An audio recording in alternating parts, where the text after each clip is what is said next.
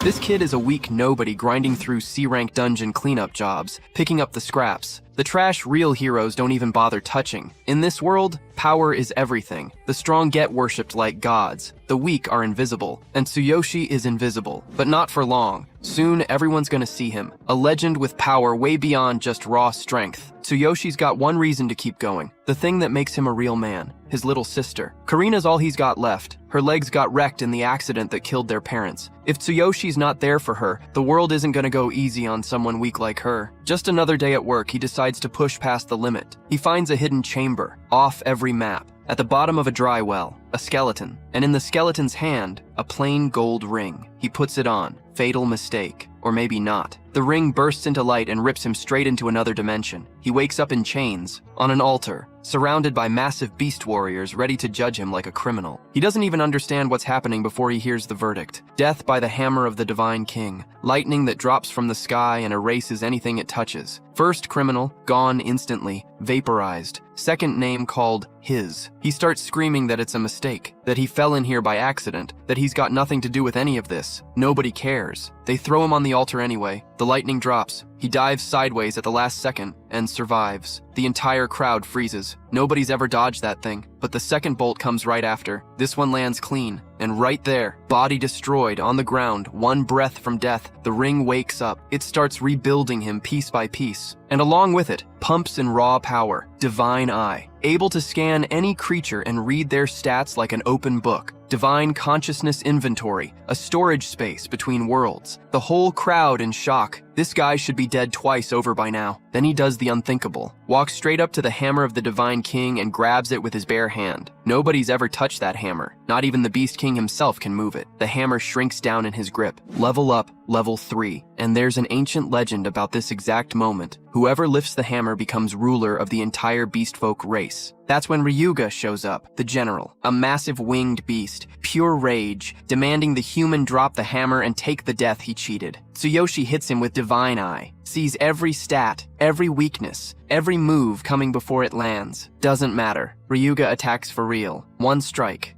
The Beast Girl tensed up watching, knowing one clean hit would cut him in two. He got the hammer up just in time and blocked it. The crowd couldn't wrap their heads around it. Ryuga told him the hammer had gotten lucky for him this time, and it wouldn't happen again. Then he grabbed Tsuyoshi with one hand and launched him into the air, winding up for a move called Earthquake Shaker. That's when Tsuyoshi spotted absolute duplication in his skill list. It let him read an opponent's heart through touch and copy one of their abilities. He pushed off and touched Ryuga's chest mid-air. The system brought up the full list. Ryuga was already moving to finish it, so Tsuyoshi picked fast, Heaven Shaker, something that felt close to the Divine Hammer's energy, and hit back. When the dust cleared, Ryuga hadn't moved an inch. The system came back with the bad news. Level 3, no class, can't properly use a weapon yet. The attack did nothing. Ryuga came at him again, ready to end it. Then the Beast King stepped in between them. The impact shook the whole area. When everything settled, the Beast King was down on one knee in front of Tsuyoshi. He looked up and said it plainly. The Divine Hammer had chosen him. He said it might be a sign from the gods and that in thousands of years,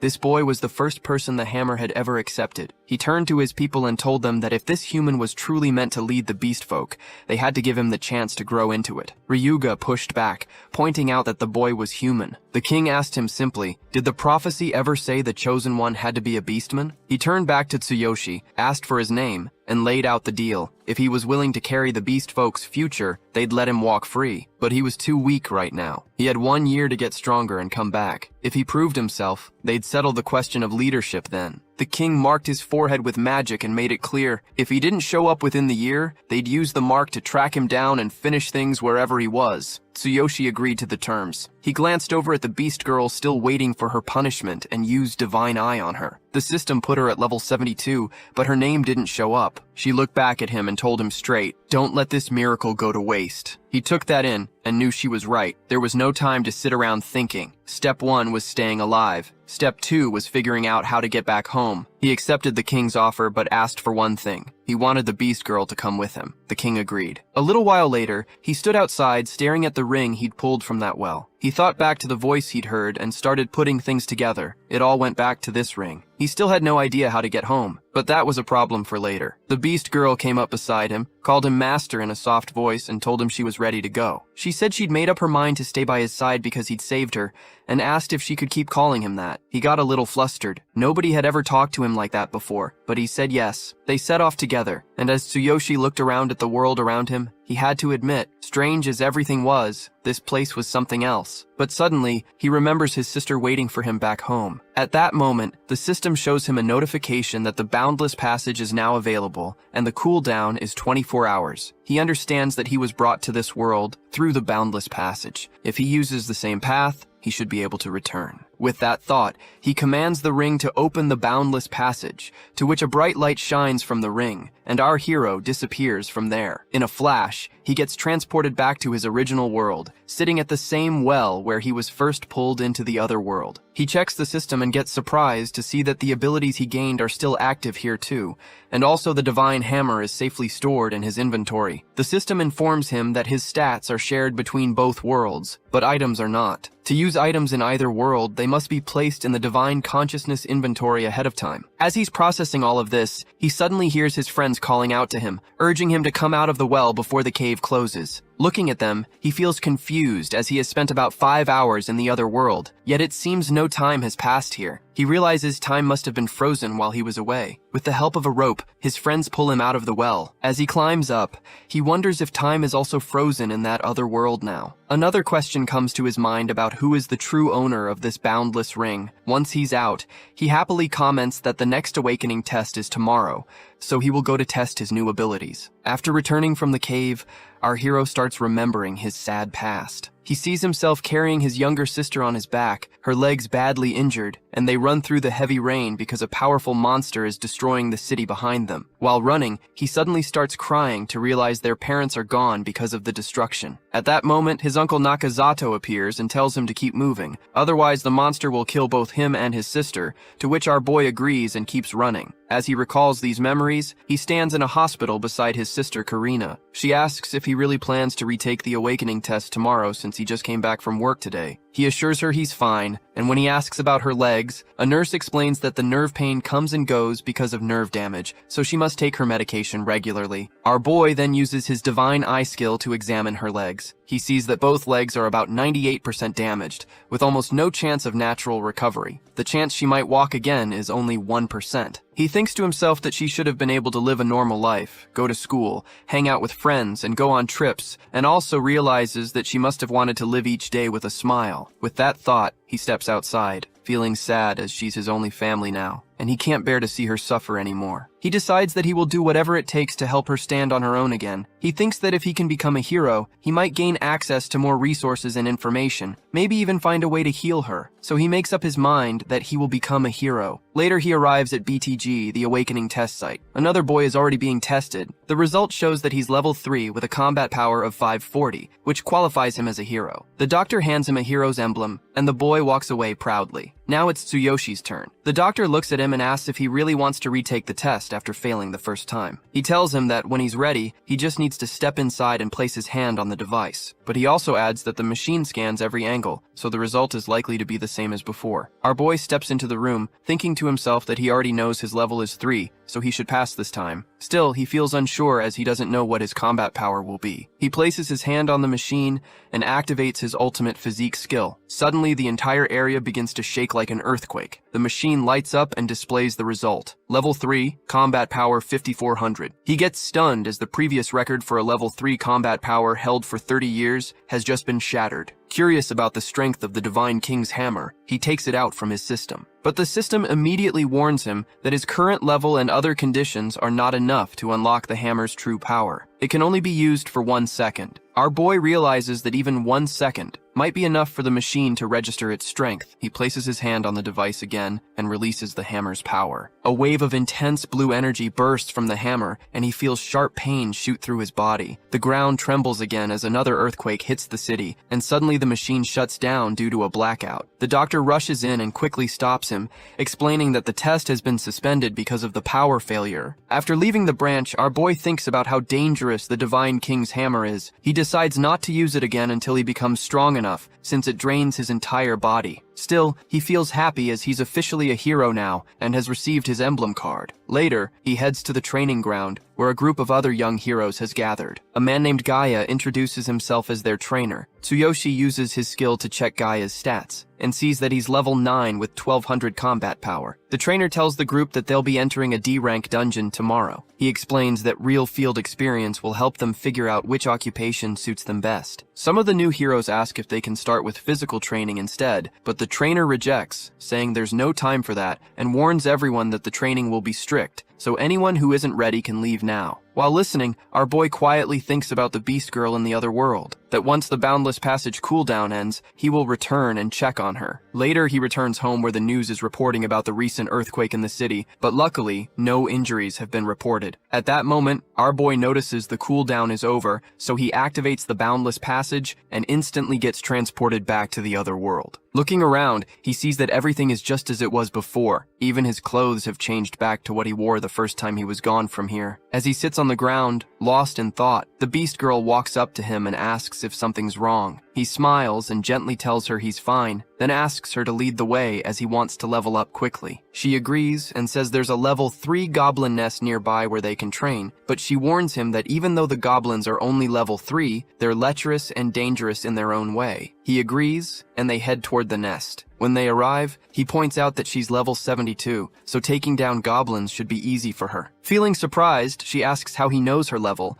and also explains that if she helps him fight, he won't gain any experience points. Even so, Tsuyoshi says he wants to see her skills in action, to which she pulls out her dagger and rushes at 2 goblins. With a single clean slash, she takes them both down effortlessly. Seeing her in action, he gets amazed and asks if she can teach him the technique she just used. She explains that it's called Instant Step Slash, a skill used by high-level warriors. It's not something he can learn right now, especially since he hasn't even chosen an occupation yet. The boy then says he'll become a warrior too, just like her. But in his heart, he knows that since he can't use the Divine King's hammer yet, he needs to find another weapon for now. Just then, the system notifies him that he has officially switched to the warrior occupation. The Beast Girl blushes, realizing he chose to become a warrior because of her. Holding his hand, she promises to help him level up, but says that first they'll need to gather some proper equipment. As they talk, a group of goblins appears nearby. Their combat power is 420, and our hero quickly realizes he'll have to fight them on his own. He borrows the girl's dagger and thinks to himself that it's a good chance to test out the power of with that,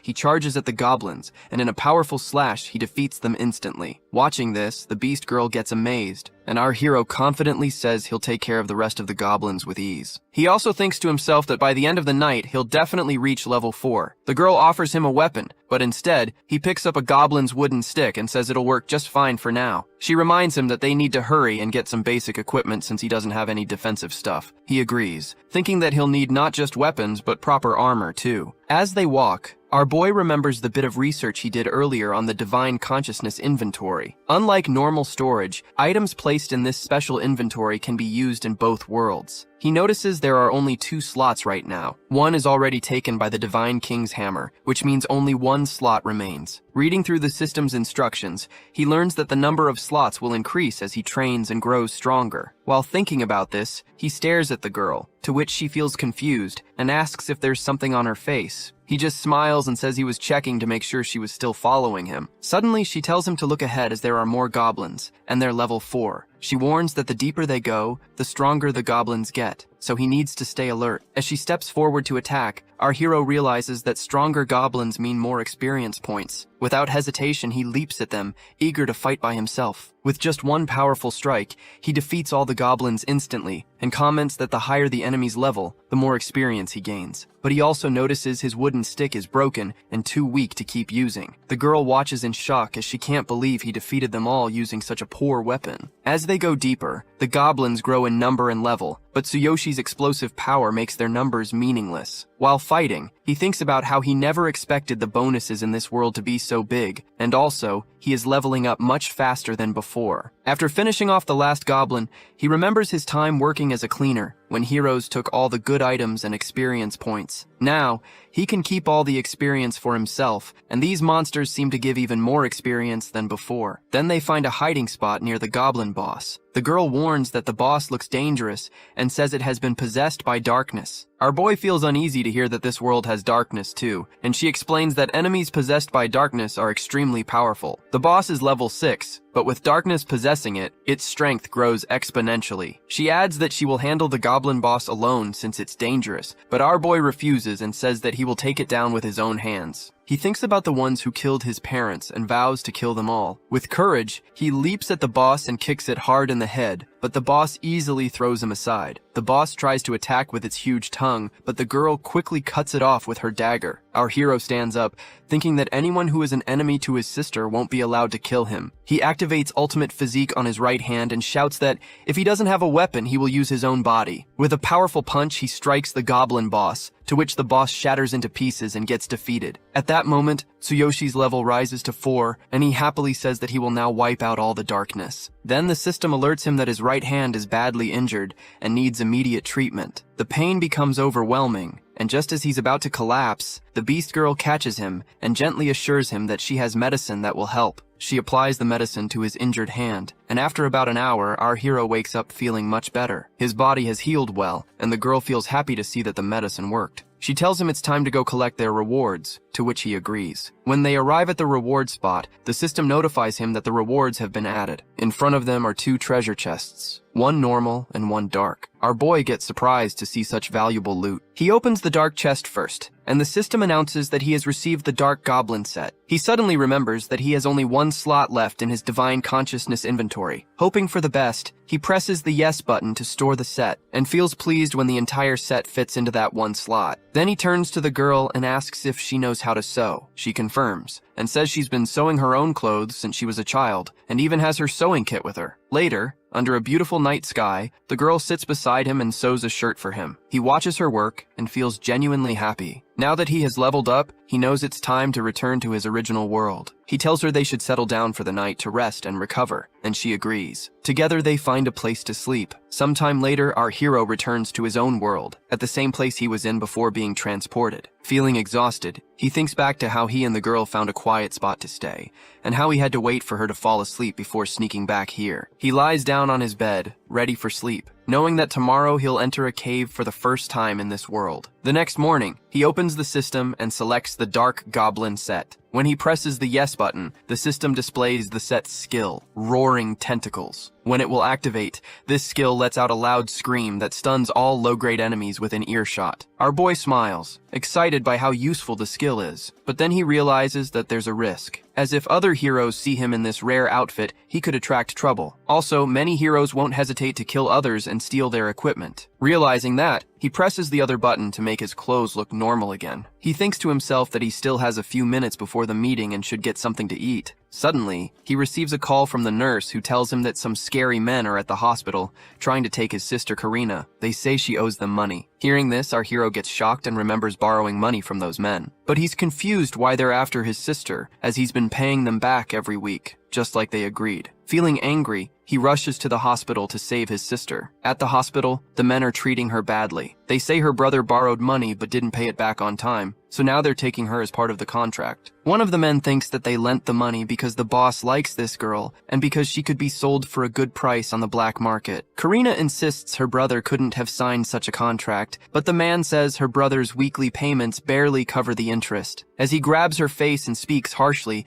they suddenly hear the door burst open and notice that Tsuyoshi has arrived. The man asks why he looks so angry, saying everything is according to the contract. But when he says he doesn't need a sister like that, our hero suddenly punches the man hard in the face, knocking him backward. Seeing this, one of the bodyguards jumps at him to attack, but our boy punches the bodyguard's arm and breaks it on the spot. The senior man angrily says no one has ever dared to defy the Blue Snake team before, then pulls out a gun to shoot. When he fires, our hero calmly catches the bullet with his bare hand, to which his sister and the others get shocked. He says he's a hero now, so catching a bullet isn't difficult for him. At that moment, the nurse arrives with the police to help him and his sister. But when she comes in, she sees the thugs already begging the boy not to hurt them. They assure him that he can pay back all at once whenever he wants, but also warn that if he delays, their young boss, who is also a hero, won't stay quiet. They apologize for the trouble and quietly leave. They whisper among themselves, thinking their boss is a level 100 warrior while this boy is still just a trainee. They decide they'll have to report this to their boss and let him handle it. Meanwhile, our hero apologizes to his sister from behind, saying he wanted to visit her sooner, but has spent the past few days trying to figure out how to repay the money he owes the gang. She asks if he really became a hero, to which he confirms, but explains he's still just an intern.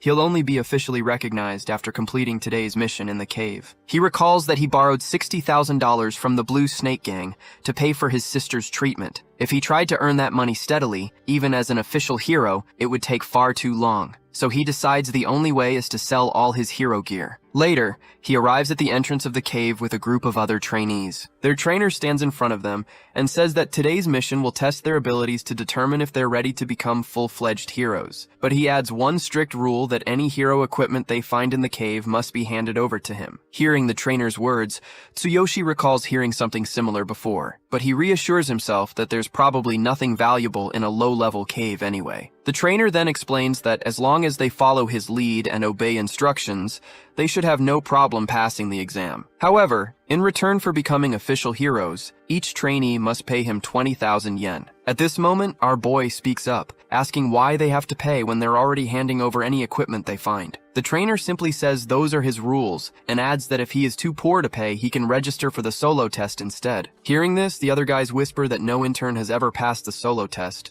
and even top-ranked heroes avoid entering a cave alone. But Tsuyoshi calmly says he'll take the solo test, to which everyone gets surprised. He heads to the designated portal for the solo trial. One guy warns him that he's making a mistake, and that no one has ever returned from this challenge. Still, our hero doesn't listen to him, and steps inside without hesitation. On the other side, he finds himself standing in a beautiful forest. He looks around in surprise as he expected a dark, gloomy cave, but this place is bright and full of life, unlike the usual caves he's seen after heroes have cleared out the darkness. Then suddenly, a goblin attacks him from behind, but the hit does nothing. Without getting scared, our hero grabs the goblin's hard, saying his combat power is 6,400, and a low-level goblin like this is no match for him. After defeating it, he notices his experience points only go up by 20. He realizes that this real-world training ground offers much less compared to the other world. Then he shouts a clear warning to all the goblins hiding nearby. No more sneak attacks and come at him all at once. In response, dozens of goblins leap down from the trees to swarm him. At that moment, our boy activates his dark goblin set. With a loud roar, he unleashes the roaring tentacle skill, to which all the goblins get slashed to pieces instantly, and the battle over in seconds. Meanwhile, outside the cave,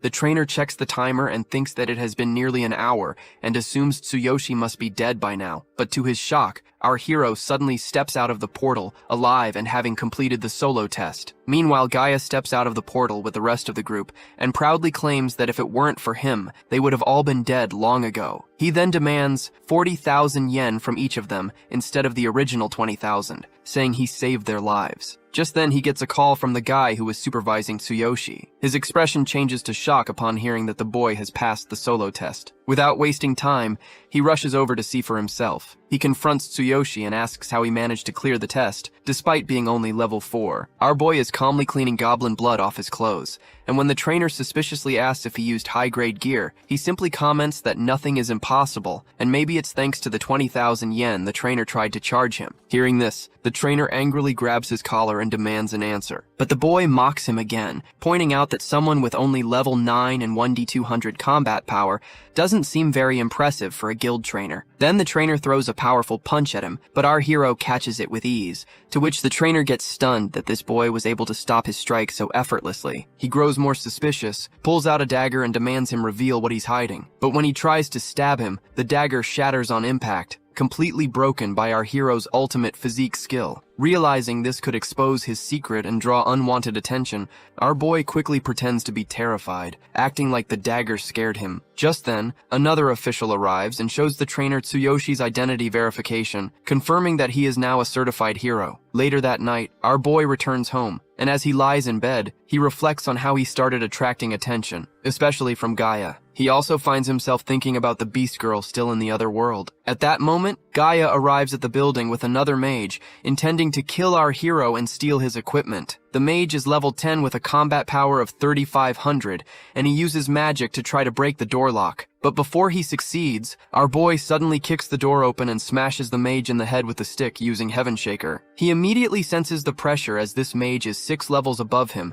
and it's clear the battle ahead won't be easy. He realizes that combat power is a useful way to gauge a hero's overall ability, but it's not everything. His own combat power is 6400, yet his level is only 4. If the level difference is within 2, he can usually manage. But when the gap widens, like facing someone at level 10, even if their combat power is lower, their level advantage can make them harder to deal with. He considers running from here as the best option. Just then, the mage stands back up and says he's impressed this boy reinforced the defense on his cloak, but warns that he'll kill him and steal everything he has. Activating fire magic on his cloak, the mage sends waves of heat toward our hero, making his body feel like it's burning. Realizing things are getting worse fast, the boy starts running. He leaps out the window, focusing his body enhancement skill into both legs. With the Dark Goblin set's defensive boost, he believes he can absorb the landing impact. But just as he prepares to land, a third attacker with level 12 and 3900 combat power strikes him mid-air and slams him into the ground. Luckily, our hero had already reactivated his full body enhancement just before impact, so he takes minimal damage. As he stands back up, the new enemy jumps down after him, surprised to see that this boy is still alive. Just then, Gaia and the mage arrive at the scene. Seeing all three of them ready to kill him and steal his gear, our hero makes up his mind that if they're coming to kill him, he's ready to do the same. He activates the Dark Goblin set and tries to unleash his Roaring Tentacle skill. But to his surprise, the skill fails as his level is too low to use it right now. The three attackers charge at him, aiming to finish him off and take everything he has. But at that moment, he realizes the cooldown on the Boundless Ring has ended, and he can now return to the other world. Without wasting a second, he opens the path of Boundless. Just before the enemies reach him, he vanishes through the portal. As he disappears, he declares that he'll return stronger, and that's when the real fight will begin. Moments later, he finds himself back in the Beast World, at the exact spot where he first left. Looking around, he thinks to himself that now is the time to level up and master new skills. He sees the Beast Girl still peacefully sleeping and realizes it's still nighttime here, so he quietly decides to rest for now, before the real journey begins. As he notices she smells like cherry blossoms, he feels a sense of romance for a moment. But then, the memory of the three men hunting him flashes back into his mind. He quickly reminds himself that he must first deal with the crisis in his original world. Before anything else, he needs to focus on leveling up and learning new skills. The next morning, the Beast Girl wakes up and cheerfully says it was the best sleep she's had in a long time. Meanwhile, our boy hasn't slept at all as his mind was too restless. He gently asks her if she can sew him a new set of clothes,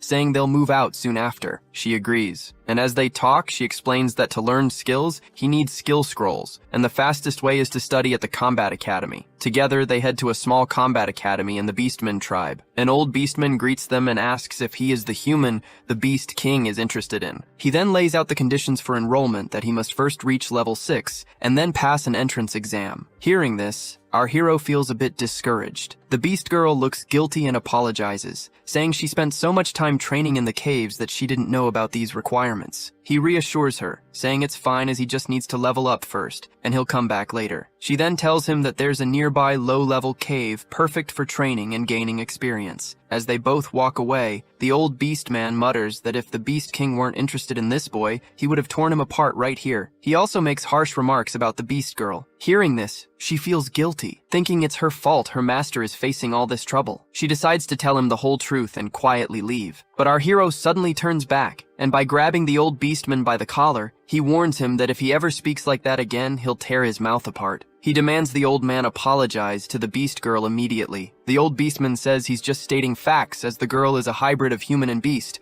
which is why she doesn't have a proper name. Then Tsuyoshi realizes why her name didn't appear when he looked at her with his divine eye earlier. At that moment, several beastmen aim their arrows at him, and the old Beastman warns him not to get arrogant just because the Beast King has shown interest. He adds that if he disrespects a Beastman warrior, he will be met with equal force. Then the old Beastman offers that if the boy passes the exam, he will apologize to the Beast Girl, but he also adds that a mere human like him probably can't succeed. At that moment, the Beast Girl tells Tsuyoshi there's no need to get involved on her behalf, but the boy surprises her by giving her a name, Sakura. He then tells the old Beastman to remember that he owes Sakura an apology once he passes the exam. With that, they both leave for the level up, and she tells him they should hunt fox beastmen, which are rare, to which he agrees. She gently asks why he gave her that name, and our hero explains that she always carries a faint scent of cherry blossoms, so the name seemed perfect. Hearing this, she hugs him and thanks him for his kindness, making him blush. They enter the cave, and she asks how the dagger she gave him feels. He says he's satisfied with it as it's not top-tier gear, but much stronger than a goblin stick. Suddenly they spot the Fox Beastmen approaching,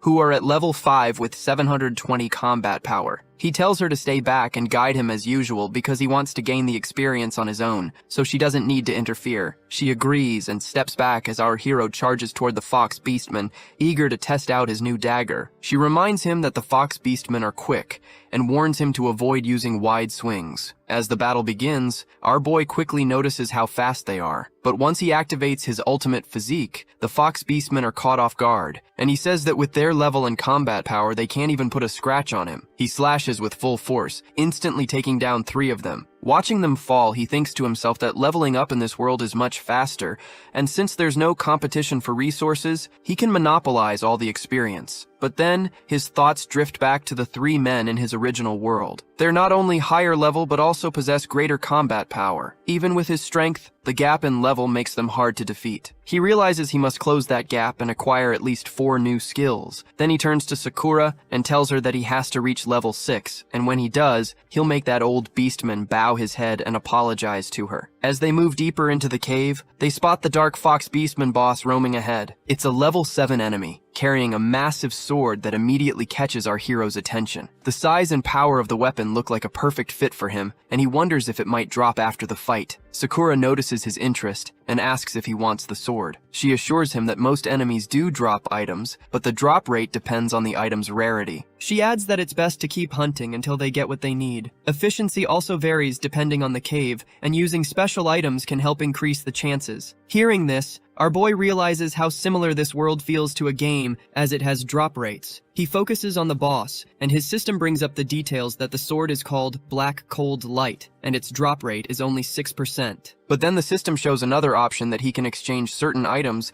by meeting specific conditions. The rewards from exchanges scale based on his level and abilities. Right now, the only available exchange is for a high probability drop scroll, which can boost the drop rate of an item. He sees that he has enough to trade for 3 of those scrolls. Each one boosts the drop rate by 30%, and using all 3 together would raise the chance to 96%. He excitedly pulls the scrolls from his system, having met the conditions, and tells the girl to let's get that sword as it's going to make him even stronger. He grips the dagger and asks her for directions as he leaps toward the Dark Fox Beastman boss. The boss swings its massive sword in a powerful slash, but our hero dodges just in time, and he also senses the sword's cold effect. The girl warns him that the boss isn't just fast, it's also very strong. The sword is infused with ice magic, which will slow him down and drain his stamina if it lands a hit. She tells him to focus on exploiting the boss's weaknesses and finish the fight quickly. She adds that the Dark Fox Beastman fears fire, so coating the dagger with flame oil will help. Our hero quickly applies the oil and sets the blade aflame before launching another attack. She points out the boss's weak spots, its armpits and neck. Our hero spots an opening and strikes its arm hard, to which the boss feels pain. His system notifies him that hitting a weak point causes the enemy's status to change to cowardice,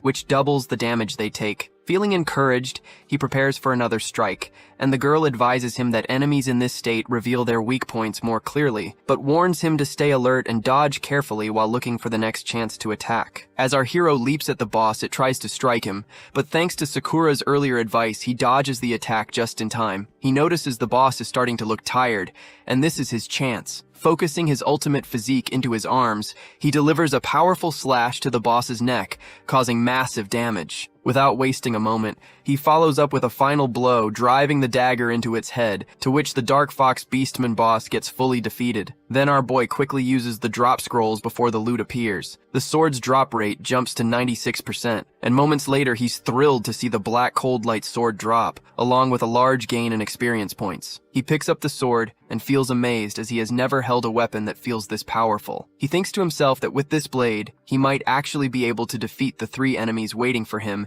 in his original world. He reminds himself that reaching level 6 is his next goal, not just for his own strength, but also for Sakura's sake. He turns to her and asks if there's a fast way to level up. She assures him that it's simple, as they can use a reset scroll to reset the cave and fight through it again. She adds that she has a few helpful items that can speed up the process, including healing potions, but first they'll need to take a short break to recover. They both sit outside the cave while she uses the reset scroll, restoring the cave to its original state. Our hero steps back inside, this time holding the black cold light sword to face the enemies. As he defeats the regular fox beastmen, the girl explains that some weapons have special effects and their power can vary. She's confident he'll find even better gear as they continue. He thinks that he also has the Divine King's hammer in his inventory, but even with his ultimate physique, he can only hold it for about a second before it becomes too much. He enters the boss room again and notes that he's reached level 5 by defeating the boss's minions. Now it's time to take down the boss once more. Using the reset scroll, he repeats this process 6 more times, resetting the cave, battling the minions, and defeating the boss. After the 6th victory, he finally levels up to level 6, with his combat power rising to 8,800. After all that, he comments that he's replenished his stamina 6 times from morning until night, and must have collected a full set of Fox Beastman gear by now. Meanwhile, at the Combat Academy, the old Beastman sits with a friend, saying that no mere human can reach level 6 in their land so quickly. Suddenly, our hero walks in wearing the Fox Beastman armor. He calls out the 2 men, telling them they doubt he can reach level 6, but he's already there. The 2 old men get stunned that he's leveled up twice in just 1 day. Our hero then demands they wake the examiner immediately, saying he won't wait until tomorrow. He also orders the old Beastman to prepare to apologize to Sakura. The Beastman then bring out the examiner, who grumbles that he was just about to go to sleep. He warns them that if they waste his time, there will be consequences. Our hero steps forward and confidently states that he meets all the requirements. He demands to begin the trial immediately, and also mentions that he wants to choose a skill from the skill vault. In every combat academy, skill scrolls are stored in a special vault, and anyone who passes the trial is allowed to select one. The examiner comments that the boy is talking too much, but when one of the others whispers in his ear that this boy leveled up twice in less than a day, the examiner gets shocked. Then he says he doesn't know what kind of trick the boy pulled, but it is fine, and now they'll proceed. Still, he adds that the idea of a mere human passing a trial meant for beastmen is laughable. Soon, the priest commander of the academy steps forward to begin the trial. He explains that the beastmen are a race built on strength, so physical power is the main requirement for passing. He then reveals a large stone slab and tells our hero that if he can crack it with a single punch, he will pass the trial and earn the right to access the Beastman Academy's skill vault. The 2 other beastmen watch the stone slab and whisper that the commander is testing this boy with an outer stone, a rare and powerful material that even a level 10 warrior struggles to crack. They explain the stone fell from the sky and weapons. The commander steps forward and demonstrates the challenge. He uses his full strength to punch the slab, causing a little crack to appear. Now it's Tsuyoshi's turn, and because he is confident of his ultimate physique,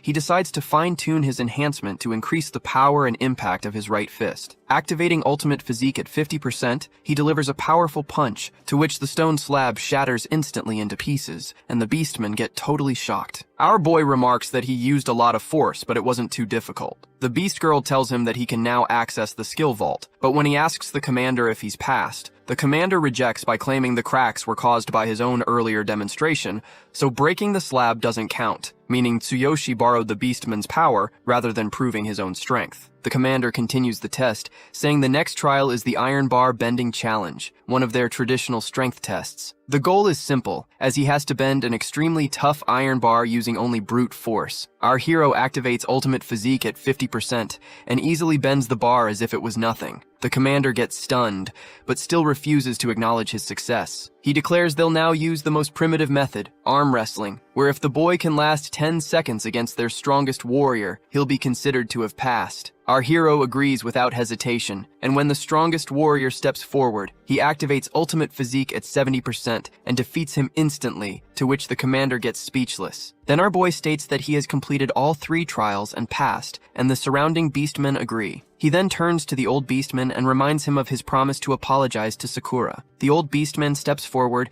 and offers a quiet apology for the harsh words he spoke. She looks uncomfortable and tells him there's no need to apologize, but our boy gently tells her to accept it, to which she follows the instructions. They then make their way to the entrance of the skill vault. The commander informs him that, according to academy rules, he may only select 1 skill scroll each time he enters. He explains that once the boy enters the vault, he'll have only 3 minutes to choose a skill scroll. If he breaks the seal on a scroll within that time, the skill becomes his. But if time runs out before he chooses, the rules will forcefully expel him, and he won't be allowed to enter again for some time. Seeing Tsuyoshi's confusion about the seal, the commander adds that the Combat Academy is a prestigious institution representing the entire region. To protect the vault, high-level sorcerers and mages have placed magical seals and barriers around the scrolls. The Beast Girl also also says she's heard that higher-level academies have even stricter conditions. With that, our hero and the girl enter the vault. As they look around, he gets amazed and finally understands why they needed so many magical protections, as there are countless skill scrolls inside. She admits this is her first time seeing the vault too, and notes that each scroll is sealed so she can't tell what any of them are. While scanning the scrolls, our boy considers using absolute duplication, but finding a truly powerful skill proves difficult. He then recalls the 3 enemies waiting for him in his original world, and realizes that he needs to pick a skill strong enough to deal with them. He activates his ability on a scroll, revealing the skill Shield Slam, but he quickly dismisses it as he doesn't even use a shield. She also shows him another scroll called Gale Step, a skill used by archers, but he's not interested. He glances at the timer, only 2 minutes left, and still hasn't found anything useful. She then shows him a scroll with a counter-attack skill, but he rejects that too. As he checks more scrolls, the time drops to just 1 minute. He realizes he can only see inside the scrolls by breaking their seals, but that will take serious force. He asks the girl if she has stamina and energy potions, since he might need them soon. He tells her to hide behind something sturdy, to which she agrees. He then activates a powerful ability in his hand, releasing intense blue energy that surprises even the beastmen outside. Actually, he's pulling out the Divine King's hammer, an incredibly strong weapon he can only hold for 1 second at his current level, but 1 second is all he needs. As he grips the Divine King's hammer, Sakura gets surprised and thinks that she wouldn't have believed it if she hadn't seen it herself. Then he slams the hammer onto the ground, declaring that he will break all the seals on the scrolls at once. The entire vault shakes violently as the powerful impact shatters the seals on every scroll, and the Beast Girl gets stunned by the sheer force of it. The hammer then deactivates, and our hero feels a sharp pain in his hand. Suddenly, information from all the scrolls floods into his mind all at once. She grows worried, fearing that his brain won't be able to handle so much data at once, and the same thing happens, that our boy's head starts shaking as he struggles to process it. He commands the scrolls to show him only the strongest skill that suits him best, to which suddenly he sees a scroll crackling with lightning. With just 30 seconds left, he quickly tells the girl where the scroll is and orders her to bring it to him. She agrees and uses her ability to leap swiftly to the scroll. When she looks at it, she feels something's off as it's a fragmented scroll. She brings it back to him and asks if he's sure he wants to take it. She warns that there isn't much time left, to which he quickly grabs her and activates his strongest body skill, boosting his leg's power by 50%. He sprints toward the exit. Meanwhile, the examiner notes that only 5 seconds remain and remarks that the boy will be thrown out of the vault soon. As the timer hits 0, the vault's door suddenly bursts open with a loud blast. To everyone's shock, the boy emerges safely, and when the examiner looks at the scroll, he gets stunned, as this is the fragmented scroll. The scroll reveals a rare skill called Thunder Chain, which allows the user to summon a powerful electric current that deals heavy lightning damage. The system also informs our hero that the skill can be leveled up by gathering the remaining fragments. The examiner then shares something he once heard from the previous generation, that in the past 1,000 years, almost no one has dared to learn this fragmented skill. There are 2 main reasons. First, the complete skill is split into 6 volumes, but only 3 have ever been found, making the search for the rest nearly impossible in such a vast world. Second, every beastman who has tried to master the skill has died from its backlash. As they leveled it up, their bodies couldn't handle the power and exploded in horrific ways. Hearing this, the hero feels a bit disheartened and asks if anyone has ever fully mastered the skill. The commander replies that there was one, about 1,000 years ago. He was known as the strongest beastman king, the Divine King, and he had completely mastered the Thunder Chain skill. The commander adds that the Divine King also wielded their sacred artifact, the Divine King's hammer. Thunder Chain was the only skill the king left behind, but he warns that no matter how powerful a skill is, it's useless if no one can control it, just like a legendary weapon is worthless in the hands of someone who can't wield it properly. He says that although this skill came from the great Divine King, very few believe it still exists, since no one has been able to master it for 1,000 years. The hero listens quietly, and then says the skill might actually be perfect for him. Then he and the Beast Girl begin to move forward, and the commander comments that this fragment is just the beginning. Whether the hero finds the remaining pieces and fully learns the skill depends on his own strength and luck. Then, the commander turns to the Beast Girl with a serious look and asks if she is the one marked for execution by divine punishment next. He questions how she can do this to a fellow beastman and says that the human boy probably still doesn't know her true identity. He also asks if she plans to sacrifice him too, She stops the commander, signaling him not to say more, and then she moves on with Tsuyoshi. The next morning, they are in an inn, where our hero drinks a healing potion and comments that it works incredibly well, even though the taste is terrible. He also mentions that she has been acting strange since they returned, but she assures him she's just a little tired. He asks if her background is the reason she was also marked for execution. She quickly changes the subject and asks if he has studied the remaining scroll. Our boy says he memorized it earlier, and that the old beastman said some strange things, but the skill seems perfect for him. He thinks the Thunder Chain skill needs a strong body, which suits him well since he has the strongest physique. He can't wait to see what the skill will do once he collects all the fragments. The girl gets ready and asks if they should leave now since it's a beautiful day. Perfect for leveling up. He agrees but says there's something he needs to do first. He notices the cooldown on the boundless ring has ended, so he activates the passage to return to his original world. He thinks that with this skill, he now knows how to deal with those 3 men waiting for him. In an instant, he returns to his original world, right in the middle of the ambush. The 3 attackers are still charging at him. He quickly assesses the situation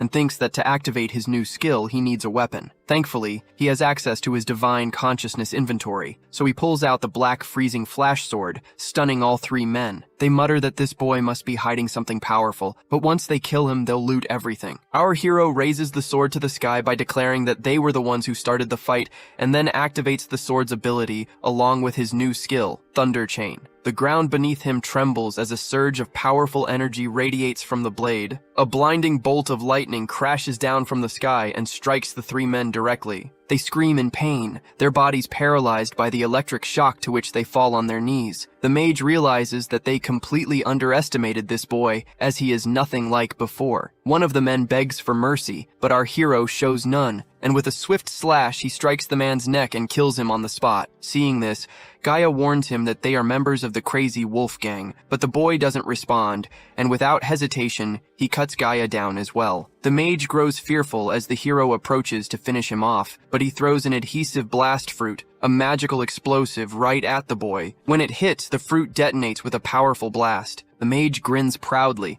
boasting that he spent a fortune on these fruits. Even a level 12 hero would take damage from them, and for a level 10, the explosion is strong enough to shatter their body into pieces. But to his shock, our hero emerges from the smoke unharmed as he had activated his ultimate physique, and the Dark Goblin set just in time, protecting himself from the blast. Without hesitation, he leaps forward and delivers a powerful punch to which the mage crashes backward and dies instantly. After finishing them all, our boy prepares to move on, but suddenly notices a little bag is placed on the mage's chest. He curiously picks it up and finds a dimensional ring inside, to which he gets pleased as the loot is valuable. The system explains how to use the dimensional ring by infusing mana into it. He wears the ring onto his finger and remarks that a normal hero wouldn't even get their hands on such a rare item. Besides its high price, dimensional rings are almost impossible to find on the market. He channels some mana into the ring, activating it, and gets surprised when it responds immediately. Soon after, the hero's security forces arrive at the scene where our boy has defeated the 3 men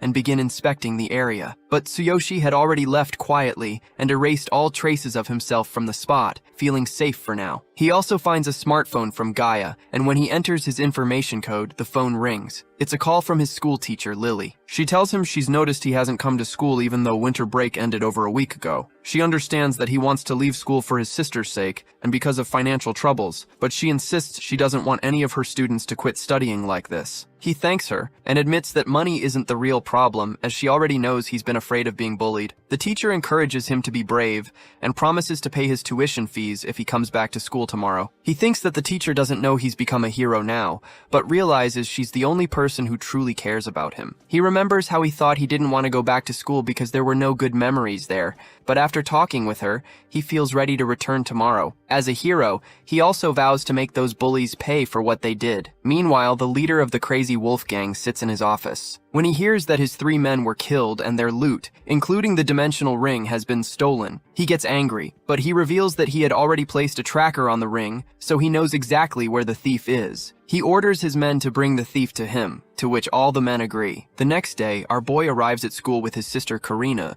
who walks slowly using leg braces and canes. He gently tells her not to rush and take her time. Ever since she found out he was returning to school, she insisted on coming along. Using a wheelchair is much harder for her, so he's relieved he managed to buy these newly developed braces. Her body still can't support her standing on its own, but with the help of a cane, she can just barely manage to walk. The braces were extremely expensive, but compared to a wheelchair, they're a better option. He was only able to afford them by using the money he took from the 3 thugs, but now he's completely out of funds. Selling the dimensional ring isn't an option either. Still, as a hero, he knows he'll have more chances to earn something. As they walk together at a slow pace, he feels happiness just looking at his sister's face. From a distance, a girl named Mina notices them and asks her friend about the girl with the canes and strange-looking equipment. Her friend replies that it's Karina, who was attacked by the darkness, lost her parents, and suffered severe injuries to both legs. Mina mutters that people like her are better off dead, to which her friend surprisingly asks if she is planning to bully that girl again. Mina confirms that no one dared to stand up to her when she bullied the girl before, and she doesn't expect anything to change now. With that, she walks off to meet her boyfriend, and her friend follows her as well. Meanwhile, our hero heads to the vice headmaster's office with Lily. The vice headmaster tells him bluntly that if his teacher hadn't spoken up for him, he wouldn't have been allowed to return to school. The teacher calmly assures him that she's already given him some guidance, and since the tuition fees are paid, she'll also help him earn the credits he needs to graduate. Our hero thanks both the teacher and the vice headmaster before stepping out of the office. As they leave, the vice headmaster silently admits to himself that he doesn't actually care about this boy. He only agreed to this because he's interested in Lily. Outside, the teacher tells the boy that she'll also cover the tuition fees for his sister, so he doesn't have to worry. She comments that they both are strong and encourages him to focus on school. Then she reminds him to head to class, saying they'll talk more later, to which he agrees. As she goes, he feels a little guilty for not telling her about becoming a hero. With the situation involving the crazy wolf still unresolved, he knows he has to be careful. Still, he wants to prove to her that he's not the same person he used to be. Then he heads to class, and as soon as a boy named Rayleigh spots him, he says he thought Tsuyoshi had been expelled. Another boy beside him asks if they should drag him to the toilet again after class, to which the bully agrees, saying he still needs to collect his pocket money from him. He crumples a piece of paper into a ball and throws it at our hero, but this time, our boy catches it mid-air, to which both boys get surprised, and he tells them to meet him in the toilet later. The boy laughs, thinking Tsuyoshi's gotten cocky just because he hasn't been around for a while. He comments that he'll remind him what pain feels like. After class, they all head to the toilet where the bully says he heard Tsuyoshi was working as a cleaner in the caves after leaving school. He demands money from him again, calling it a protection fee, but this time our hero refuses, to which the bullies look shocked. Rayleigh quickly tells his 2 lackeys to beat him up. As they step forward and try to attack, our boy grabs their wrists with a powerful grip, to which they can't move at all. He thinks to himself that the old version of him would have been too scared to fight back, but not anymore. He activates his divine eye skill to scan their abilities, but finds nothing worth worrying about them as they are not heroes. He delivers a powerful kick to both boys, sending them back hard, to which Rayleigh gets completely shocked as the boy he used to bully so easily is now fighting back. On top of that, he doesn't even look like the same person as before. Just then, the boy standing guard outside the toilet rushes in and warns Rayleigh that the boss is coming, to which the bully grabs his 2 fallen friends and quickly escapes. Watching them flee, our hero thinks to himself that if he had used his full ultimate physique strength in that kick, they might not have survived it. Meanwhile, in Karina's class, her classmate Haru is helping her with her schoolwork. Suddenly, Mina comes there and without warning, she pushes Haru aside and says she has something to discuss with Karina. Haru tries to explain that the girl is injured, but the bully ignores her. She glares at Karina and complains that ever since she stopped coming to school, she hasn't had anyone to squeeze money from. When Karina quietly says she doesn't have any money now, Mina's eyes shift to the braces on her legs, and she comments that those strange things on her legs look valuable enough to sell. Karina softly replies that her big brother worked hard to buy the braces for her, so they're very important to her. In response, the bully girl slaps her hard across the face, but none of the other students step in to help. Just then, the teacher walks into the classroom and firmly tells everyone to return to their seats. The bully tells Karina and whispers that class will be over soon, and their conversation isn't finished. She promises to deal with her after school. Feeling helpless, Karina thinks to herself that she needs to run as soon as the class ends, because she can't wait for her brother. She has to avoid this bad girl and the others, even if it means sneaking out through the back gate. More than anything, she wants to make sure her brother doesn't cross paths with them. Meanwhile, in Tsuyoshi's classroom, the bell rings and Lily approaches him. She asks if he's starting to settle back into school life after being away for so long. She offers to help if there's anything he needs. Our hero assures her that he's doing fine and thanks her for always being so kind. She tells him she's glad to hear that, especially since he used to be bullied so often. With a gentle reminder to go home soon, she leaves the room. As she walks away, one of Rayleigh's former companions approaches him. Looking nervous, he apologizes for what happened earlier and asks if they can talk in private. He wants to take him somewhere to explain something. Our boy agrees to talk and follows the boy to a hidden spot where no one else is around. Suddenly, Rayleigh lunges at him with a stick. But our hero has already activated his ultimate physique at 30% strength in both arms, so he snaps the stick instantly, to which everyone gets shocked. He calmly says he knew this was a setup all along. Without hesitation, he delivers a powerful kick to the boy who brought him here, sending him backward. When the second attacker moves in, our hero quickly takes him down too. Then Rayleigh tries to strike again with his stick, but our boy warns him that if this wasn't at school,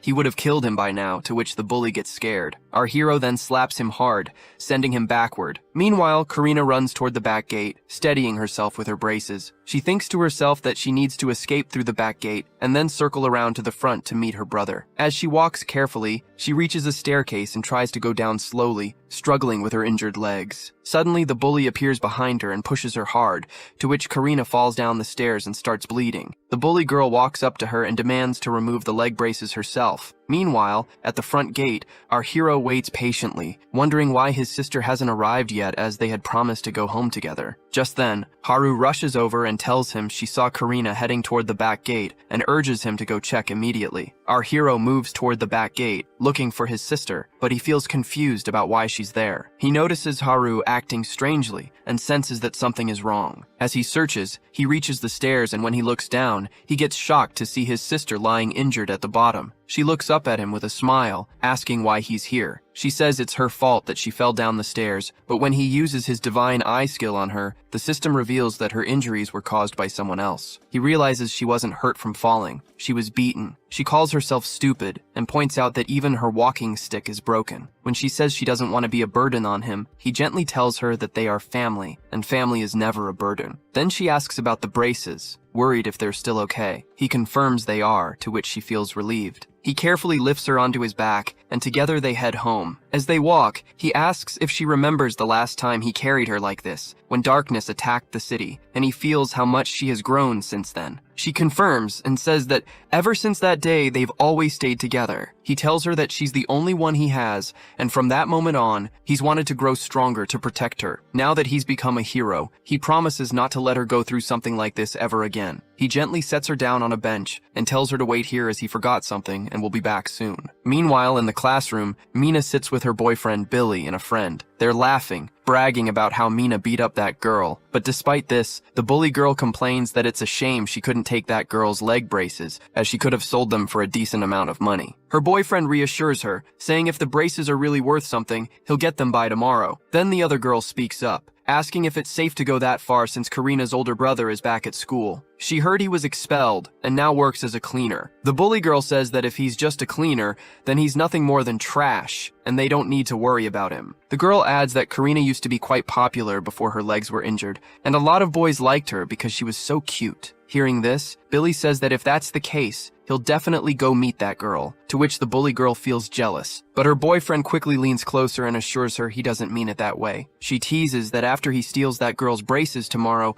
they'll split the money and have fun together. As they talk, our hero listens quietly from outside the classroom. When he steps inside, the three get stunned, and Billy angrily asks how he got in without permission. The hero calmly replies that it means there are 3 people who hurt his sister. They realize he must be Karina's brother and ask if he's here to get revenge. Billy steps forward and says his girlfriend was just playing with his sister. The hero asks if pushing a crippled girl down the stairs counts as playing. The bully guy points a finger at him, but suddenly our hero grabs his finger and snaps it instantly, to which the guy screams in pain, while the 2 girls look confused. Our boy closes the door with a serious glare and says he won't let any of them leave now. He scans them and sees none of them have any special abilities like a hero. Mina moves closer to check on her boyfriend, while the other girl steps in front of the hero, warning him that they might not be heroes, but they're not people to mess with. Before she can say more, the hero delivers a powerful punch that sends her crashing backward. The bully girl and her boyfriend get shocked, and when the boyfriend tries to speak, the hero punches him hard in the face, saying he needs to deal with the girls first. The hero grabs grabs Mina by the neck and presses her to the wall, to which she feels so much pain. He tells her that from what he heard earlier, she was the one who started bullying his sister. He makes it clear he won't forgive her for this all and orders her to stay away from his sister from now on, warning that if she doesn't listen, he'll twist her head next time. Then he releases her neck, to which she takes some breath, and our hero turns to the boyfriend by asking if he still wants to bully his sister. He grabs a steel ruler, ready to strike, and the bully suddenly yells that he's the son of the Blue Snake Gang's leader, a level 10 hero, and promises to take revenge. Hearing this, Tsuyoshi realizes the boy is talking about the same lone shark gang he once borrowed money from to help his sister. Without a word, our hero activates a powerful lightning skill, summoning energy from the sky, to which the bully gets shocked, realizing this boy is a hero as he's using a real combat skill. Our boy hurls the lightning strike at him, to which the bully screams in pain, but the attack doesn't kill him as without a proper weapon, the damage is reduced by 90%. After the strike, our hero picks up his bag and walks out, calmly saying this is their first and last warning as he won't give them another chance. Behind him, Mina rushes to her boyfriend, worried about his condition. She asks if he wants to go to the hospital, but he refuses, saying he just needs to rest. She shows him the mark on her neck and begs him to tell his father as she wants that boy to pay. Then her boyfriend angrily comments that he'll wipe that boy and his sister from the earth. Meanwhile, Karina waits quietly on the street, feeling guilty that her brother is so worried because of her. Just then, he returns and gently apologizes for making her wait. He lifts her onto his back once more, and together, they head home. As they walk, our hero keeps thinking about the Blue Snake Gang, that their leader is a level 10 hero, and he knows the boy he just punished will definitely run to his father. There are too many of them, and that means his sister is in danger. He knows he can't afford to let his guard down. While walking, he also senses it's time to return to the other world. Activating the boundless passage, he instantly transports back. He and Sakura arrive at their chosen location, and she explains that once they reach the town, he'll be able to take on official quests. She tells him he needs to register at the Adventurers Guild, and that he'll also find a tavern, a blacksmith, and a tool shop there. Hearing all this, our hero feels excited and tells her to lead the way, as he can't wait to get started. As they enter the town, he looks around and notices that the streets are filled with people from various beastmen tribes. Each one is unique. She explains that many rare tribes live here, and each has its own specialty. Just then, our hero spots two human adventurers nearby. He curiously asks if they're like the humans from his own world. She confirms and adds that there's a rule in this town that fighting outside the arena is forbidden, as it could risk someone's life. While she's still explaining, our boy suddenly walks over to the two humans, wanting to talk. She gets stunned by this sudden move, and the two adventurers react sharply, warning him to stay away as they draw their daggers. Before anything happens, the Beast Girl quickly steps in between them, stopping them from the fight, to which the two humans leave. As our hero and the girl continue walking, she warns him not to approach random adventurers in the city. Most of them, especially humans, are very cautious and don't like being approached out of nowhere. Our boy agrees, and as they move through the streets, he notices people whispering and glancing at them. He asks her about it, to which she explains that it's because of her, as she's half beast man and half human, and that alone draws attention everywhere they go. Our hero gently offers his hand to her, and by assuring her not to worry about the stairs, he comments that they have to go to register at the Adventurers Guild. Soon they arrive at the guild, and Tsuyoshi gets amazed by the sight of the large quest board filled with various requests. She points out that they can't accept any quests until he's officially registered. They head to the reception desk, where a girl from another Beastman tribe greets them. She asks which one of them wants to register. Our boy comments that she seems different from the others outside who were giving them strange looks. The receptionist explains that she has seen countless adventurers come through, so nothing surprises her anymore. She hands him a registration form and asks for basic details like his name and class. She also explains that once the form is completed, his information will be shared with all Adventurers Guild branches. This way, he'll be able to take quests from any location in the future. Our boy glances at the form, and Sakura encourages him, saying this is an important step as without it, he won't receive an adventurer's badge. When he curiously asks about the badge, the receptionist shows him an iron rank badge, the lowest tier, and tells him it will serve as his identification from now on. She adds that the higher the rank of his badge, the better the quests, rewards, and recognition he'll receive. That's why he must work hard to gain experience and climb the ranks. She explains that adventurer badges begin at the lowest rank, iron, then move up to bronze, silver, and finally gold. However, only a handful of gold-ranked adventurers are ever seen around the guild, as those elite individuals usually accept quests only from wealthy clients. She also tells him that once he receives his badge, his level will be automatically detected. The badge even allows him to hide his level from others. Our hero gets pleased to hear this, and Sakura adds that now that he's officially registered, the badge is linked to him, and he simply needs to think about it. Our hero realizes that he is already familiar with this technique thanks to the divine selection system. When he focuses, the receptionist gets surprised as it's rare for a beginner to manage it so easily. While they're still talking, two beastmen suddenly rush into the guild carrying a large bag. They approach the counter, saying they've completed a quest and want to report it. They also ask if there are any new quests available. The receptionist mentions there's one emergency request. The reward is generous, but the risk is higher as the client specifically asked for an adventurer of at least level 15. She explains that a group of dangerous carnivorous creatures known as Darkness has been attacking local farms. A team of 3 adventurers previously accepted the mission, but they returned badly injured and one member is still missing. Hearing this, the two beastmen look worried, but the hero steps forward and accepts the quest, saying they will handle it. Then he calls the beastmen trash, which makes one of them angry, and he tries to draw his weapon, but the other stops him, reminding him they're inside the guild. The beastmen also warn our hero not to take the quest because it's dangerous, but he refuses to back down. He tells them to shut up if they can't handle it. Then he activates his ultimate physique skill and asks if they want to see his fighting skills in the arena. The beastmen comment that their badges are still iron rank, but they have plenty of experience. They warn our boy that he'll regret this if the requester rejects him. The receptionist agrees, saying that with his low level it's likely to happen, but Sakura assures them that they will succeed. The two beastmen get surprised that the half-beast and half-human girl is backing the boy. When they ask how she can be so confident, she shows them her gold rank badge, to which everyone gets stunned. The receptionist says that she should have mentioned her gold badge from the start. She assures them that the requester will be pleased to hear this. The two beastmen quietly leave, and Sakura turns to our hero,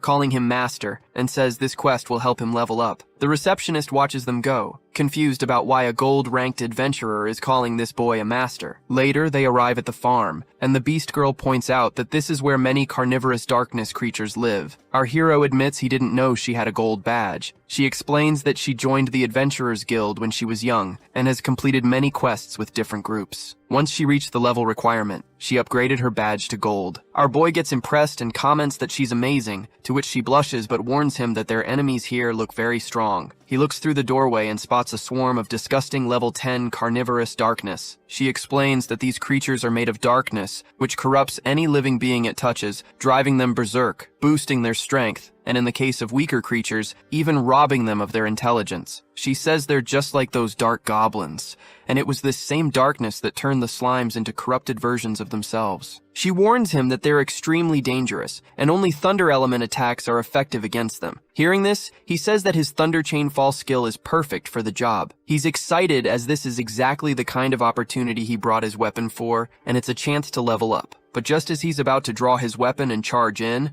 she stops him by telling that he shouldn't take on something like this alone anymore, as this isn't like the beginner areas, and fighting here could cost him his life. She adds that he might be able to handle 1 or 2 on his own, but if the whole group attacks at once, it could end badly. She reminds him of the look on that adventuring party's face when they heard about this request, that they knew how dangerous it really is. She tells him she doesn't want him to risk his life just to level up, and asks if she can go with him during the fight. Hearing this, he says he has 2 questions for her. He thinks about his goal, to raise his level so he can be ready for whatever happens in his world. He also remembers the promise the Beastman King made, that a trial will wait for him after 1 year. He asks her if she knows how strong he needs to be to prove his strength and skills to the Beast King after a year. She feels sad, but honestly tells him it's impossible for him to pass the King's trial in just 1 year starting at his current level. She adds that surviving the next year itself is already an achievement. At the very least, he has to avoid being killed by the Beastman's divine judgment. She then asks if he knows the rules about the level system. He tells her to explain, and thinks that he only knows both worlds use the same level system, and that being stronger as an adventurer here means being stronger as a hero in his world, and other than this, he doesn't know anything. Then she explains that the maximum level for adventurers is 100,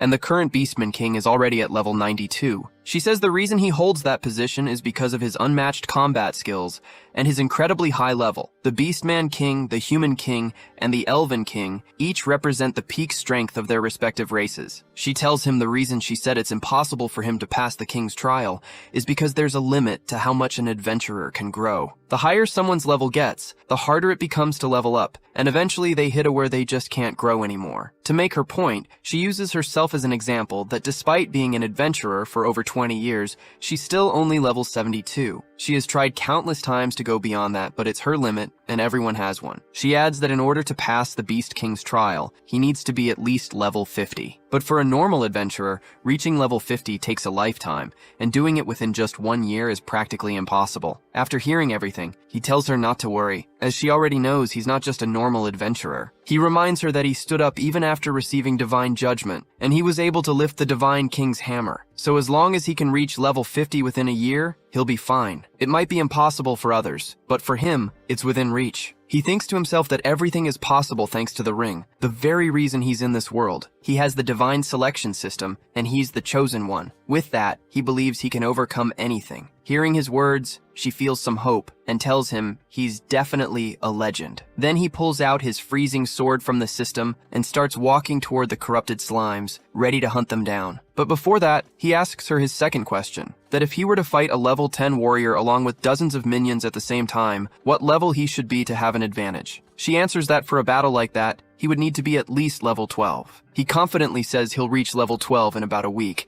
and as he steps into the farm, the massive slime lets out a thunderous roar. He decides to use the system to its fullest from now on. When he activates his divine eye, he scans the slime and sees its abilities. The system also reveals that there's a slime core inside its body. When the main body takes damage, the core glows and starts regenerating the slime. During this time, the core's location can be detected. He understands the slime's weaknesses, thunder attacks, and its core. He knows he has to use Thunder Chainfall targeting the core. Jumping up, he prepares to find the core inside the slime's body. At this moment, Sakura warns him to be careful as if the slime hits him, the touched part might get corrupted. As he reaches near the slime's chest, he feels confident. With his ultimate physique activated, he believes he can withstand the slime's attack. He strikes the chest with a powerful slash, but realizes the core isn't there. Meanwhile, the slime begins to heal itself. Suddenly, the slime lunges at him with its massive mouth, but he catches it with his bare hands, activating ultimate physique in both arms. With a surge of strength, he forces its jaws apart, tearing its mouth into two. The girl watches in shock as this boy truly has the power to make the impossible possible. Seizing the moment, he grabs his freezing sword again and spots the core hidden beneath the slime's tongue. Channeling his thunder skill, he strikes the core with a powerful lightning strike, to which the darkness within the slime gets destroyed instantly. He says that this request might be easier than he thought, and notices the system awarding him 300 experience points. After 30 minutes, he finishes off all the carnivorous darkness outside. Just as the Beast Girl said, the higher his level gets, the more experience is needed to level up, and the points from weak mobs like these barely make a difference. Our hero has earned only 3,600 experience points from the fight, and it's clear this request alone won't be enough to level up. He reminds himself that he needs to reach level 12 in less than a week, and level 20 within a year, so he'll have to push himself even harder. He then asks the girl if she has any thunder oil, to which she takes out a small bottle and wishes him good luck. Actually, thunder oil can imbue a weapon with the thunder attribute, and it's a rare magical item often used by magicians and shamans. She explains she has 4 bottles left, all prepared for the 2 of them, and tells him to use them however he wants. He comments that she's as reliable as ever. Of course, she bought thunder oil from the item vendor before they came here. He asks if it's expensive and suggests she stock up on oil-based items next time, since the fire oil they used before was also very useful. But she explains their financial situation, that items like this aren't cheap, and she has already spent all the money she had to buy these supplies. She apologizes for the situation, but he reassures her and asks how much the thunder oil costs and what the reward for their current request will be. He admits that he's been so focused on leveling up that he forgot how important money is in this world. She explains that prices vary depending on the item. Since thunder oil is rare, it costs about 30 silver coins per bottle. As for rewards from low-level quests, they also depend on what's being requested, usually the value of lost or recovered items. From her experience, low-level guild requests rarely pay more than 1 gold coin, which is why people often prefer to hire adventurers directly when they lose something valuable. She adds that 1 gold coin equals 100 silver coins, and 100 silver coins equal 10,000 bronze coins. For their current task, clearing out the carnivorous darkness, she expects the reward to be about 3 gold coins, though the final amount depends on the requester. Once they complete the quest, the Adventurers Guild will calculate and distribute the payment. Hearing all this, our hero prepares to enter the food warehouse, certain the boss is inside. But before he can step forward, the farm owner arrives with several men and sharply demands to know who they are, accusing them of trespassing on his land without permission. Some of the men notice traces of thunder element magic lingering in the air, and ask if this boy was the one who exterminated the carnivorous darkness outside. They scoff at the idea, saying it's impossible for just a human and a half-beast to wipe them out, as such a task is extremely difficult even for a full party. They then ask if they are also after Cardiolus, making it clear they've already taken this request, and claiming that the drop item will be theirs. Our hero confusingly asks what Cardiolus is, and explains that they accepted this quest from the guild. The beast girl suddenly gets surprised, asking if Cardiolus will drop from the boss. The farm owner confirms, and another man warns that since they don't even know what Cardiolus is, they should leave now. However, the beast girl tells our boy not to give up on this request, as Cardiolus is extremely valuable. A rare drop from a dark boss after it's been purified, and it can be used to connect to a dark area. She explains that the drop rate and experience gain inside a dark area are 10 times higher than in a normal area, and any adventurer aiming to level up would never let such an opportunity slip away. She adds that if Cardiolus were sold at auction, it could fetch around 100 gold coins before purification, and at least 150 gold coins after purification. Hearing this, our hero gets shocked, and realizes he must obtain it no matter what, as it's crucial for reaching his goal. As tensions rise and the two sides prepare to fight, the farm owner steps in to stop them. He points out that one party came through the guild, while the other came through him, so they should settle this by proving their skills. The rule is simple as only the boss remains, and whoever defeats it will claim the reward. The beast girl suggests they should be the ones to enter first, but a member of the other group insists they have priority since the requester brought them here personally. The owner agrees and grants the other party permission to go in first, to which the group readies themselves, eager to show their abilities. Watching them, the beast girl tells our hero that it's a well-balanced party, a magician, an archer, a warrior, and a tank, and if they work together perfectly, they could definitely take down the boss. Hearing this, our boy gives them a suggestion that they'll let him go in first alone, and also tells them he's a level 6 adventurer, and promises that if he loses, their party can give up on the quest and the reward, but if he defeats the boss, the reward will be his. When the others hear he's only level 6, they start laughing, sure he can't take down the boss by himself, so they agree to let him go in alone. The girl asks if he's really sure about going solo, reminding him the boss is at least level 12 and possessed by darkness. He confidently tells her to trust him, to which she feels relief. He prepares himself, and when he steps forward, the magician from the other party feels something strange, as this boy's aura has completely changed. As he enters and looks at the boss, he comments that this is definitely the strong opponent Sakura warned him about, but now he's more interested in the item called Cardiolus. He notices the boss is level 14, and the others outside are stunned by its massive size. They mock the girl, telling her to get ready to collect the boy's body since he won't last 10 seconds against the boss, but when she passes them a serious look, they get scared. The hero notes that, in theory, the boss's weakness should be the same as the normal carnivorous darkness, but he knows this one is several times stronger than the ones outside, and there's no way he can win using the same method. He stores the freezing sword back into his system and declares that he'll kill this boss in just 1 second. When he prepares to draw the Divine King's hammer, the system warns him again that because of his low level, he can't use the hammer's full power, and if he forces it, it will drain a huge amount of his energy. He is confident in his plan, and since the carnivorous darkness is weak to thunder, he'll first enhance his arms with ultimate physique, then boost the power of Thunder Chain Fall with the Heaven Shaker skill, and finally activate the hammer at the very last moment. With this combination, he's certain he can win the fight. He knows that if he doesn't finish the boss with this strike, things will get dangerous, as using the hammer will weaken him a lot, but he's determined to succeed and get the item no matter what. With that courage, he pulls out the Divine King's hammer and leaps at the boss, pouring all his power into a single and powerful strike. The moment his hammer hits, a massive lightning strike crashes down on the boss, causing chaos everywhere. The entire warehouse is destroyed, and everyone watching gets stunned. The girl grows worried as she realizes he's used that same overwhelming power again and knows he'll be weaker afterward, so she rushes toward him as fast as she can. She thinks the strike must have destroyed the boss, and just then, our hero emerges from beneath the rubble, holding up a small stone, and asks if this is the Cardiolus they were talking about. Afterwards, they return to the Adventurers Guild where the receptionist hands the beast girl a reward and remarks how quickly she finished the request. No wonder she has the gold badge. The Beast Girl thanks her but insists it wasn't her, as it was her master who defeated the enemies. She says there's no way she could have taken down the final boss. The receptionist comments to not joke around as the boss was a massive level 14 carnivorous darkness, not something a rookie level 6 adventurer could handle, especially one who's completely exhausted now. Still, the Beast Girl insists that her master cleared it alone and wore himself out both physically and mentally, which caused his stats to drop. Suddenly, our hero shifts back to his form and asks the Beast Girl if she's learned anything more about Cardiolus. The receptionist gets surprised and explains that if they put Cardiolus up for auction, it would fetch a huge price. She adds that there's a large auction venue in the city center if they decide to sell it, but the Beast Girl says they aren't planning to sell it, but wants to know if the Shaman Guild in town requires a referral, as they want to request purification for Cardiolus. The receptionist asks if they plan to use the Cardiolus themselves. If so, they'll need to see a shaman since Cardiolus must be purified and infused with magic before it becomes usable. She tells them the Shaman's Guild is located east of the city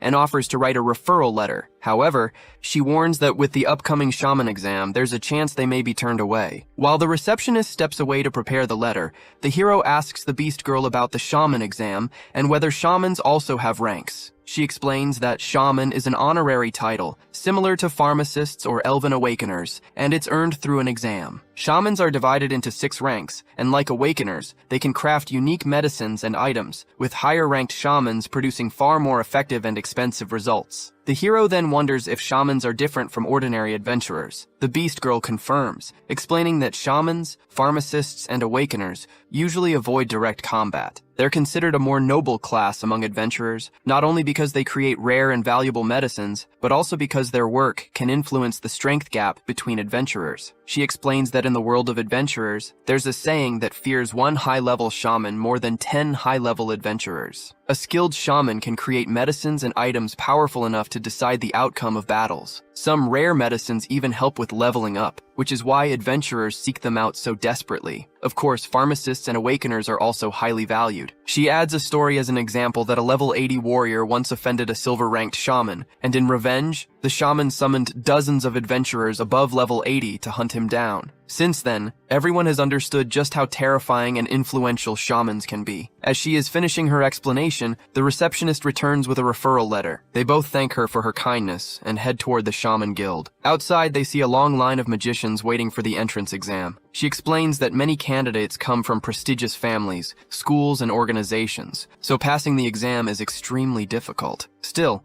she reassures him that with the referral letter, they have a chance. When they approach the gate and ask a shaman guard about the purification of a Cardiolus, the guard mentions that since today is exam day, only shamans are allowed inside. She explains that they have a referral letter, but the guard refuses, saying it doesn't matter who the letter is from. He adds that in the Shaman Guild, they hold the authority, and no one can enter until the exam is over, no matter how many days pass. Hearing this, the hero grows frustrated. Just then, Doug, the president of the Shaman Guild, arrives, to which the guard quickly informs him of the situation. The hero steps forward and asks if he is the one in charge, questioning why they are being denied entry even with a referral letter. The president calmly replies that he will handle the purification, but since today is exam day, he has no time for them. He advises our hero to return after the exam is finished. Our boy then asks if there isn't any other way, to which the president comments that if this boy takes the shaman exam and earns the highest score, he will personally arrange it as a bonus. But he quickly points out the problem that since the boy is a warrior, he doesn't qualify to take the shaman exam. Our hero curiously asks about the requirements,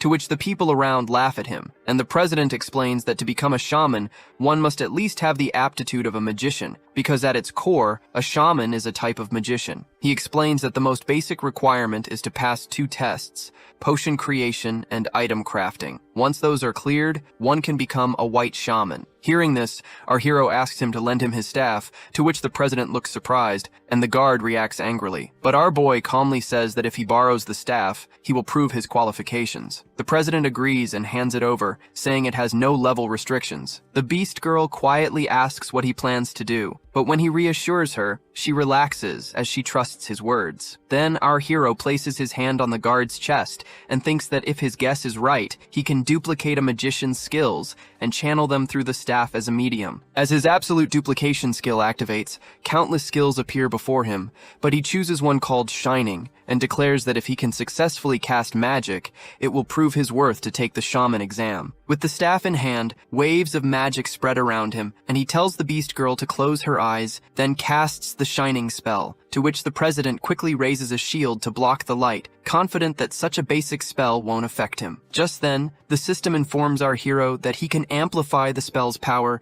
by using his ultimate physique skill. He curiously decides to try, and the brightness instantly surges from 150 to 3500, to which the president's shield shatters under the intense light. Our boy cancels the magic and asks the president if this proves his qualification for the shaman exam, to which the president agrees. Then they arrive at the exam hall, where members of other races whisper among themselves, surprised that a human is taking the shaman exam. Some of them say a human should be sitting for the pharmacist's exam instead. Hearing this, our hero grows nervous, but the girl reassures him by explaining that he is the first human ever to attempt the shaman exam, which is why everyone is reacting this way. She tells him that humans have the pharmacist class, similar in role to the beastmen shamans and the elven awakeners. While there are no rules forbidding a human from taking the shaman exam, tradition has always kept the classes separate. Because of that, entering another faction's domain is naturally seen as a provocation. As they talk, a man named Eel's Pig, the vice president, tells his concern to the president that he doesn't oppose the decision, but warns that allowing this could damage the honor of the beastman shaman faction. He also doubts whether a human can even brew potions, noting that this boy doesn't even carry a basic staff. The president replies that he has lent his own staff to the boy, and the purpose of today's test is simply to see whether he can make potions or not. He adds that he's curious about this boy's potential, because when the boy demonstrated magic earlier, he felt a surge of magic waves within him, a level of talent he has only ever seen in the genius shaman Kevin. Pig comments that it's just a joke, claiming that the human isn't even worthy of carrying the sandals of Kevin's newest disciple. The president then asks if the genius's disciple Fulin is also present, to which the vice president confirms and adds that she is aiming for the first place. Actually, the genius's new disciple is a young nightcat girl who is also taking part in the exam. The crowd whispers about her, saying that she is still very young but incredibly talented, as she was able to make potions on her own a year ago. However, she was disqualified back then because of age restrictions, but this time, she has her sights set on winning. As the discussion continues, the vice president announces that the shaman exam is about to begin. He instructs non-participants to leave and tells the examinees to stand on the spots marked with their assigned numbers. Our hero checks his own number, 15, and when the beast girl leaves the area, he notices the numbers written on the floor and steps onto his spot. Nearby, the cat girl glances at him, surprised to see a human among the candidates. Our boy also thinks that she's actually quite cute. And then the president explains that in this shaman exam, the participants will be tested on their basic shaman skills, starting with making potions on their own. Suddenly, several tables rise automatically from the ground, surprising our hero, and the cat girl remarks that this is the shaman's refining station, though the human clearly has no idea about it. Our boy thinks to himself that potion making in this world still feels old-fashioned, as back in his old world, the videos he watched showed everything done through full automation. Then the vice president steps forward and begins explaining the test. With a tap of his staff, glowing magic circles appear beneath the participants, and sheets of paper float down into their hands. The instructions state that they must create 3 basic energy potions within 1 hour. The president adds that the first challenge is material selection. On the refining tables lie a wide range of ingredients, but proper knowledge is crucial. He explains that there are 9 essential materials for a basic energy potion, and using even a single wrong one will ruin the result. Hearing this, several participants start to look nervous, and our hero notices that many of them clearly don't know which ingredients to choose. At that moment, the cat girl mutters that when a proper magician makes potions, the ingredients are always prepared beforehand, as forgetting the basic materials for such a simple potion is nothing short of pathetic. Our hero gets surprised to see that she has already chosen the materials, and using her staff, she begins to create the potion with magic, to which the presidents also seem impressed. She first crushes the ingredients with the staff, and then our hero activates his divine eye skill to analyze her every move, so he can learn from it. When she starts pouring the potion into bottles, the president explains that the next step Refining is the most important and final stage. While everyone watches her closely, the president suddenly notices that the human boy hasn't even started yet. At this moment, the cat girl finishes her task, and the president gently tells her to wait until the test is over for her work to be checked. She feels disappointed that she has to wait, but when she glances at our boy, she notices him staring at her with a strange look. Just then, our hero completes his analysis and begins making the potions. Everyone gets stunned as they see him selecting, crushing, and refining the materials all at the same time. The vice president remarks in shock that this human had been hiding his true abilities all along, pointing out that this is the same technique Kevin once used during his shaman exam, a feat that requires extraordinary magical power. Meanwhile, the beast girl waits outside, wondering if her master has any weaknesses when it comes to potion making. Inside, our hero feels as if he has done this countless times before just by looking at the process. He realizes that the final step is refining, infusing magic carefully to complete the potion. Watching his speed, the cat girl grows tense as he's working faster than she expected. She refuses to believe she's losing to a mere human, and she also wonders if he's copying the technique that her master Kevin once used during his shaman exam, the swift completion, a method that stunned everyone. The president also recalls how the genius amazed the crowd by finishing quickly and producing a C-grade potion, something far beyond what a white shaman should have been capable of. The vice president adds that for a human to create a C-grade potion is a remarkable achievement. It must have gone smoothly because he handled the materials with such precision, but in the end, it is the final product that truly matters. Then the system informs our hero that the potion he is making is only D-grade. He thinks this is enough to pass the exam, but then remembers that he still has to beat the cat girl, as if she creates a C-grade potion, he'll lose the top spot. That means he must aim for at least a C-grade himself. He recalls that during refinement, the potion's grade depends on the strength and attributes of magic, and if he can adjust both, the quality will rise. He decides to first boost his magic strength using the ultimate physique, but feels uncertain about how to change the magic's attribute. While he hesitates, the others watching start to wonder why the process isn't complete yet. Some whisper that the human must be losing focus and that he might fail the refinement. The vice president laughs, saying there's no way someone can be a genius in everything, as this human probably used up all his energy just extracting the materials. The cat girl is also puzzled by his delay, and when another student reaches out to interfere, she quickly stops him, warning that disturbing this human now could break his concentration. At this moment, our hero thinks that he only has regular magic with no attribute, but suddenly remembers the lightning attribute that appeared when he used the Divine King's hammer. Realizing that the weapon must have been endowed with it, he understands that if he borrows the power of the Divine King's hammer, he should be able to change his magic attribute. While everyone continues to mock him, he suddenly activates the hammer's power, and lightning begins to flow around his body. Everyone gets stunned as his magic power surges, his capacity increases, and his attribute shifts to lightning. With the staff in hand, he quickly performs the refining and solidification process on the potions, and then announces that the basic energy potion is now complete. The others are shocked, and the president comments that he just felt the presence of a different elemental wave, clearly confused about what this human has done. A short while later, all participants complete their tasks. The president and vice president declare that they will now decide the grades of the potions. The president checks the first participant's potion, remarks that the scent is weak, and assigns it a D grade, but still allows the participant to pass. The vice president examines the second participant's potion, smells it carefully, and then announces that the potion fails, to which the participant feels bad. They begin checking everyone's potions one by one, with some passing and others failing. When the vice president inspects the cat girl's potion, he praises its fragrance, noting that it is a pure potion. He announces that her potion is a C-grade basic energy potion, to which she feels proud to have passed, while the others are shocked to see her talent matching Kevin's. Next, the president himself approaches our hero Tsuyoshi and asks how he feels about the results. Our boy calmly replies that he only did what he could, and as the president examines his potion, sudden sparks of lightning begin to swirl around them, astonishing everyone. The vice president quickly points out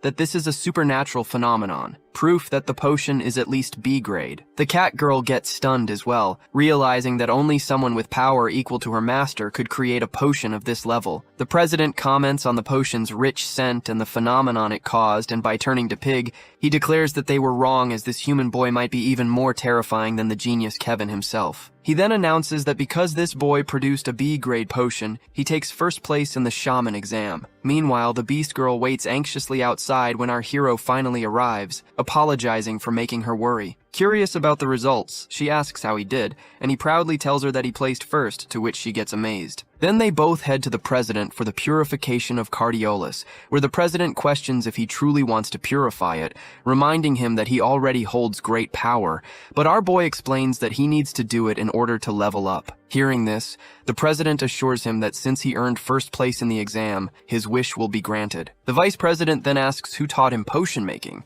but when our boy replies that he figured it out on his own, both get completely shocked. The president tells him to follow him, promising that after the purification, he will reward him with the white shaman's robes. As they move toward their destination, the cat girl walks outside, and by whispering her master Kevin's name, she feels bad about losing to a mere human, to which the beast girl gets serious to realize that this cat girl is the genius's disciple. Then our boy calls her to follow, reminding her that once the purification is complete, they still have another goal ahead. They head into the ritual room, where the president places the Cardiolus at the center of the 4 great elements and orders them to begin the purification. The vice president explains that the Cardiolus is filled with dark power, so a special ritual is required. He adds that the boy is fortunate, since the chairman himself is carrying out the purification. Watching the process, our hero feels amazed and asks if this is the kind of spell used by shamans. The Beast Girl confirms and explains that shamans are also a type of magician. For certain kinds of magic, the stronger the spell, the longer the incantation, and this purification is a form of specialized magic. At that moment, the president commands the elements to cleanse the Cardiolus and give it new life. He then instructs the boy to channel his own magic into it, saying that only by doing so will he be able to use it. The president also explains that Cardiolus is divided into low, medium, and high grades. Even a low-grade one can cost adventurers their lives in the darkness zone, since it is still connected to the power of darkness. Finally, he reveals that this Cardiolus is medium grade. Hearing that, our hero feels excited, knowing that it means greater fortune and higher experience in the darkness zone. The president explains that the higher the difficulty, the greater the rewards, but warns that this place is nothing like a beginner's area. He tells him that a proper party should at least have 1 tank, 2 warriors, 2 offensive magicians, and 1 pharmacist. When he asks how many members are in his party, our hero calmly replies that he is alone. And the Beast Girl also adds that she won't join him, since the experience points would be split equally if she did. Both presidents are stunned by this answer. They lead him to the entrance of the dark area, and explain that once he enters, he can reset it twice. Each reset causes new darkness to appear, meaning he can face it 3 times in total. After that, he will be expelled, and the area will vanish. They warn him that once he steps inside, he cannot leave until all the monsters are defeated or time runs out. As he prepares to go in, the Beast Girl hands him several potions and explains that she stocked up after the carnivorous darkness request and urges him to take them, as he will definitely need them inside. The boy feels good about this, but when the president offers to lend him a staff since he doesn't have one, he refuses. Instead, he pulls out the freezing sword from the system and declares that he is a warrior, to which everyone gets surprised, and the president wonders how much further this human will grow. Soon after, our boy enters the dark forest, and the system informs him that he has 12 hours, and if he resets by his own will, the entrance will remain closed for another 12 hours. He understands and decides to defeat the monsters as fast as possible since he can't afford to wait. Not long after, he encounters a pack of level 10 dark wolves. He knows these wolves move in groups, their speed is dangerous, and being surrounded could be fatal. Without hesitation, he activates ultimate physique in his arms and launches himself at them, using the Thunder Chainfall skill. The attack heavily damages the wolves, and he realizes each kill gives him 500 experience points. He notes that the rewards here are much higher than in the outside world. With this in mind, he plans to clear 3 rounds before heading out, confident that he might level up twice. Then suddenly the wolves lunge at him again, but this time one of them blocks his strike by using its own teammate's body as a shield. Feeling surprised, our boy quickly boosts his ultimate physique by 60% in his arms, and unleashes a powerful slash, cutting through them instantly and gaining more experience points. Outside, the Beast Girl grows more anxious, and the president remarks that he has never heard of anyone entering the dark area alone. The vice president adds that while many talented youngsters have appeared, most were consumed by their own arrogance and lost their lives. Yet this is the first time he has seen someone daring enough to challenge the boss of the dark area alone. With that, he turns away, muttering that he hopes the boy will come to his senses. Inside, our hero continues his fight against the wolves. Suddenly, the system warns him that his stamina and willpower have dropped by half. His body feels heavy and drained, and he mutters that overusing the ultimate physique is getting serious for him. Then, he remembers the stamina and energy potions given by the Beast Girl. Quickly drinking them, he feels his strength and willpower begin to recover, and he again gets prepared to move on the hunt. Meanwhile, the Beast Girl asks the president if he isn't going back, but the president replies that he's worried about whether the human boy will return safely. He adds that the boy is remarkable, a warrior who even took the shaman exam just to purify Cardialis, and despite not carrying a staff, he's capable of making B-rank potions. As they speak, a sudden sound comes from inside, to which the Beast Girl recognizes it as our hero's thunder skill,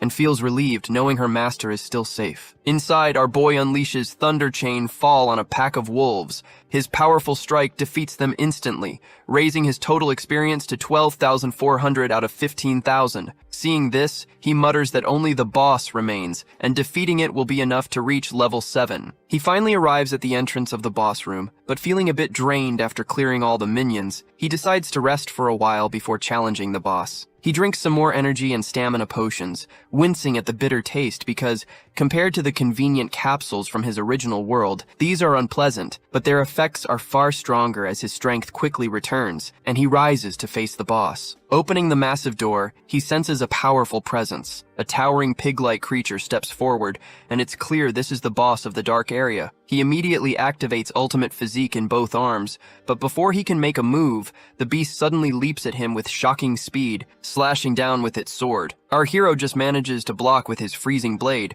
but he realizes the boss is incredibly fast. Then the monster releases a strange radiation, locking our hero's body in place, and for a moment, he's helpless, as the beast prepares to strike again. But the ring on his hand activates and breaks the illusion, to which his body responds once more, and he raises his sword just in time to block the incoming slash. Doing this, he comments that he won't die so easily, to which the monster feels surprised, but admits that this human is strong as he has broken its tremble slow attack. The boss leaps at him again, and our hero thinks that if only he had the Dark Goblin set, he could use the Roaring Tentacle to strike its weak point, but that gear was left behind in his original world. The boss then unleashes a bloody attack, shattering much of our hero's freezing sword. Losing control, he takes a brutal hit to the neck, to which some blood spills out from the wound. He realizes he has no medicine for the bleeding, and at this rate, he'll die. If he stays still, the blood will keep flowing, and with his potions running out, his chances of survival grow slim. Yet he refuses to give up and leaps at the boss again, using his Thunder Chain Fall skill to unleash a powerful strike.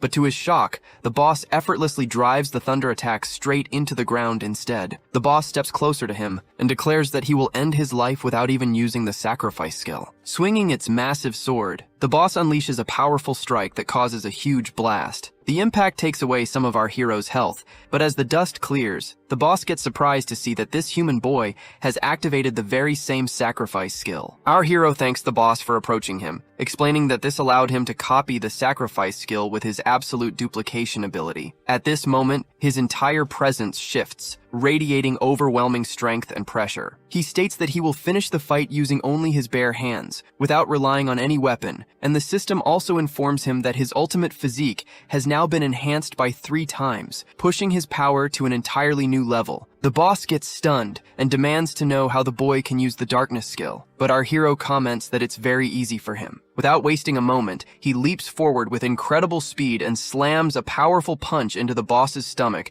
which causes the boss to slide back afar. Our boy declares that he doesn't care what methods he has to use, as long as he can finish the fight in the remaining time. The boss laughs in response, tossing its weapon aside, and reminds him that it can also use the sacrifice skill, but it gets more shocked when it sees the boy freely controlling lightning strikes. Our hero says he hasn't forgotten about that, nor has he forgotten how the boss once deflected his Raiden attack with its weapon. At this moment, the boss realizes its mistake that out of anger, it had thrown away the very weapon that was its greatest strength. Our hero steps forward and tells the boss that his true aim was to force it into offering half of its blood. He then drives a devastating punch straight into its stomach with his bare hands, which causes the blood to burst from its body, and then our hero rips it into 2 pieces, to which the boss gets defeated at the spot, and the system immediately notifies him that he can now reset this dark area twice. The effect of sacrifice fades, and he returns to his normal form, though his entire body aches. Sacrifice is powerful, but when combined with ultimate physique,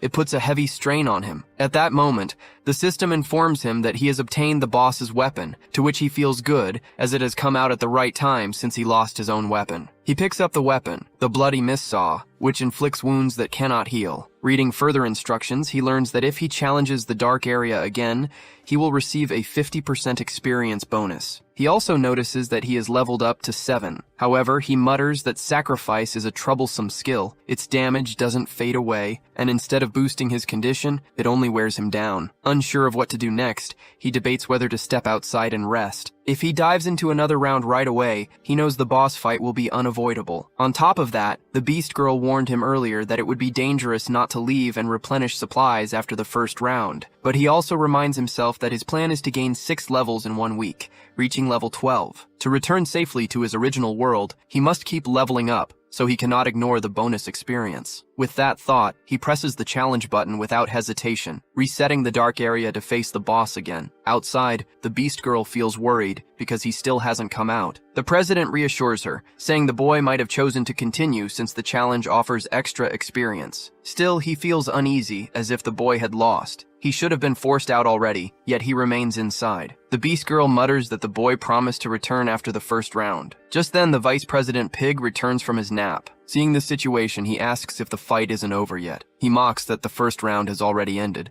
and yet the boy's body hasn't been expelled. He mentions that he has seen countless young challengers before, but not a single one has ever cleared this phase. He remarks that if the boy survived the first round and still hasn't emerged, it means he's attempting the next round, and without any healing potions, that could be fatal. The Beast Girl insists that she can still hear the thunder, proof that her master is alive. The Vice President mocks her again, but when she looks at him seriously, the President senses the bloodlust radiating from her and orders them both to stay silent until the boy appears. He tells the Vice President to leave and mutters that this man is a fool, as he can't even sense the Beast Girl's bloodlust, and her power is clearly limitless. The Beast Girl grows more anxious as the thunder suddenly stops. Just then, the President hears an unusual sound and notices that the seal of the dark area is starting to break. He quickly orders the others to prepare as the darkness begins to emerge, but the Beast Girl suddenly stops them, realizing this isn't the darkness, it's her master, Tsuyoshi, stepping out of the dark area. He apologizes for making her wait and explains that he completed the challenge 3 times, gaining an experience bonus each round and leveling up 3 times. Feeling exhausted, he collapses, and the President immediately calls the others to treat him quickly. At this moment, his level rises to 9, and his combat power reaches 14,500. After that, they bring our hero into the room, where the 2 presidents use their magic, Reflect, to heal him. As his injuries start to mend, they explain that both his muscles and nerves were severely damaged, and it's a miracle he survived. Our boy thanks them, while the Beast Girl scolds him, saying he's always reckless and breaks promises. He apologizes, explaining that he couldn't resist the temptation of the experience bonus, and this time he reached level 9 with great rewards. As they talk, the President comments that he wouldn't have believed it if he hadn't seen it himself, that this boy has completed the dark area 3 times. He recalls the intense aura when the boy emerged, stronger than the darkness itself, and realizes that if Kevin was a genius, then this human surpasses even a genius. The Vice President apologizes for his earlier words, but our hero reassures him. The President also mentions that the Reflect skill they used was only an intermediate level healing spell,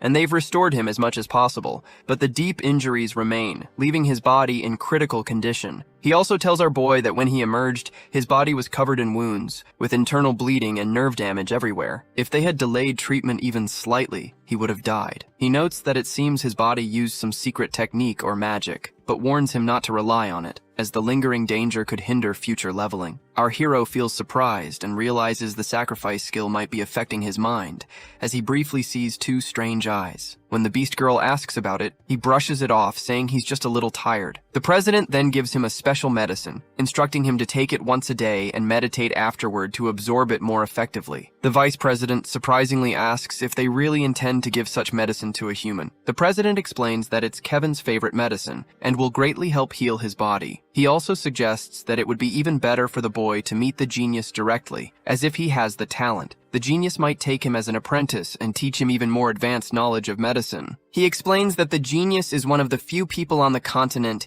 who has mastered the legendary law of ruin, which surprises the Beast Girl. She asks what number it is, to which our hero feels confused, and the vice president clarifies that in this world, the magic of heaven and earth is governed by certain laws, and using magic according to these laws grants immense power. It's called the forbidden spell of ruin. For shamans, mastering these laws is important for improving the potency and quality of the medicines they refine. However, the laws themselves are extremely violent, and some even seem to possess their own will. There are 12 laws in total, all hidden in unexplored regions, and even if one discovers them, proper training and ability are required to harness them. The vice president adds that Kevin is called a genius because he mastered the 12th law, the law of the great winds 10 years ago, greatly enhancing his magic. As a shaman, this mastery has been invaluable in refining medicines. He also notes that if anyone can heal the deep internal wounds in this boy's body, it would be Kevin. Hearing this, they both feel good, and the president then gives him a letter, explaining that with this letter of introduction, he will be able to meet Kevin. He also instructs them to bring along some rare items and valuable medicinal materials to trade with him. Our hero and the Beast Girl agree and move on the way for their next destination. From behind, Pig mutters to himself, saying he's certain that the president provided him with a B-grade forbidden blood potion, which they had obtained from the genius in exchange for a large quantity of valuable medicinal materials. The president explains that his intention is simply to see how far this human can go. He views lending him assistance now as an investment for the future. He adds that while he has never personally heard of anyone clearing the dark area alone, it is not entirely unheard of in history. Pig curiously asks if there really was someone else who managed such a feat. The president replies that 1,000 years ago, there was a great being named Garsus, the ancient god king, who was said to have given birth to the Beastman clan. Meanwhile, our boy and the Beast Girl are moving carefully through the forest. When he asks about the genius's location, she reassures him that the president had told her, though it is still quite a distance away. She mentions that this journey will give them the chance to level up along the way, preparing them for the challenges ahead. As they move through the bushes, the Beast Girl explains that this path is closer and fits well with their quest objectives, but to complete it, he will need to form a party. They arrive at a spot where many adventurers are gathered. She tells him that this is a popular quest point, though after a certain time, adventurers often leave or move on to other quests. Feeling confident, our boy steps forward to try forming a party and test his level 9 skills, while the Beast Girl stays back to wait for his return. At that moment, another adventurer calls out, searching for a warrior or tank of at least level 15 with combat power over 6,000. He already has some party members at level 15, but needs one more to complete the team. No one steps forward knowing the quest is extremely dangerous. One adventurer from another race suggests choosing a different quest, since they've already lost 2 days, but the quest leader refuses. He reminds them of the valuable information he purchased at the tavern, that this is a level 12 quest, and it is the only one where they can obtain the blood rose, which is worth 500 silver coins. Actually, the blood rose is a rare medicinal ingredient that greatly boosts recovery, which is why it commands such a high price. As everyone is getting worried that no one is joining them, our hero raises his hand and announces that he is a warrior. He admits his level is slightly lower, but expresses confidence in his abilities. The other adventurers get pleased to see him and say it's not a problem if he is at level 12, but when our boy reveals he is only level 9, the party leader grows angry. They notice that the quest entrance will close in just 10 minutes, and one of the members urges the leader to accept this boy, warning that missing this chance would waste another day. Hearing this, the leader agrees, warning our hero not to act alone inside. As the 4 others are strong, and he is only there to fill the numbers, our boy accepts and steps forward, excited to join a party for the first time. As they step into the quest area, they immediately notice that it's a level 16 quest. A forest rhino stands before them, also level 16, with 7,600 combat power. The adventurers get stunned as this quest is tougher than they expected. The party leader warns the informer that he'll deal with him if he steps outside, and they worry about what kind of boss awaits if the first enemy is already this strong. The 4 level 15 adventurers crouch, and the leader reassures them that if they work together, they can handle this difficult quest. He also reminds them that if any serious danger arises, they can use the return horn to safely retreat. As they talk, the leader suddenly remembers that the boy isn't with them. At that moment, a powerful lightning strike flashes before their eyes, and they are utterly shocked to see the level 9 boy has already defeated the forest rhino on his own. Doing this, our hero feels good as this challenge is easy for him compared to what he has faced in the dark area. After that, the group starts clearing the monsters in the area. They can't help but comment on how strong the level 9 warrior is, amazed that he's handling the quest almost entirely on his own. They notice he seems to know every monster's weak points and doesn't need any healing at all. One of the adventurers asks the boss if he knows who the boy is, since he has connections outside. The boss admits he isn't sure. He only recognizes the adventurers introduced by the information broker at the tavern, and guesses the boy must be an elite from a major guild, though he looks vaguely familiar. Meanwhile, our hero thinks that the experience points here are generous compared to the original world, but still far below what he gained in the dark area. Even the level 16 monsters here are far weaker than level 11 creatures from the dark area. They don't even come close to the strength of the darkness monsters. Spotting another monster, his system notifies him that its weakness is fire, though it's covered in poisonous thorns. He thinks this quest is about collecting blood roses, which he can later give to Kevin as a souvenir. He slays the monster and warns the party that the quest boss will appear soon. The weaker monsters are multiplying, and their weakness is fire, so he instructs the magician to use fire spells against them. The captain steps forward to prepare his attack, but our boy also cautions everyone about the poisonous thorns that can cause serious injuries. The captain feels puzzled at how someone only at level 9 could know so much. As with that much knowledge and experience, this boy must be hiding his true strength. Still, he casts his fire magic and burns down the wave of monsters in an instant. After the fight, the group takes a short rest. The captain's 3 companions quietly talk among themselves, admitting that everything has been going smoothly only because of the boy. They agree he feels different from normal people in this world and must be someone special. During the break, our hero and the captain finally exchange names. The captain introduces himself as Victor and says he wants to know the boy's true identity, but our boy replies that he's just a beginner adventurer. The captain asks if he knows about quest rankings for each region, but when our hero rejects, the captain explains that unlike normal quest points that disappear after some time, each region has fixed quest points. The scale varies, but rankings record party completions, first clears, and top performances. That means rewards aren't just bonus items or gold, but also fame. Since these rankings are shared across all regional branches of the Adventurers Guild, anyone can see them. Our hero quickly understands since his original world had a similar system. The captain then reveals that while this group of 4 may look random, he is actually part of Q's guild, serving under an elite unit of 15 pioneers called the Big Goat Party. Their leader is his senior, one of the guild's founders, a shield warrior nicknamed Big Goat Harvey. Finally, he adds that a new level 18 quest has recently appeared. It involves small, dark area monsters lurking in the swamps, and they are especially troublesome because there's too little information about them. Our hero feels encouraged and remarks that the bonus must be worth it. The captain confirms, explaining that if the quest is cleared, both the first completion and top performance are recorded at once, which grants a huge bonus. That's why competitive parties fight to be the first to clear fixed quests. He then asks our hero if he is interested, mentioning that he still needs to meet his boss. Our boy hesitates, asking if they really expect him to join a level 18 quest when he's only level 9. The captain mentions that the required level depends on the quest, and for this one, only adventurers up to level 18 are allowed, so there's no problem. Hearing that, our hero agrees, but sets 2 conditions. First, if they clear the quest, all the initial experience points go to him. Second, he gets to pick the bonus rewards first, while the others take the rest. The captain gets surprised and admits that even if he personally agrees, his boss and the other members might not, to which our hero says they can settle that later as right now, the quest comes first. Then, turning to the group, he tells everyone to get back to work since they've rested long enough. After some time, they step out of the portal with smiles, relieved that the quest is finally cleared. The others mention how effective the captain's fire magic was, adding that without Tsuyoshi's help, they wouldn't have managed to finish it on their own. Our hero also feels satisfied, having received his share of the blood roses. The captain then tells the group he will distribute the bonus later,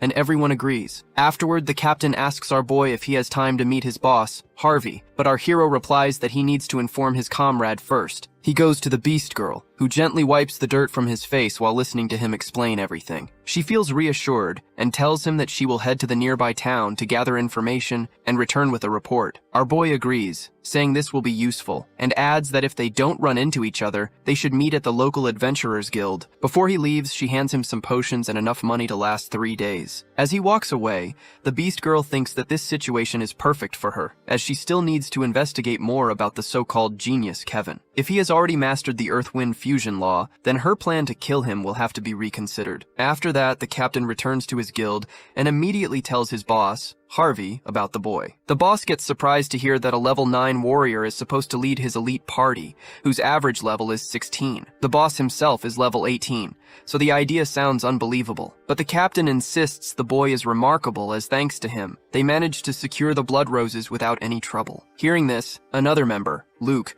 bursts out laughing and mocks the captain, saying he must have lost his mind after spending too much time with fools outside. The captain calmly replies that if they don't believe him, they can see for themselves, as he has already brought the boy along. The boss agrees to meet him, and when the captain brings the boy in, he politely introduces himself to everyone. Luke laughs again at the sight of him, but the captain reassures the boy to ignore him. Then the boss looks at our young warrior and asks if he truly believes he can clear the new quest for them and how confident he is. Our boy answers without hesitation that he is completely confident, but adds one condition that he will be their captain. Everyone gets stunned by his words, and even the captain admits that things don't look good. But our hero calmly assures him that it's only for the sake of the quest. The boss then explains that several other parties have already attempted this quest many times, yet most of them fail at the same point. Even their own group, the well-known Goat Party, has failed 6 times despite spending a fortune. Our hero confidently promises that if they appoint him as captain, he will guarantee the quest's success. Luke gets angry, but the boss accepts all 3 of our hero's conditions. Still, he warns that if he fails to deliver, and it turns out to be nothing but empty talk, he will show no mercy. Luke immediately objects, questioning whether the boss really trusts a weak level 9 rookie. He argues that they're being scammed and even blames the captain, saying he doesn't belong in their party for bringing this boy along. However, the boss reminds them how much the guild has mocked them for their failures, pointing out that other parties have outshined them at every turn. If they manage to secure the first clear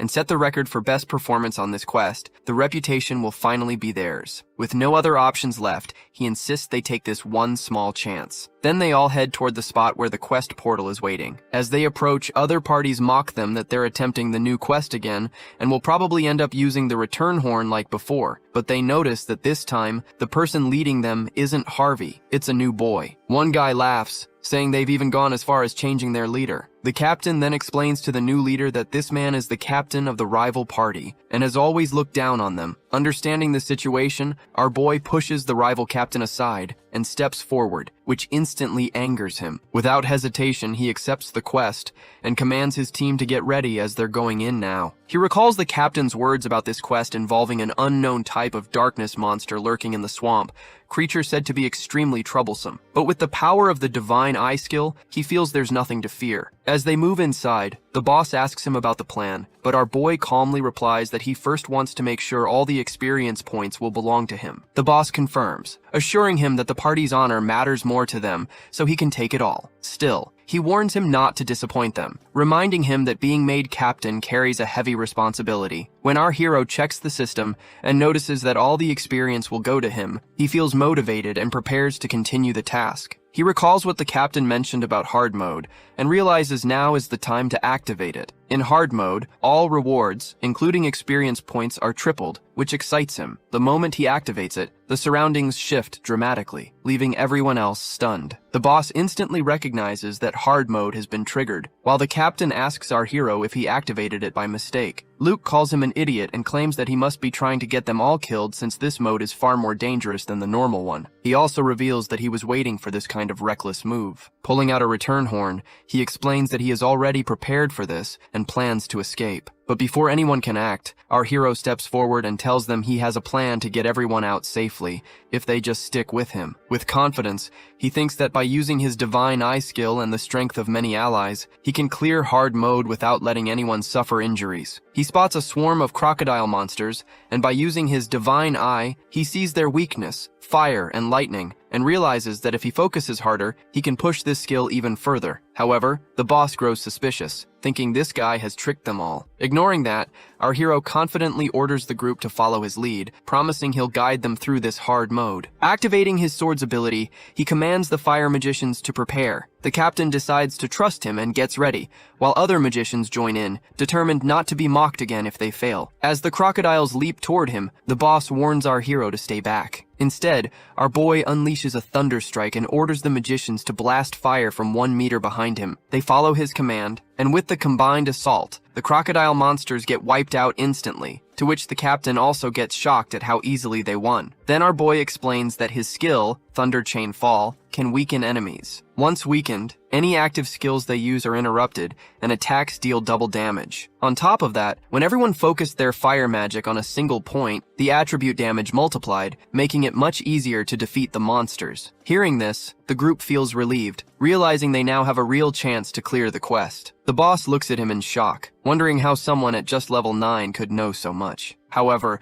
Luke refuses to accept it and mutters that it's only luck. But the others immediately argue back, saying they saw it with their own eyes as this boy really is incredible. Our hero cuts them off, telling them not to waste time arguing with him, and orders them to follow his lead so they can clear hard mode, to which everyone, even the boss, agrees and follows his instructions. After 30 minutes, the group reaches the swamp and hides in the bushes. The captain asks what they should do next, while Luke points out that the monsters here are darkness types. He doubts where the boy gets his information and warns that if they fail here because of him, the Big Goat Party won't forgive it. The captain says that thanks to the boy's knowledge and analysis, they've barely taken any damage so far. As the two argue, the boss cuts them off and tells everyone to stay quiet as the boy is focused. At that moment, our hero finishes his analysis and realizes the swamp cannot be bypassed. The only way forward is through it. The system recommends that one person act as bait to distract the monsters, while the rest of the party moves ahead. After checking the route, he memorizes it in his mind. The system then alerts him that 15 darkness monsters are lurking along the path. To draw them away, he must use ultimate physique on his legs and let the others advance. It also explains that the swamp's high conductivity boosts Thunder Chainfall, making it perfect to attract the monsters. And during combat, he must stick to the analysis and aim for their weak points. Then our hero tells everyone that just as the Vice Captain Luke mentioned,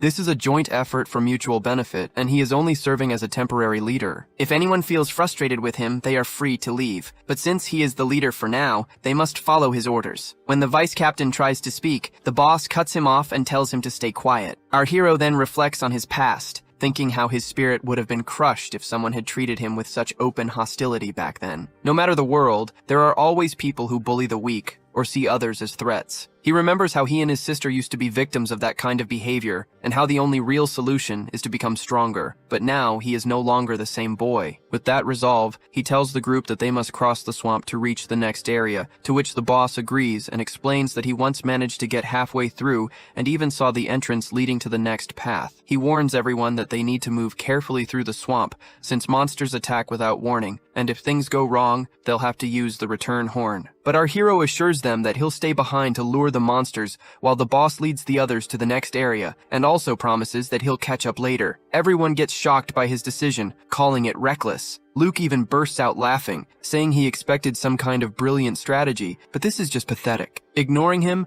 our hero hands a map to the captain and orders him to memorize the safe route so no one steps into danger. The captain gets stunned that this boy even knows the layout of this area. Our hero explains that luring the monsters is only the first step. He intends to defeat every single one of them himself. With that, he steps forward and tells the group to wait for his signal. The moment he enters the swamp, he realizes the terrain is perfectly suited for lightning-based attacks. From behind, Luke asks the boss if he really trusts the boy, to which the boss hesitates, but before he can answer, the captain speaks up that he believes in the boy and tells everyone to follow the plan exactly, since the route he provided is flawless. As our hero stands in the swamp, he suddenly notices 15 Soul Eater monsters rising from the murky water. Knowing they are weak against lightning, he quickly slashes one down with a powerful strike. However, the rest retreat back into the swamp and vanish from sight. Realizing their tactic, he unleashes a lightning strike across the swamp, remarking that these pitch-black creatures hide beneath the water after every attack. The blast forces all of them out at once, and they leap toward him to strike. In this moment, our boy activates his ultimate physique, and with enhanced speed and strength, he dashes across the surface of the water with ease, deliberately luring the monsters away. While running, he orders the boss of the guild to guide the party members along the safe route he gave them earlier. The group feels amazed at how effortlessly he runs over water, and they comment that with someone like him by their side, any quest could be cleared with ease, while Luke regrets underestimating the strength of this boy. The leader quickly commands everyone to stop staring and keep moving, while the boy distracts the creatures. They agree and rush forward as they trust him completely. Meanwhile, our hero leads the monsters to the combat area and declares that this is where he will finish everything. Using lightning to enhance his piercing strikes, he slashes through a monster and takes it down instantly. While he keeps fighting, the rest of the party reaches a safe spot. Feeling excited, they cheer that they've never made it this far before and feel proud of how smoothly things are going. At that moment, the captain informs them that the boss's trigger point is just up ahead. The group starts talking about going in and proving that they can handle the boss themselves, but Luke stops them by reminding them that they should wait for the boy. He admits he doubted the boy's strength at first, but it's thanks to him that they've come this far. Since they've already reached the boss area, it's smarter to regroup and go in together. Hearing this, the others agree, and even the captain says that the vice captain made the safest choice. Just then, our hero returns and tells them that he's already cleared out all the darkness monsters and that the boss area is right ahead, so they need to regroup. The others get shocked when they realize that he has defeated all the monsters by himself. They finally understand just how strong he really is. Even the boss admits that once the quest is over, they should recommend this boy to the guildmaster. Then they hide behind the bushes and watch as the boss appears in front of them, a swamp watcher at level 18. Our hero quickly notices its weakness: fire, lightning, and magic attacks. However, what surprises him is the absence of a boss gate. The vice captain explains that in hard mode, a boss gate isn't guaranteed. Whether a gate or trigger point exists depends not on the quest's difficulty, but on the boss's actual strength. Our hero then realizes that the true key is the boss's power, and the massive one-eyed gate he once saw in Kaidiolus's dark area must be unique to dark-type bosses. At that moment, the vice captain commands the party to head for the trigger point, but our hero stops him and tells the big goat to gather the magicians and the agile members. Once everyone is in position, our boy gives clear instructions that the big goat and the vice president will lead the warriors in direct combat, fighting as usual. The magicians will form pairs and prepare their strongest high-impact spells, but only cast them when he gives the signal. Lastly, he orders the party's debuff items, those that cause bleeding or poison, to be collected and evenly handed out to the agile members for the fight. The guys look surprised when they hear about the debuff items, but our boy explains that this boss has unusually high HP, and in hard mode it is doubled, so using debuff items will make the fight much easier. He orders the agile members to surround the boss and keep throwing debuffs, while the magicians stay at his side, ready to interrupt the boss's skills whenever needed. As he calmly explains the strategy, the big goat feels surprised at how much this boy knows, and even the vice captain remarks that with him here, clearing this quest will be much easier. Meanwhile, at the entrance of the portal, the other parties watch and discuss the big goat party that has just gone in. They notice the young warriors with them and the reddish glow at the entrance, which means they have entered the hard mode. The dog says that this time a human warrior is leading them and mocks that Big Goat will surely end up using the return horn again. Inside the portal, the fight with the boss begins. Everyone moves according to the plan, attacking and throwing debuffs. The captain asks our boy if the magician should provide support magic, but he tells him to wait until he gives the signal. The moment the boss monster prepares to strike, he quickly orders the magicians to unleash their spells. They act without hesitation, and after a tough battle lasting about 15 minutes, the Swamp Watcher gets finally defeated. Everyone is stunned as they have managed to clear it in just one attempt. The big goat remarks that he must introduce this boy to the guild leader, since having him officially join would greatly boost their guild's achievements. The group celebrates their success, while our hero realizes he has leveled up to 10. Feeling excited,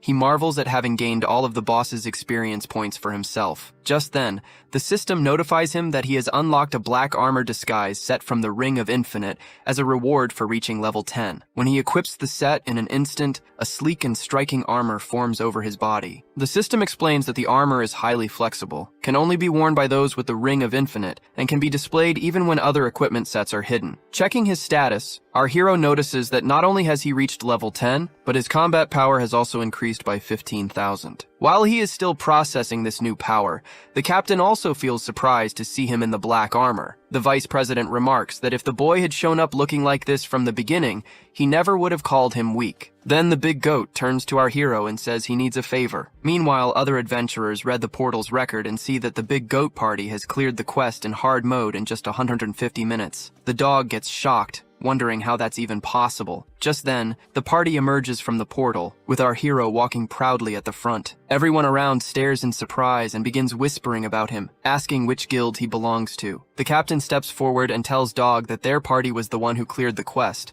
but Dog replies that it was only possible because they had a powerful newcomer with them. Our hero steps closer to Dog and asks what he said about him earlier. Dog quickly apologizes, admitting his mistake, and even asks to join their party. He realizes this boy is no ordinary person, and if his power is real, he would be an incredible asset. Soon, adventurers from all of the guilds gather around our hero, each offering him a place in their parties. Our boy notes to himself that talented people are always in high demand. Even in his old world, big guilds would fight over powerful heroes. Strength is wanted everywhere, no matter the place. Just then, the big goat tells everyone to step aside, declaring that this boy is already joining their party. After that, the party takes our hero back to the Beastmen city. As they walk through the streets, everyone stares at him in surprise because of his uniform. The Beastmen whisper among themselves, recognizing the famous goat party, but wondering who this unfamiliar boy with them is. Our hero tells the party to wait outside while he enters the guild alone, wanting to check if Sakura, the beast girl, has arrived since he promised to meet her there. Inside, he finds the same receptionist talking to the two beastmen,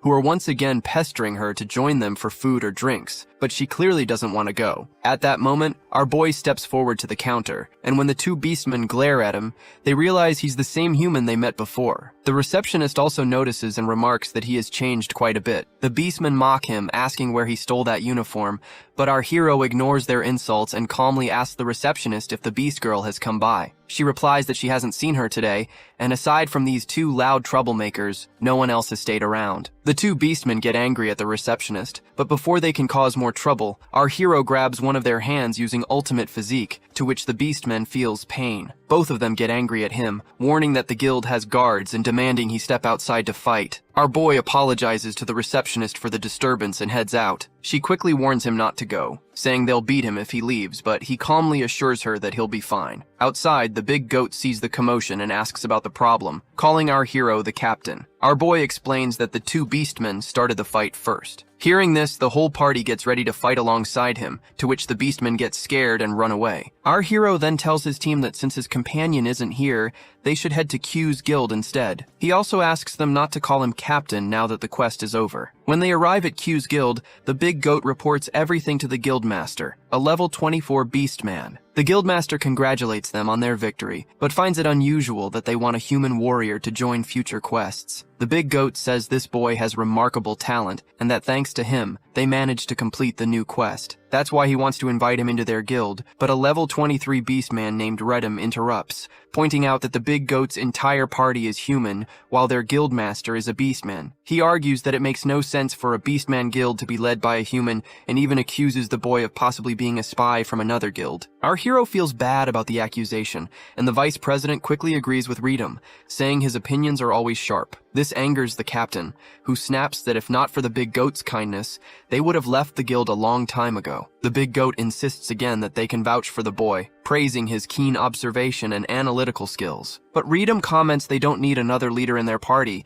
especially not a human. He adds that since the big goat's party is made up of humans, of course they would understand each other. Hearing this, the big goat feels angry and argues that his party has worked hard to earn great results for the guild. Still, the beastman counters that if other guilds discover they accepted a human as their leader, they'll be mocked and the guild's reputation could collapse. The big goat asks the guildmaster for his opinion, and the guildmaster agrees with Redham's suggestion, saying they should send this human off with proper hospitality. Hearing that, the big goat looks disappointed, and our hero steps in, saying he only came here because of the big goat, but if that's how things are, he'll leave. He reassures the big goat, telling him it was fun fighting together, and adds that they'll meet again if possible. As he walks away, the big goat mutters that they just lost a huge opportunity, since this boy could have changed the guild's future. Then he leaves with his entire team as well. Outside, our hero feels unsure whether he should focus on leveling up or start looking for the beast girl. At that moment, Dog, the beastman who mocked him earlier, approaches. This time he politely asks for help, explaining that their guild accepted a difficult request, and the president told him to find someone strong. He promises that their guild will welcome him gently, with rewards and conditions entirely up to him. Feeling encouraged, our hero asks what kind of request it is, and Dog explains that it's a mission to rescue the kidnapped daughter of a wealthy merchant. Our boy asks if the guild really accepts requests like this, to which Dog explains that a guild needs more than just honor and income. Requests are also a big part of their revenue. He adds that the Adventurers Guild usually competes with them for high-paying jobs, and while their own Pace Guild is well known in this city, they barely manage to secure this one. Hearing this, our boy realizes that if it's a matter of competition, the reward must be huge. He recalls how the farm request with the Beast Girl already paid 3 gold coins. However, Dog says it's not that simple, as the one kidnapped is the daughter of a very wealthy and well-known family in the city. The reward is about 100 times higher than a normal urgent request, a staggering 500 gold coins. When Dog mentions he'll give half to him,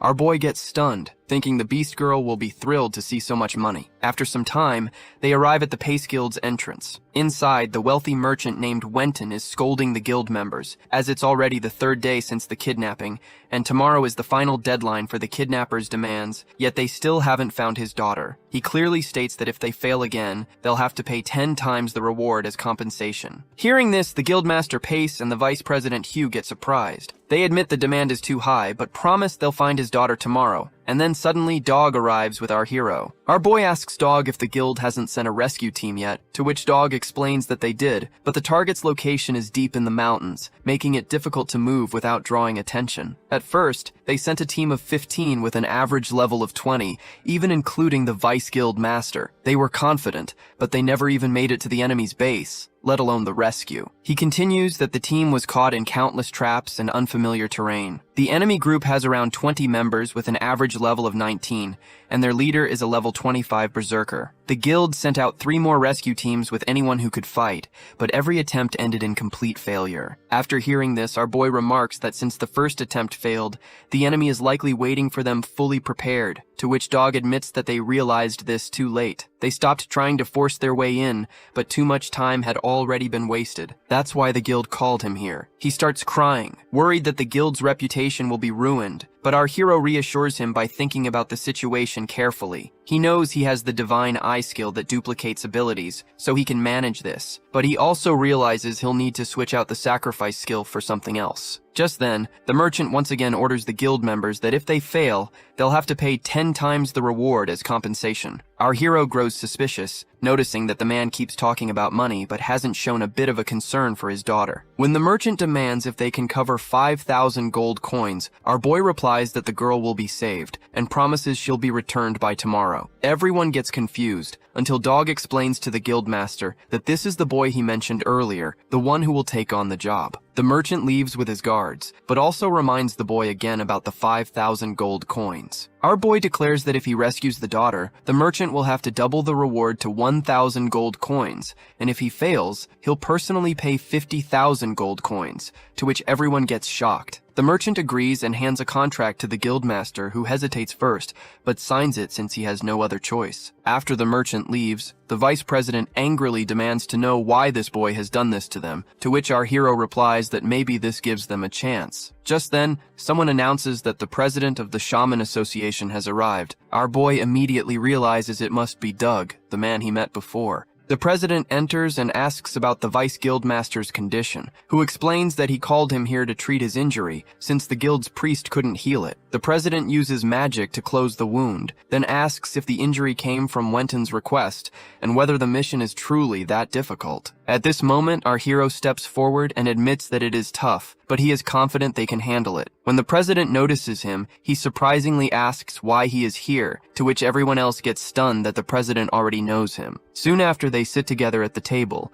where our boy reassures the president that he will do his best to complete the request. The guildmaster tells the dog that the president isn't someone who easily gets close to others, then asks who the boy really is. The dog admits he doesn't know either, but says it's clear the boy is far stronger than they imagined. The vice guildmaster then steps forward and tells the boy he'll join him on the mission since he has attempted it before, to which our boy agrees, and they both head out immediately. As they leave, the guildmaster asks the president if he truly knows who this boy is. The president explains that this boy recently passed the White Shaman exam, making him the youngest White Shaman in the north, and also the warrior who single-handedly cleared Cardiolus, to which the guildmaster gets surprised. Meanwhile, walking through town, Vice Guildmaster Hugh asks our hero about their plan, and also reassures him not to worry, since they are putting everything on the line. The boy calmly replies that preparation is important and requests him to guide him to the location, as he already knows about this area. The Vice Master tells him they already have 2 sets of medicine and basic supplies, so there's no need to buy anything else. When he asks where they should go next, the hero replies that he wants to head to the arena, to which the Vice Master feels confused but agrees. Once they arrive, the Vice Master asks another man what kind of matches are scheduled for the day, but our hero quickly clarifies that he isn't here to watch, he wants to participate, to which the Vice Master gets surprised, while the man points him toward the registration desk and explains that he just needs to pay the entry fee. As they walk, our hero thinks about using the divine selection system to shift his attributes toward those of an assassin. This mission requires stealth, someone who can move unnoticed, and eliminate the target without drawing attention. He plans to study assassins by fighting in the arena, learn their techniques, and duplicate the most suitable skills. Inside the arena, the crowd's attention is fixed on a cat-like warrior named Naruto, a level 21 shadow assassin. Across from him stands a beastman who notes that the cat guy has only 1 arm, but he moves with incredible speed. The cat guy commands him to attack, to which the beastman leaps forward, but in a flash, the cat guy uses his ambush attack skill, slipping behind the beastman and driving his dagger into his back, which causes the beastman to get defeated instantly. Actually, ambush attack is a specialized skill designed for close-range combat, allowing the user to strike a fatal blow with precision. The crowd erupts in cheers, praising the cat guy's skill and noting that he hails from the east. Our hero also feels impressed by the technique, and the Vice Master explains that facing an assassin like this would be nearly impossible, as he is a renowned Eastern assassin, famous for his speed and lethality. He holds 21 consecutive wins in the arena, and countless guilds are eager to recruit him. When our hero asks if Eastern assassins are really that powerful, the Vice Master explains that many mysterious and strong guilds exist on this continent, and the Eastern Assassin Guild is one of the most notorious. He adds that the cat-like fighter came from that guild, and rumors say he was exiled and lost his arm. At that moment, the announcer introduces our hero to the crowd, mentioning that this newcomer has 0 experience in the arena and will now face the cat guy. The audience laughs, teasing that the human boy has no chance and will likely be defeated quickly. Our hero steps forward to face the cat guy, who warns him to leave without taking a risk, but our boy tells him to attack if he wants. As the match begins, the cat guy leaps toward him, confident that he will finish the fight quickly. In response, our hero activates ultimate physique throughout his body. As the cat guy approaches, he suddenly stops in the middle, to which the crowd wonder why the assassin halted. However, the cat guy gets stunned as he realizes that the seemingly weak human is now radiating an overwhelming and powerful aura that commands attention. He realizes that this boy is no ordinary opponent, and our hero calmly asks if the cat guy has already given up on the fight. At that moment, the system notifies him that he can now replicate his opponent's skills through combat. Feeling excited, he leaps toward the cat guy, pulling out his blade from the inventory. The cat guy immediately senses the threat and knows he has to be careful. As our hero swings his blade to attack, the cat guy quickly activates his Z-step skill, moving behind him to launch a sneak attack. But our boy senses his movement and activates ultimate physique on his neck. And when the cat guy tries to stab him, the dagger doesn't even leave a scratch. The cat guy and the entire crowd get surprised, and then the system displays all of the cat guy's skills to our hero. He selects the ambush attack skill, and immediately the system enhances it into thunderous ambush attack, adapting it to our boy's weapon and attributes. At this moment, our hero leaps at the cat guy and unleashes his new skill, striking him with a thunderous attack, to which the cat guy gets defeated instantly, and the hero remarks that now he can move on to rescuing the merchant's kidnapped daughter. Outside the arena, the Vice Master is also amazed by his victory, while our hero notices his body has become even more agile, moving like an assassin with divinely enhanced speed. The Vice Master asks if he still wants to attempt the rescue at night, warning that darkness will make it harder to see, but the hero confidently assures him that he can see perfectly and orders him to lead the way. At night, the Vice Master leads him to the fortress where the merchant's daughter is being held, noting that several days have already passed and wondering how she is faring. He explains that no matter how many times they tried to rescue her, each attempt ended in failure. The terrain makes the fortress easy to defend and difficult to attack, and the enemy, knowing the area well, has set numerous traps. When the Vice Master asks about the plan and glances back, He's surprised to see that the boy is no longer behind him. At this moment, 3 guards stand at the entrance, talking among themselves about how the Pace Guild will try again tomorrow. Meanwhile, the hero is perched in a tree, analyzing the situation with his divine eye skill. The system reveals 9 large trigger-type traps and 6 automatic traps at the main entrance. He feels relieved that the divine eye has even identified the trigger points. The system then highlights the location of the automated traps behind the 3 guards. Our hero readies himself to strike. He leaps from the tree, and the face mask from his equipped set automatically activates. With swift movements, he easily navigates through the large trigger traps and realizes his next task is to take down the 3 guards one by one. He whistles to draw their attention, to which one of the guards steps forward, convinced it's just an animal making the noise, and tells the others he'll deal with it. As he searches the area, our hero seizes the chance. He pulls out the knife given to him by the Vice Master and drives it into the guard's heart using the power of his ultimate physique, to which the guard collapses instantly. Our hero then moves ahead, carefully using a rope to bypass another trap. When the other 2 guards notice their companion hasn't returned, one prepares to check, but his senior warns him to hurry, reminding him that if the boss finds them wandering too close to the traps, he'll be furious. At that moment, the senior suddenly realizes the second guard has vanished from sight. Actually, our hero has already taken him out. Before the last guard can trigger the manual traps, our boy bursts forward with his thunderous ambush attack,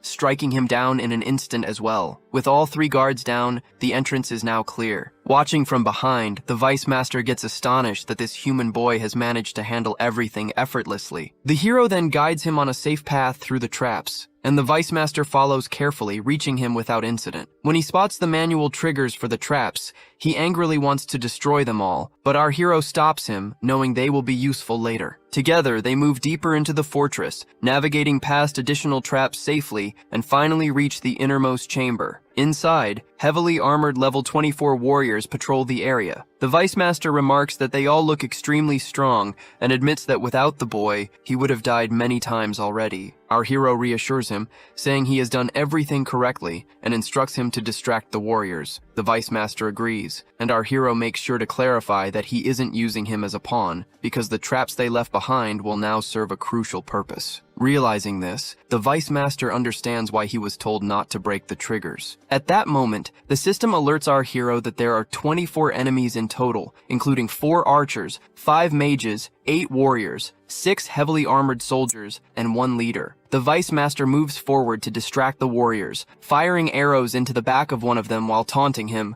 to which all the warriors leap at him to kill him, but he begins running to lure them toward the traps. Getting the opportunity, our hero moves forward, knowing he must first confirm the girl's safety. He carefully peers into one of the tents and gets surprised to see the little girl sitting with the boss, Savage Leopard, who appears to be telling her a story. At that moment, the leopard senses someone spying on them. He quickly covers the girl with a cloth and delivers a powerful kick to our hero, sending him back. The leopard glares at the intruder and asks who he is, noting that he seems to be from the Pace Guild. Our hero then demands why he is telling fairy tales to the girl if he has kidnapped her. The leopard looks surprised and comments that an assassin who bypassed the traps and silently eliminated the guards is truly impressive. The hero explains that he is here on behalf of the Pace Guild to rescue the merchant's daughter who was kidnapped by his group. He demands that the little girl be handed over without a fight, but the leopard refuses and leaps at him with a powerful kick. Our hero knows he can't waste time, as the return of his allies could complicate things. When the leopard strikes with full force,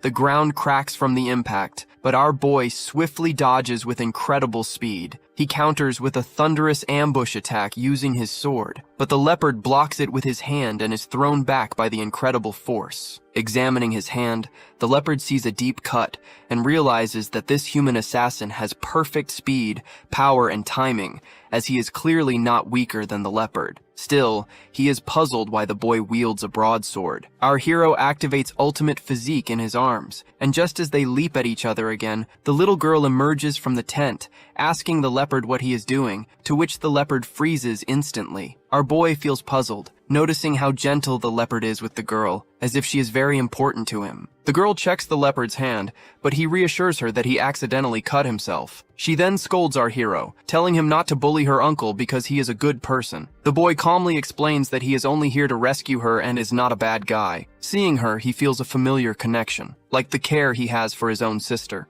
However, the girl insists that she doesn't want to be rescued and wants to stay where she is. Feeling confused, the hero asks the leopard about the matter, and the leopard tells him to come inside first, as he wants to put her to bed. Once she falls asleep, the hero comments that she is clearly attached to the leopard, and this is more than a simple kidnapping. The leopard then explains that he works for the merchant, to which our hero gets surprised and asks if that's the case, why he has kidnapped his daughter. The leopard replies that it's a scheme to extort large sums of compensation from other guilds. They were secretly hired by the merchant as low-level thugs to carry out this plan. They kidnap the girl, and the merchant creates an expensive rescue request, knowing that ordinary adventurers would hesitate to take on such a dangerous mission. Hearing all this, our boy begins to understand the full situation, but asks if it wouldn't be dangerous to return the girl safely to her parents once the compensation is collected, as if anyone discovers she is unharmed and back with her family, it could cause serious trouble. The leopard explains that the merchant actually stole the girl as a newborn and raised her for this scheme. To him, a child he has already used has no further value, and there's no reason to keep her alive. Our hero then asks why this little girl is so attached to him, to which the leopard reveals that he was the one who secretly stole her from the merchant and cared for her. Our boy asks if, now that the merchant has achieved his goal, there is any hope for the girl's future. He adds that he could easily take her and escape, but the leopard says he was homeless before that merchant took him in, and he cannot betray him now. Our hero points out that her so-called father seems completely indifferent to her, and that the leopard is the one who truly cares for her. He urges the leopard to cut ties with the merchant and run away with this little girl, as it would be best for both of them. Saying this, he moves back to exit, but the leopard comments that if he defies the merchant, he will never forgive them, and will hire as many assassins as needed to hunt them down. But our boy reassures him that he understands the pain of living while trying to protect others. He adds that if he cannot handle it alone, he will step in by himself and ensure the merchant cannot harm either of them. Afterward, our hero returns to the vice master, who gets happy to see him and tells him that he has been running in circles the whole time,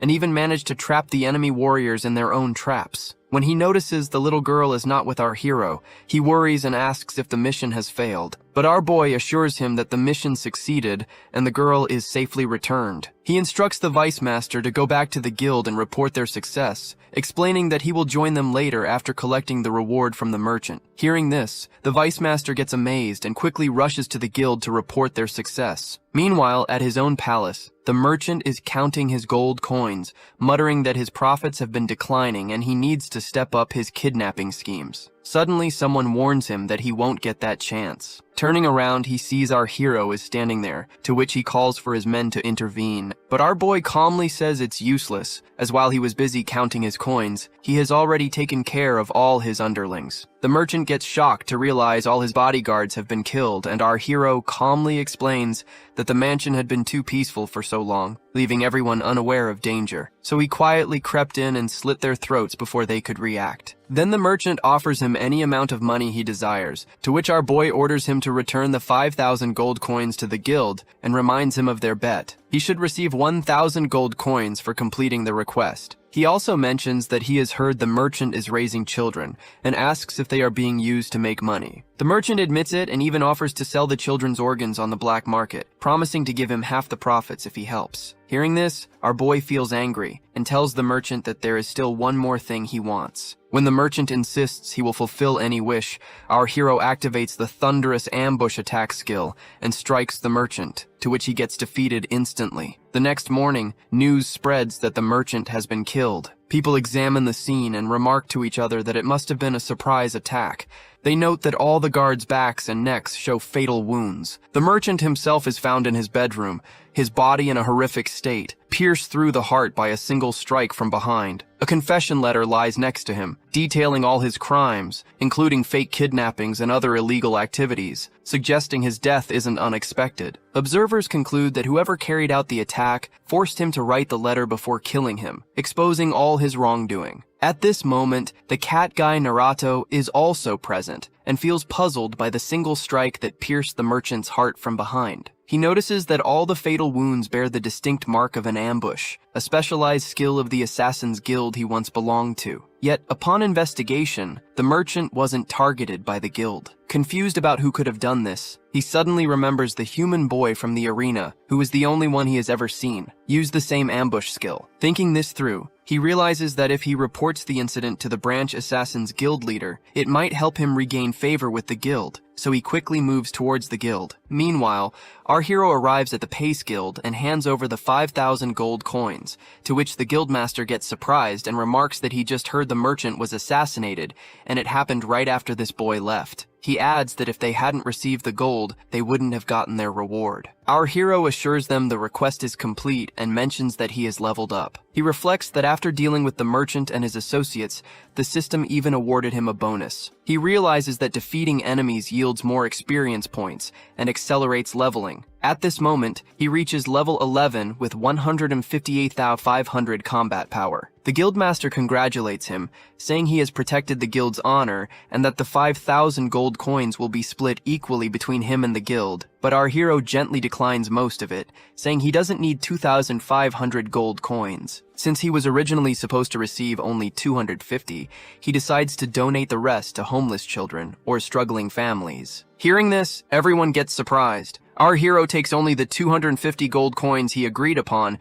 and bids farewell to the guild. As he walks away, he thinks about reaching level 11 and realizes he is just one step away from his goal, level 12. He also remembers that the beast girl Sakura should be nearby, and she will be surprised to see him now. When he reaches the Adventurers Guild, he notices a crowd gathered around. In the middle, the beast girl is facing a chubby woman who is scolding her harshly, demanding how she dared to bump into her child. The woman introduces herself as the wife of the president of the Beastman Trading Company. The beast girl remains calm and politely explains that her son accidentally bumped into her while she was simply standing there, waiting for someone. The woman grows even angrier, insisting that she is lying, while her son adds that there's no way he could have bumped into a girl like her. The guard also tells her that if she bumped into his child, she must apologize, but the beast girl refuses, saying that she will not endure insults for something she didn't do, and adds that with so many people around, there must be witnesses to what really happened. But when she looks around, she realizes no one is willing to speak up for her. At that moment, the woman slaps her and she falls to the ground,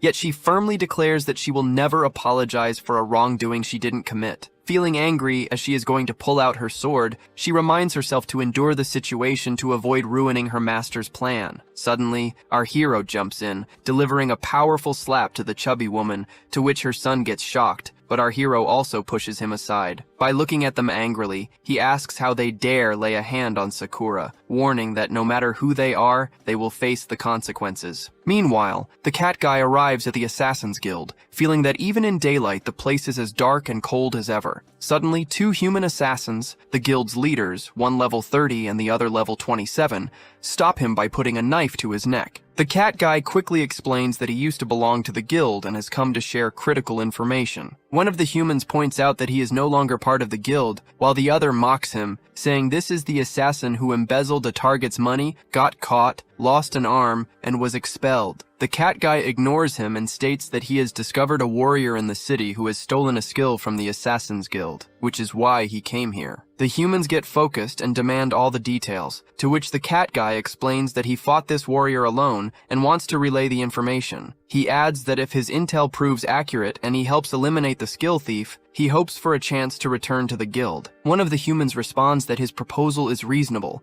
and assures him that if the information checks out, they will forward his request to the higher-ups. Meanwhile, the beast girl is completely shocked to see our hero in this gear. The guard warns him that he just struck the wife and child of the trading company president, and he won't get away with it. The chubby woman adds that she will kill both of them, and orders the guards to gather troops and arrest them immediately, or her husband will cut off funding to the city. The guard agrees, but our hero calmly responds that the woman started the fight, and he only defended himself. The woman refuses, insisting she never hit this filthy half-beast girl, and claims there is no one to testify against them. Our hero warns her that if she keeps talking, he will break every one of her teeth. The beast girl admits there really is no one to support them, and she apologizes for causing so much trouble, and explains that she had hoped someone would speak up for her, but being a half-beast, and with the woman being the president's wife, no one dared risk angering her. At that moment, the members of the Big Goats group arrive, and are delighted to see our hero there. When they comment that he just completed a major request for the Pace Guild, the chubby woman gets shocked to realize who he is. Soon after, the Pace Guild members arrive as well, and mention that they just returned from donating the money he requested. Our hero explains that he managed to leave with his team, but got caught up in some trouble along the way. Both guilds immediately respond that picking a fight with him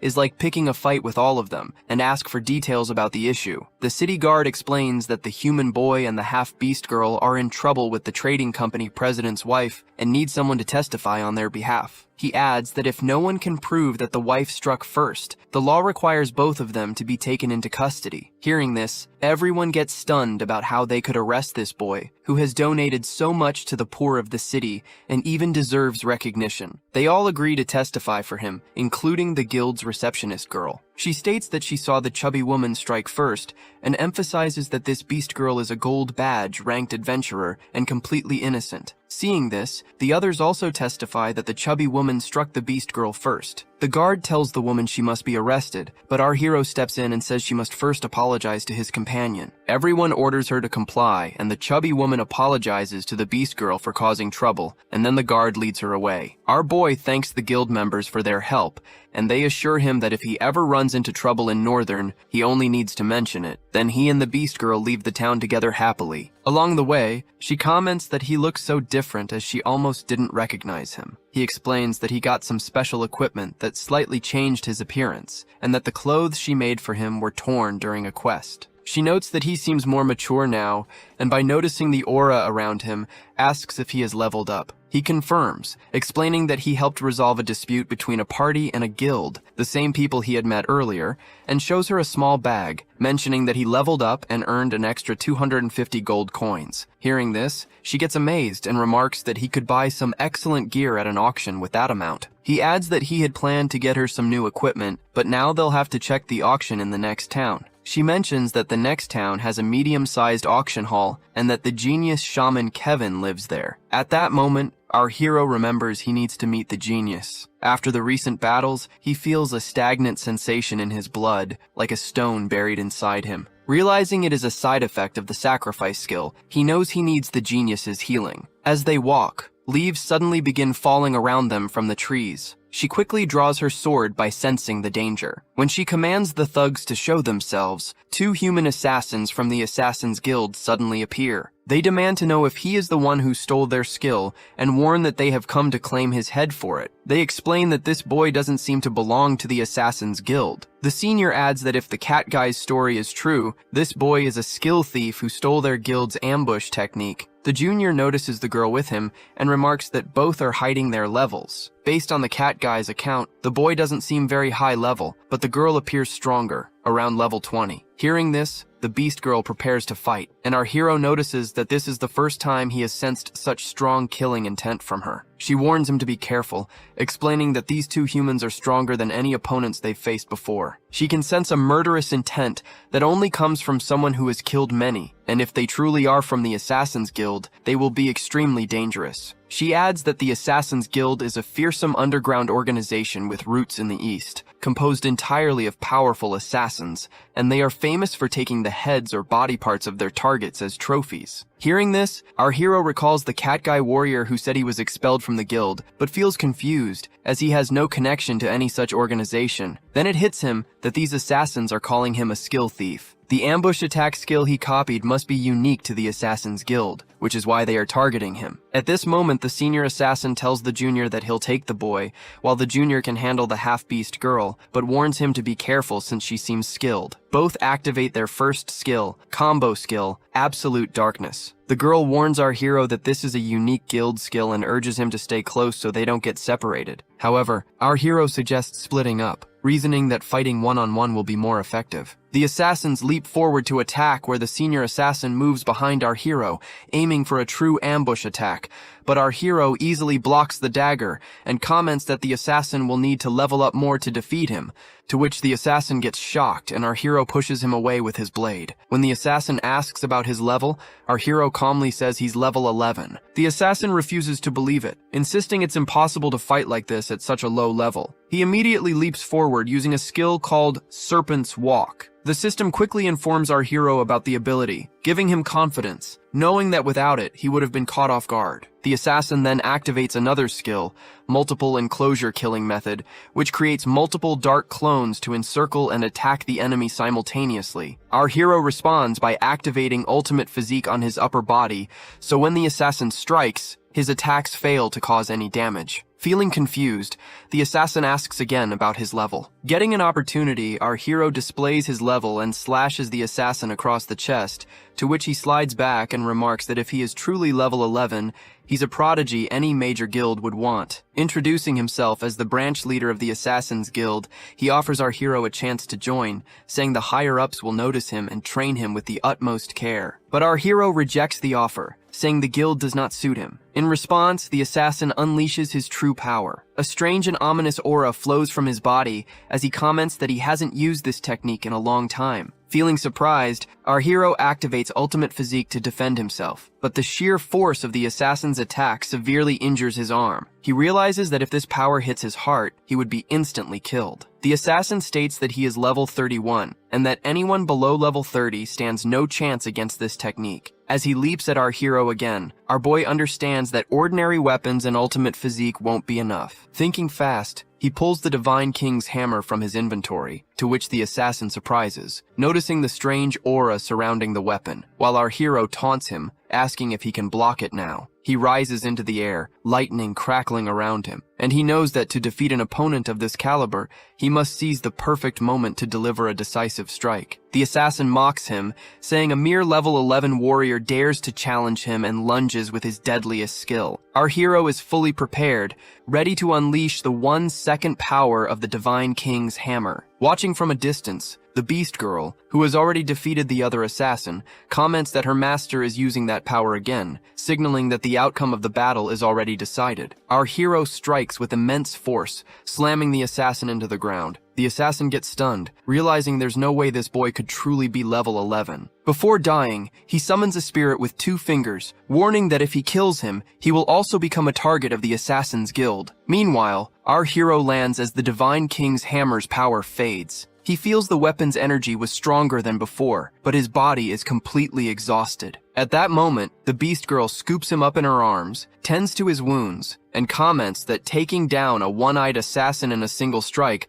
was far too much for anyone to handle. She gives him a potion and tells him the attack he used was incredibly powerful, but orders him not to rely on it too often, warning that it could cause trouble if she isn't around to support him. He explains that the opponent was exceptionally strong, which is why he had to use that power. The girl agrees, noting that the man was likely a high-ranking member of the Assassin's Guild, and says that finishing the fight quickly was a wise decision. As they talk, he realizes how long it has been since he arrived in this world. He is nearing level 12 and starts thinking that it might be time to return to his own world soon. He reflects that he needs to handle everything quickly for his sister's sake, and remembers the last time he confronted the bully girl's group to deal with those who had tormented his sister. He recalls that the bully girl's boyfriend's father is the underboss of the Blue Snake Gang, which makes the situation potentially dangerous. While he is thinking this, the Beast Girl hands him some high-grade potions that the assassins had been carrying. When he examines them, the system identifies them as A-grade experience potions, and he realizes that with these potions, he might even reach level 12 before they arrive at the genius Kevin's town. He decides that he will return to his own world once he reaches level 12, eager to see his sister Karina. Fully recovered, he and the Beast Girl continue their journey. Along the way, they face a horde of minor monsters and even run into a field boss. They also encounter a party struggling to complete a quest, so our hero joins them and almost single-handedly finishes it, leveling up to 12 with a combat power of 16,000. After completing the quest, they reach the town where the genius lives. The Beast Girl suggests they rest for the night. At the inn, the innkeeper informs them that only a premium room is available. When they ask for 2 rooms, he apologizes and explains that only 1 room remains, asking if they are adventurers heading to the refining tournament hosted by the genius Incarnio. Our hero curiously asks what the refining tournament is, to which the innkeeper looks surprised, asking if they are truly adventurers who haven't heard of it, as the tournament is well known and has been held many times. The Beast Girl then explains that it is a large-scale alchemical refining event hosted by a renowned shaman, and mentions that the tournament features competitions, exhibitions,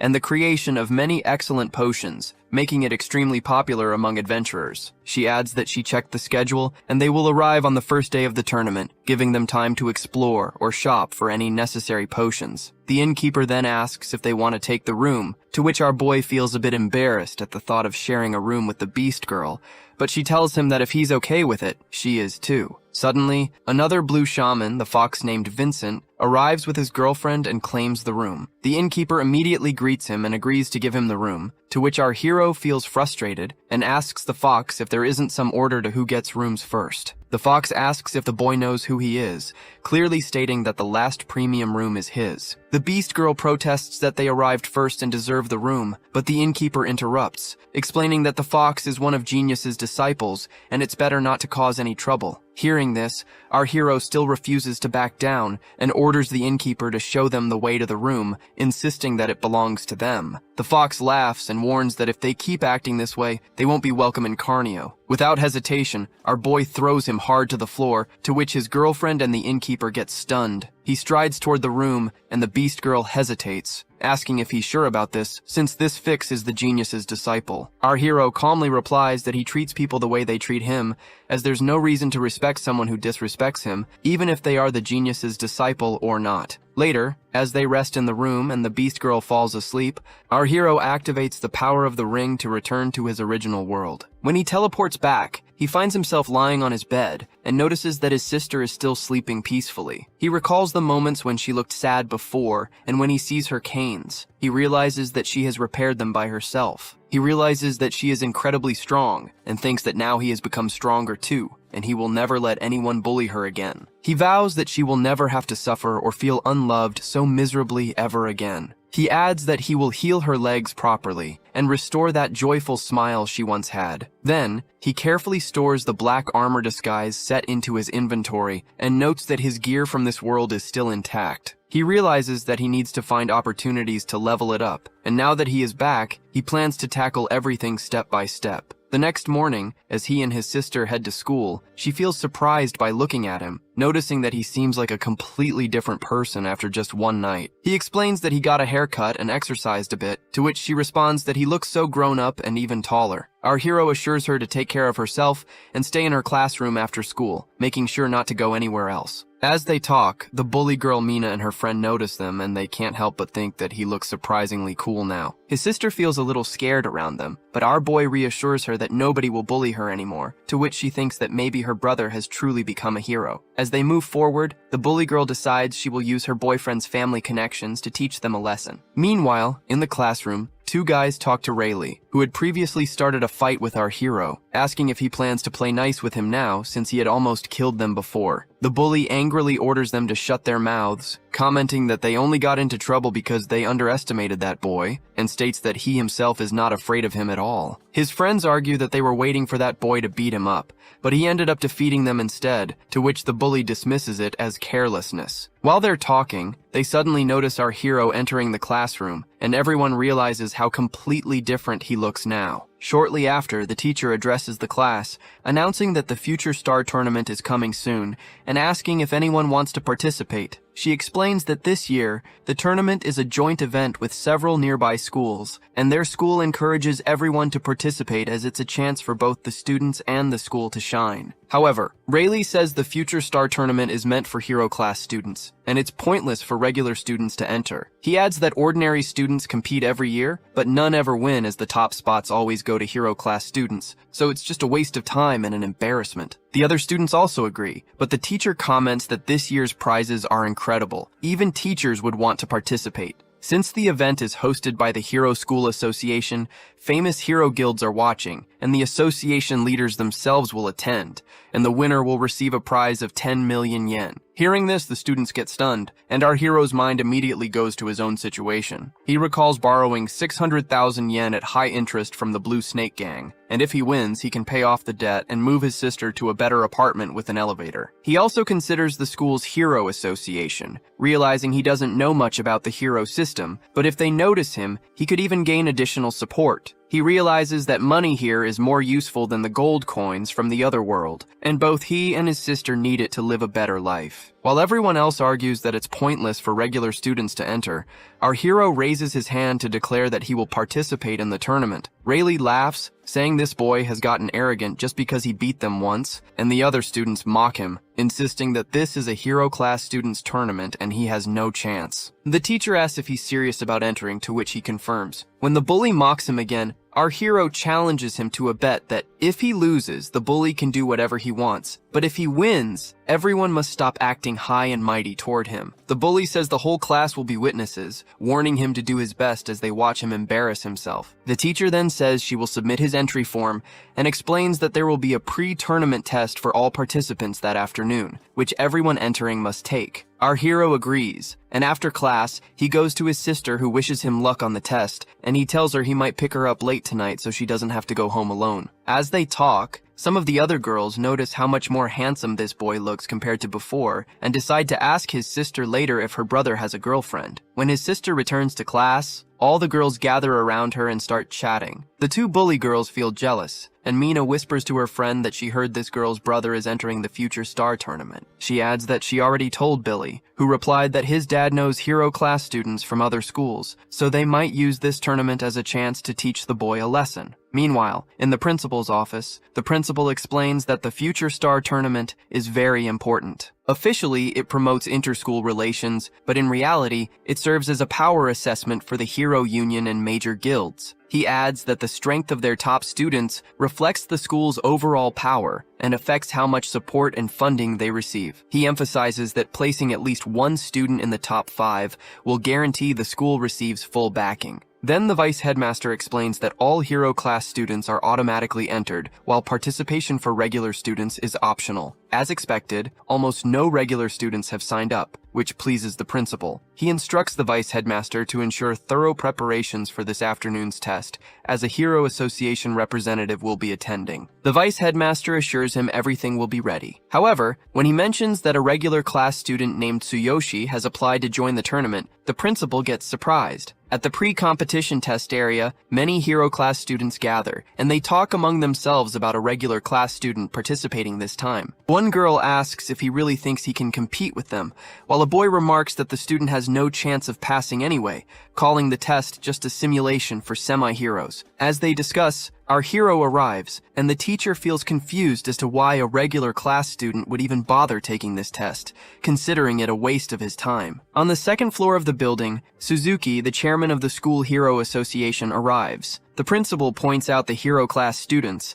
and explains that the test will begin soon, hoping the students meet expectations. He tells the chairman that he is free to watch everything from here. He also instructs the vice headmaster to start the test. The vice headmaster sends a message to the teacher, who immediately begins the simulation, reminding the students of the test contents and instructing them to form their parties and enter the simulator. He shows them 3 machines and explains that these are basic level simulators for D-class mock exams, simulating E and F grade caves. He instructs the students to form their parties according to their assigned order and mentions that results will be displayed afterward, with a passing score set at 60 or above. Our hero tells the teacher that he didn't know they had to form parties. The teacher, thinking this boy probably can't pass anyway, says it's not a problem and tells him to wait, as his test will be done last. Just him alone. Meanwhile, the parties begin entering the simulators, and the chairman observes that this inspection is designed to identify outstanding semi-heroes. He reflects that the School Hero Association exists, so the Hero Union can recruit talent before other schools or factions get the chance. He also considers that during this time, powerful guilds compete to claim promising semi-heroes, and any slack could mean losing top candidates. Inside the simulator, the semi-heroes enter a forest-like area, noticing how realistic it feels. A message pops up, prompting them to choose their class and equipment before beginning the challenge. After some time,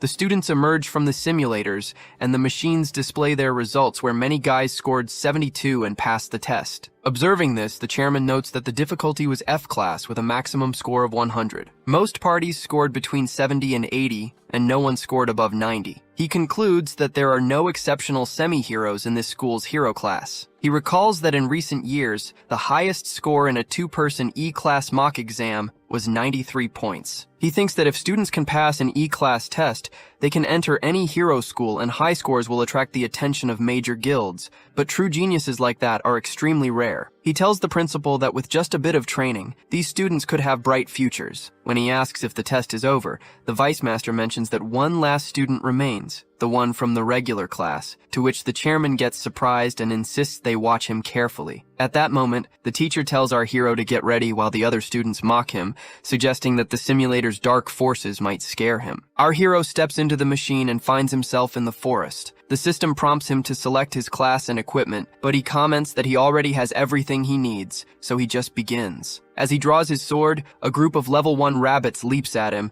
but he slices through them effortlessly. He reminds himself that his sister is waiting, so he needs to finish quickly. Within 6 minutes, he defeats the level 3 rabbit boss. The system notifies him that his abilities far exceed this test, and that he must now attempt the D-class mock exam. A new portal opens in front of him, and he steps through, noting that with his current level, there is no real difference between the D-class and F-class exams. Meanwhile, the other students grow restless, commenting that he hasn't emerged yet as maybe he is scared of the monsters. The teacher is confused that 12 minutes have passed, while the chairman remarks that the principal should reward the boy for his bravery, given how much time he has taken inside. Finally, the machine signals the end of the test. Our hero emerges and the machine announces that he has passed with a perfect score of 100 in just 12 minutes. Everyone gets shocked, and the chairman asks if this student might actually be from the hero class. The others protest, saying it must be a mistake as no ordinary student could clear 2 exams in just 12 minutes. The results even show he completed the D-class exam,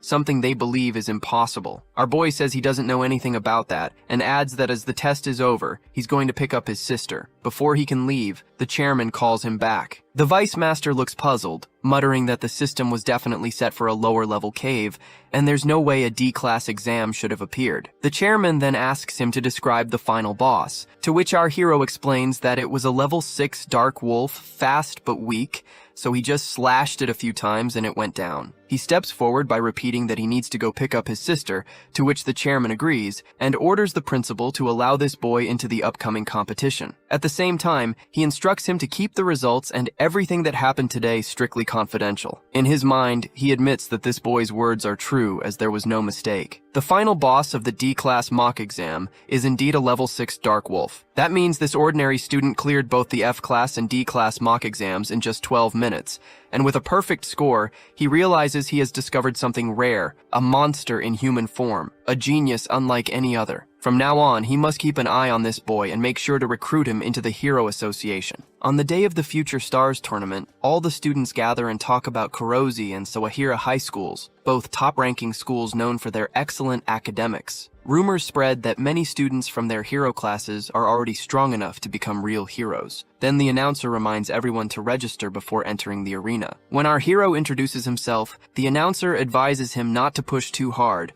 warning that the hero class students are formidable opponents. At the same time, the chairman arrives and asks the principal if all the regular class students have been registered. The vice master confirms, adding that they should already be in the arena. The chairman realizes that this means Tsuyoshi is serious about the tournament. He worries that if large guilds and factions notice that boy, they might try to recruit him. The vice master then informs the principal that representatives from major guilds and factions have also arrived. The principal orders him to ensure that all guests are properly looked after. When the vice master mentions that both Kurozi and Sawahira high schools have sent their strongest students this year, the principal gets stunned and admits that while their school will do its best, it will be nearly impossible to win against such opponents. Then the announcer calls the students to the testing area, announcing that the practical ability test will begin soon. When the hero looks at the screen, he sees the rules. Participants must use minimal movement while maximizing their power. Each strike will be measured, showing a body score and a power score, both capped at 100. He quickly understands that the scores will reveal each student's true ability, and since machines handle the evaluation, cheating is impossible. The first student from Sawahira High steps up to the punching machine,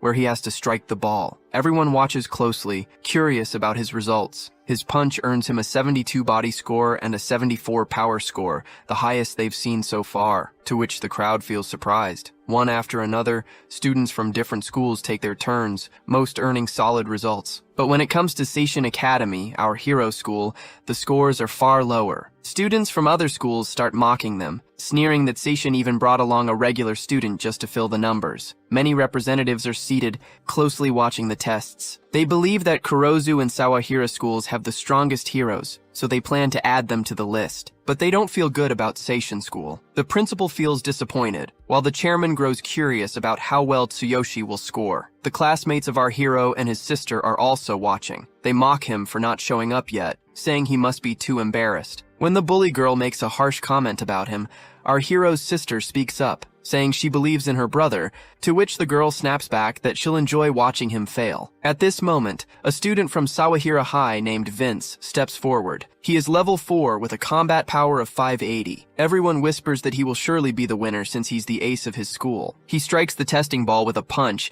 and the crowd gets shocked when the results show a body score of 86 and a power score of 90. Seeing this, the chairman thinks that this guy truly is the strongest and decides he wants to speak with him after the event. Next up is Boniface from Kurozu High School, a level 4 student with 620 combat power. When he punches the ball, his body score shows 89 and his power score 92. The others watch in amazement, saying he's on a whole different level and might be this year's winner. As the strongest contenders chat, our hero steps forward. Once again, the others mock him, but he ignores their words. He reminds himself to use the least movement possible while maximizing his strength. To do that, he decides to activate both his ultimate physique and the divine selection system. He channels the ultimate physique into just his index finger, boosting it by 600% while keeping the rest of his body completely calm. With a single strike of his finger against the ball, the entire machine shatters, and the ball shoots high into the air with incredible force, to which everyone around him gets completely shocked. The impact is so overwhelming that the machine can't even measure his score, as he may have gone beyond the limit of 100. Seeing this, our hero feels worried that this could be bad, as he might have to pay for the damage he just caused. Everyone looks confused, wondering if this boy really has such power. Some whisper that the machine must have malfunctioned, while others suggest he might have cheated. The guild representatives and students from other schools are also shocked, waiting to see what decision the school will make. The principal calls 2 men to check the machines, and meanwhile, the chairman studies the boy's hands. At first, he suspects the boy may have boosted his strength with some tool, but there are no signs of equipment or traces of cheating. Instead, he notices the boy's hands are covered in scars and hardened with calluses, unusual for someone so young. When the chairman asks about them, the boy calmly explains that he has been working part-time jobs for nearly 10 years just to survive. This revelation surprises the chairman more than anything. Soon after, the 2 inspectors report that the machine is fine and nothing was tampered with. They restore the data, confirming that the impact measured a perfect score of 100 points. Hearing this, everyone gets stunned, and some still insist that a strength capable of breaking the machine can only be the result of cheating. The principal looks troubled, unsure of what to do next, but the chairman assures him that, on behalf of the School Hero Association, he recognizes the boy's results. He personally confirms there are no signs of cheating, and declares that the boy has scored a full 100 points in both categories. Hearing this, a student from Kurozu School suddenly realizes he has never paid much attention to this boy, but now suspects he might be the one Billy asked him to target. He remembers that Billy's father is the young head of the Blue Snake Gang, a business partner of their school, so he must honor the request. At that moment, the announcer reveals the results that Tsuyoshi from Seishin High School is the winner of the round, taking first place. Our hero's sister gets amazed and can't resist mocking the 2 bully girls. This makes Mina furious, and she immediately messages her boyfriend, demanding to know why he hasn't taken action, to which her boyfriend replies that his friend from Kurozu School will handle the boy. The chairman then adds that our hero is the only student from Seishin High School to reach the top 10. He explains that the top 3 students will earn 10, 5, and 3 points, while the rest of the top 10 will each receive 1 point. The announcer calls out to all students, telling them to form parties for the next round. The second match is a team competition, a destruction race where groups will enter a mock dungeon and try to defeat as many darkness creatures as they can within 10 minutes. Excitement spreads through the crowd as everyone prepares. A teacher reminds our hero that according to the rules, he needs at least 3 members to form a team, otherwise he cannot take part in this round. Our boy decides it's fine to sit out since Seishin School is already in first place with 10 points. Meanwhile, the student from Kurozu School rallies his teammates, boasting that they have done this kind of training many times before. He claims they are the strongest team in their school, specially prepared for this exact situation, and that they will surely take the top spot. At the same time, the team from Sawahara School also gathers, determined to give their best. The Seishin School students form their own party as well, though they admit the other schools look powerful. They agree that their goal is to earn as many points as possible and secure a place in the top 10. With all preparations complete, the announcer signals the start of the match and orders the students to enter the simulator machine. Seeing our hero standing alone without a team, the bully and the others laugh, saying no one wants to partner with him. But our boy calmly thinks about how the ultimate star will be decided by the highest overall score, and that the player with the best performance in any match will also earn the title of MVP. Deciding to take it easy for this round, he sets his goal on becoming the MVP. If he can achieve high scores in the individual matches, the 10 million yen prize will be his. All the schools enter the machines and give their best. Sawahara School manages to defeat 48 creatures, while Kurozu School's team goes even further, slaying 62 monsters. The crowd is impressed, though the chairman thinks he had hoped to see Tsuyoshi shine. But in a team competition, he can't stand out as much. Then, the students from Seishin School emerge from the simulator after defeating 33 monsters in just 6 minutes, as one of them is injured. When they compare their results to the other schools, they get shocked to see they are behind. They quickly ask the organizers if they can continue, explaining that while one teammate is hurt, the remaining 2 are still able to fight. However, the organizer tells them that they cannot continue unless they have at least 3 members. Feeling discouraged, they suddenly notice Tsuyoshi standing quietly in the corner. They quickly ask him to join their team, needing only one more person, to which our hero agrees, and together they re-enter the simulator. With only 3 minutes left, the 2 teammates rush forward, attacking monsters as fast as they can. They tell our boy to help if he's able,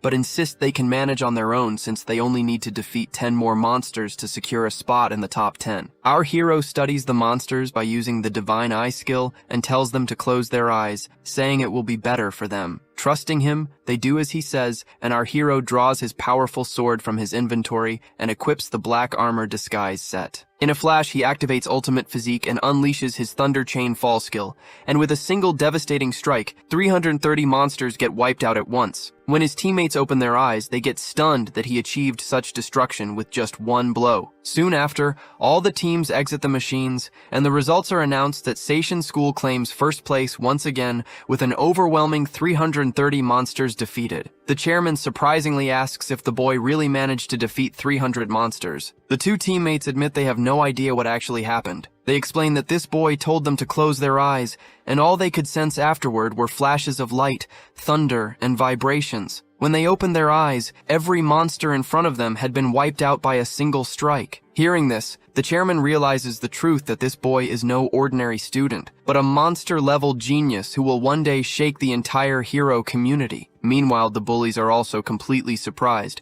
unable to understand how the boy has taken first place again. Some of the students also claim that Seishin School must have tampered with the machines to secure victory. At that moment, a group of judges from an external school union approaches the principal. They explain that the record looks highly suspicious and request permission to examine the data. Confident that nothing dishonest has happened, the principal allows them to proceed. After reviewing everything carefully, the judges get confused as the data shows no sign of tampering or forced adjustments, which proves there was no cheating involved. The principal insists that Seishin School always competes fairly, yet he still struggles to understand how a 3-person team managed to score so high. At that moment, our hero steps forward and calmly suggests that if Seishin fails to take first place in any of the upcoming matches, the judges can treat their earlier result as cheating. But if they continue winning every event, then there should be no doubts or complaints. Hearing this, a student from Sawahara School remarks to his teammates that he originally thought the fight for first place would be between their schools. But now, after passing the hero test, they have been completely overshadowed. Even so, he admits that facing someone this confident is strangely exciting. The judges accept our hero's proposal,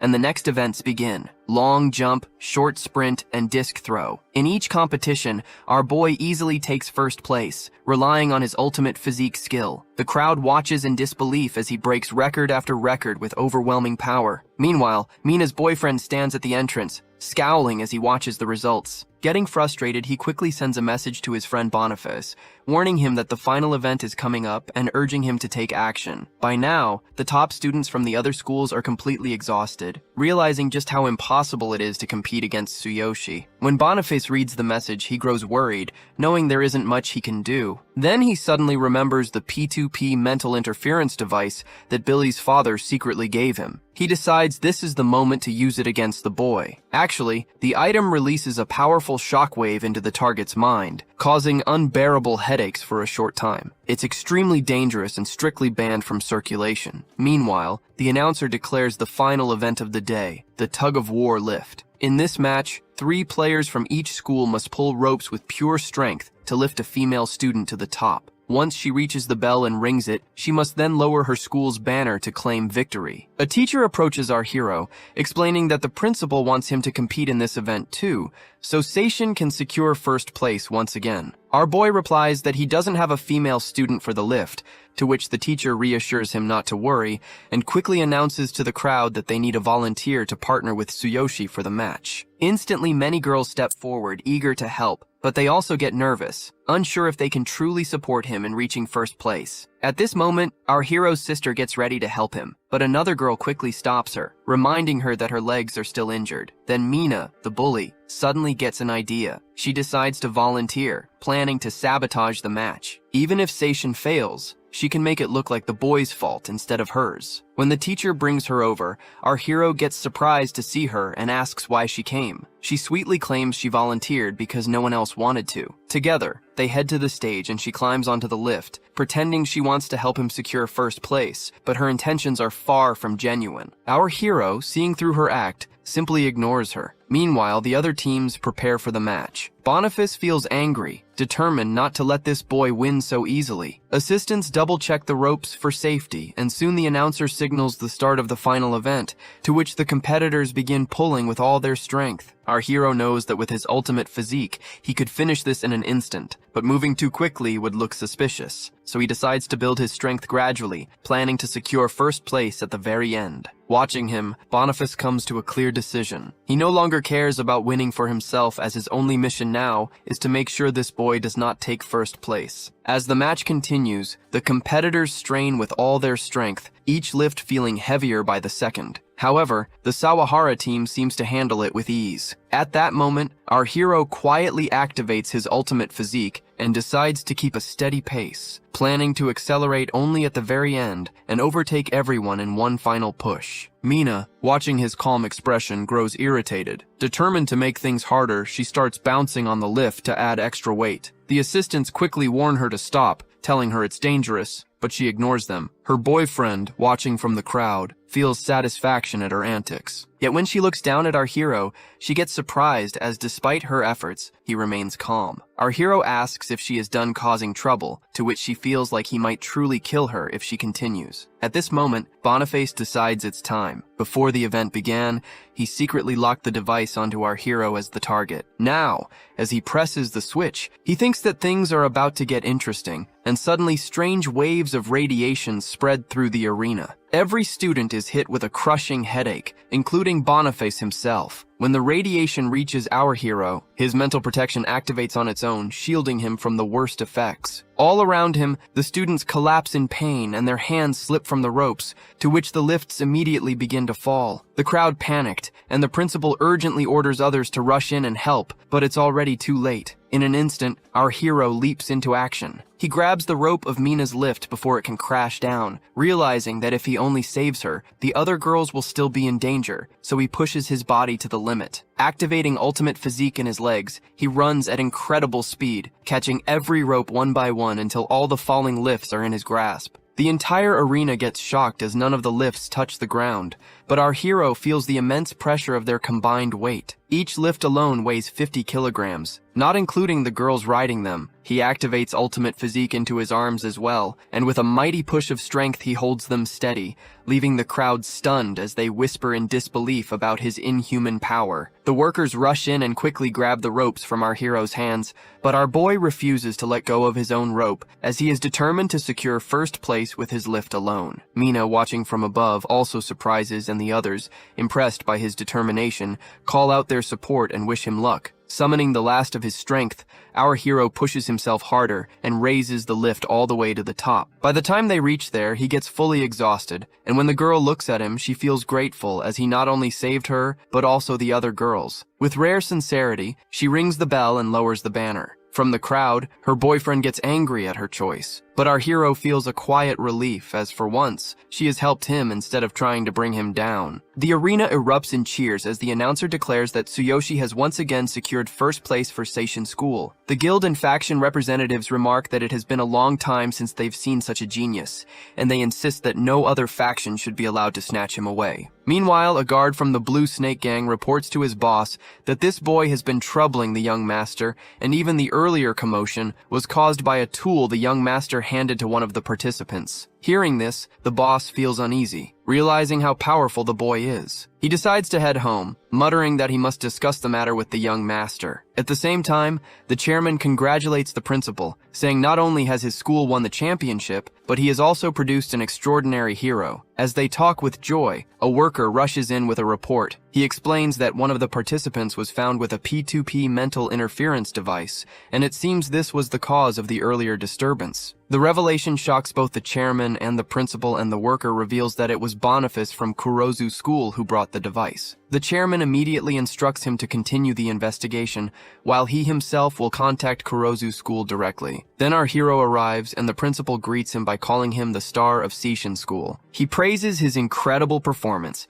and declares that from now on, the school will cover all tuition fees and expenses for him and his sister. Our boy politely thanks him, but insists he doesn't need any special treatment. The chairman then invites him to join the elite hero team. He explains that there has never been a case of a high schooler joining before, but he has the talent and qualifications to make history. As the future star champion, he will also receive prize money and a private unit in the #1 hero mansion. Hearing this, our boy gets amazed that he has even been granted a mansion. Meanwhile, Mina is walking away when her boyfriend suddenly drags her to a secret spot and angrily demands to know why she helped that boy when she was supposed to bring him down. She tells him that the boy saved her and everyone else, and without him, she would likely be lying in a hospital bed. Her boyfriend snaps at her again with disrespectful words, but she pushes him back and orders him to stay away from her, to which he raises his hand to slap her. But then suddenly our hero arrives there and grabs the guy's hand, saying he didn't want to get involved. But now that he knows the truth, he has no choice. He slams the bully to the ground and demands if he realizes what he was about to do, as it was a matter of life and death. The bully comments that he is the son of the young head of the Blue Snake Gang, but our hero responds with a hard punch to his face, sending him back. Taking the chance, the bully quickly runs away. At that moment, Mina's friend comes there and gets shocked to see our hero there. Our boy turns to Mina and tells her that even though she helped him in the final event, she shouldn't expect his thanks, as he still hasn't forgiven her for what she did to his sister. As he walks away, she calls out to him, and by kneeling down, she apologizes for all the sins she has done. She tells her friend to apologize as well, but our hero says that even if they apologize, it doesn't erase the fact that they bullied his sister and caused her injury. He asks if cutting them and then apologizing would heal their wounds, which makes the girl feel guilty. After that, he tells them to stand up, saying he has heard their apology. He then heads to the locker room to change his clothes, thinking that now he can go home with his sister. In his mind, he's already looking forward to tomorrow, when they'll finally have the prize money and the mansion. He imagines the mansion having an elevator, something his sister would surely love. Just then, the door bursts open, and Rayleigh enters with his allies. Our hero wonders if they're here to fight again, but instead, the guy and the others kneel before him and apologize for treating him like a lackey all this time. Feeling surprised, our hero realizes that today, everyone is apologizing to him. Outside the school gate, everyone walks alongside him with respect, admiring how incredible he is. His sister, watching the scene, proudly remarks that her brother is really popular. Suddenly, Mina rushes over and warns him to run because Billy is coming with his gang. At that moment, Billy pushes her aside and glares at him, declaring that without his father, he now has plenty of allies to rely on. Seeing this, Rayleigh grows worried and asks our hero if he truly has such a powerful enemy. Still, he quickly adds that since he respects Tsuyoshi, he is willing to stand by his side in this fight. But our boy tells him not to get involved. Instead, he asks him to watch over his sister while he handles everything himself. Deciding there is no reason to keep hiding his true identity, he declares that he is a hero and suddenly transforms into his hero form. The bullies get shocked, but Billy shouts at them, promising double payment if they fight. A few of his men charge forward, but our hero swipes them away effortlessly. The bully orders all of his allies to attack at once. One of them strikes our boy with an iron rod, but to everyone's shock, the rod bends while our hero remains completely unharmed. He responds with a powerful punch that sends the attacker crashing into Billy, to which everyone gets stunned. As more bullies gather, he realizes their numbers are growing. He grabs an iron rod himself and summons the lightning strikes from the sky. On top of the building, two men watch the scene. They are heroes as well, and the older one, Dane from the Final Glory Guild, remarks that this boy must be the most gifted D-rank hero they've ever seen, and they should recruit him into their guild. The second man, Sandor from the Dragon Keeper faction, says their faction has not fought over talent in a long time, but this time they will not back down. He adds that during this boy's awakening test, there was a strange data anomaly, as the entire area suffered a blackout, proof that his talent is far beyond ordinary. The old man remarks that this boy has already made waves this year by winning the Future Star event, and even now preventing a major accident. He adds that with the Supernova tournament approaching, this is exactly the kind of talent everyone is looking for. He explains that this year's tournament will be more intense than ever, with rankings directly tied to resource distribution, and even the Hero Alliance is sending their strongest rookies. In other words, every guild and faction with Supernova eligibility is desperately searching for promising talents. Satisfied that they have confirmed the boy's abilities, the old man casts his magic and disappears. The other man comments that he will make sure to meet this boy personally, then flies off as well by using his wings. Meanwhile, when the lightning attack crashes into the bullies, they feel much pain and collapse to the ground. Our hero steps toward Billy, who is trembling in fear. He firmly orders him to leave immediately and never show his face here again, to which the bully agrees and runs away. Turning back, our boy thanks Mina for her help, and the other guys insist that he should team up with them, saying they would be unstoppable together. But our hero tells them to head home for now. After that, he walks home with his sister, who says he has gotten so strong that even his classmates are jealous. He tells her that since their team won, the school's Hero Association president is rewarding them with a bonus of 10 million yen and even an apartment. She gets shocked to hear this, and he adds that if the apartment has an elevator, she won't have to struggle with the stairs every day. She thanks him for always thinking about her, but he simply says that she's his sister, and taking care of her is his responsibility. As they continue talking, the chairman suddenly appears and comments that he wanted to meet him sooner and also discuss the upcoming Supernova tournament. He takes the chairman to his home and offers him tea. When the chairman asks if he lives here with his sister, our boy explains that ever since their parents passed away, it has just been the two of them. He mentions how the stairs are always difficult for his sister because of her legs, then asks if the new mansion has an elevator. The chairman confirms and even suggests they can move in right away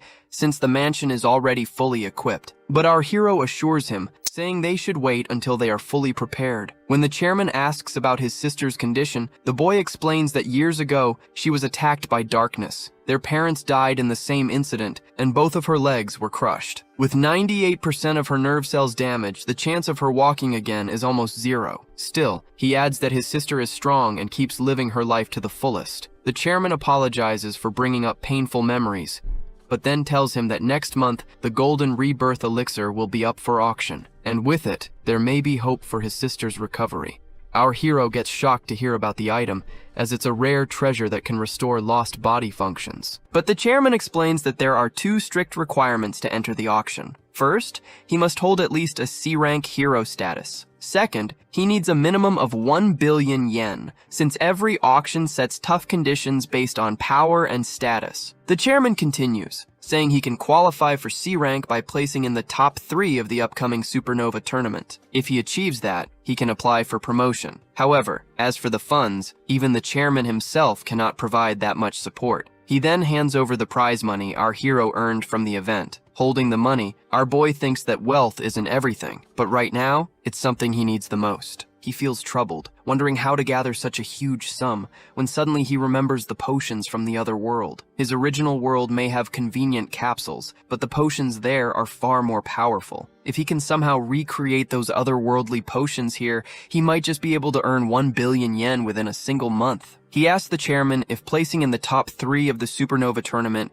would allow him to apply for C-rank hero status. The chairman confirms and explains that the Supernova tournament is a major event for rising C-rank and D-class heroes. It draws a lot of attention, with guilds and factions, including their own hero alliance, sending their most talented newcomers. He adds that strong performances also increase influence in the distribution of dungeon resources. Hearing this, our boy immediately requests permission to join, but the chairman warns that it is dangerous, since it is not a simple school competition. But the boy doesn't hesitate. He just asks where to register, declaring he is ready for anything. The chairman directs him to the Hero Alliance headquarters, and when they arrive, the boy looks around in amazement and asks why the chairman brought him here. The chairman replies that it is a matter of mutual benefit. As the head of the school's Hero Association, he is under pressure to deliver results. He explains that it has been a year since they discovered any truly promising talent. Meanwhile, powerful factions and guilds outside offer exceptional treatment to young heroes,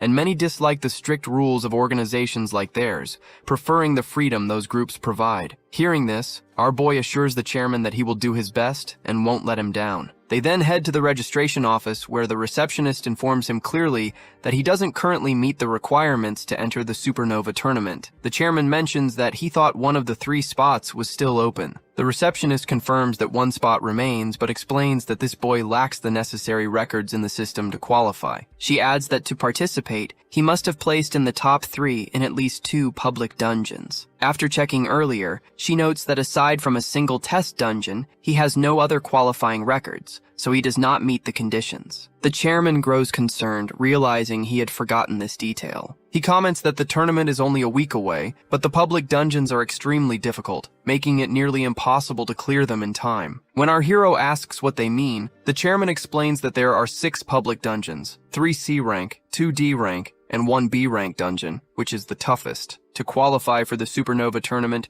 he and his party must secure a top 3 placement in any 2 of these public dungeons. He adds that there isn't much time left, since forming a party also takes time, so participation seems impossible. But the boy confidently assures him that he will secure a top 3 placement in at least 2 public dungeons before the tournament. The receptionist calls him a fool, insisting it's impossible. The boy simply leaves, telling her to keep that last spot open for him, as she'll see soon enough whether he's a fool or not. At that moment, he receives a system notification that the Boundless Passage has activated. Feeling pleased, he decides to head to the other world to collect the formulas and level up to 15 before returning. When he teleports, he finds himself in bed next to the Beast Girl. He thinks to himself that he will conquer all 6 dungeons on his own. Suddenly, the system warns him that he cannot stay in the other world for more than 3 days. Exceeding that limit will make it permanently impossible to return to his original world. He calculates that he has 72 hours, realizing that going from level 12 to 15 in that time will be tough, but he knows he has to make it work. The next morning, when the Beast Girl wakes up, he tells her that things are about to get busy. She agrees and says she'll start preparing for departure immediately. After that, they walk through the bustling town, and he comments on how lively it is as always. She mentions that recently, the genius Kevin has been hosting a refining tournament with extravagant prizes, attracting young shamans and adventurers seeking rare medicine. When he asks about the prizes, she explains that 3rd place receives a basic potion formula, 2nd place comes with an apprenticeship, a normal potion formula, and a level-up potion formula, while 1st place grants becoming the genius's direct disciple, 1 basic potion formula, and 2 level-up potion formulas. She adds that a single basic potion formula can sell for 300 gold coins. He realizes that if he can collect enough formulas, he could easily make 10 billion yen back in his original world. He tells her he will enter the refining tournament and aim for 1st place, since he can't just shamelessly beg the genius for the formulas. He leads her forward to register, and she thinks that their plans might be delayed once again. When they reach the entrance, the same cat girl Foolin, who once competed with our hero in the potion-making contest, blocks his way. She asks what he's doing here, and our hero ignores her, which makes her even angrier. She reminds him that she was the one who stood by him during the shaman exam and lost 1st place because of him. He calmly assures her and asks where he should register for the refining tournament. She warns him that this tournament is different from the exam, mentioning that even her senior, a talented blue shaman, is participating this time. Our hero ignores her warnings and steps forward with the beast girl to register, leaving the cat girl feeling frustrated. At that moment, the fox beastman Vincent appears and immediately gets angry at our hero. The cat girl explains that this fox is her senior, who then calls over some allies, preparing to attack our hero. The cat girl pleads with him to stop, insisting that this human isn't a villain. But the fox orders her to stay silent and says she disappointed their master during the examination and now takes this human's side, so he intends to deal with both of them together. Seeing the situation escalate, our hero also prepares himself for a fight. He tells the beast girl to stay out of the fight, warning her that she'll only get her hands dirty facing someone like this. As he pulls his weapon from the system, another figure appears, Gillette, a pig beastman and a level 18 berserker. He comments that the fox's enemies are his enemies too, so he's joining the fight. The fox agrees, giving him permission and even joking that he can do whatever he wants with the half-beast girl. But the pig says that he isn't interested in her, but finds the little cat girl amusing to mess with. The cat girl protests that she'll report this to their master, but the fox assures her he'll handle the master later. The pig beastman lunges at them, and our hero reassures the girl that he won't let them escape. He leaps forward as well, striking the pig with a powerful blow from his sword. The pig beastman immediately feels the overwhelming force,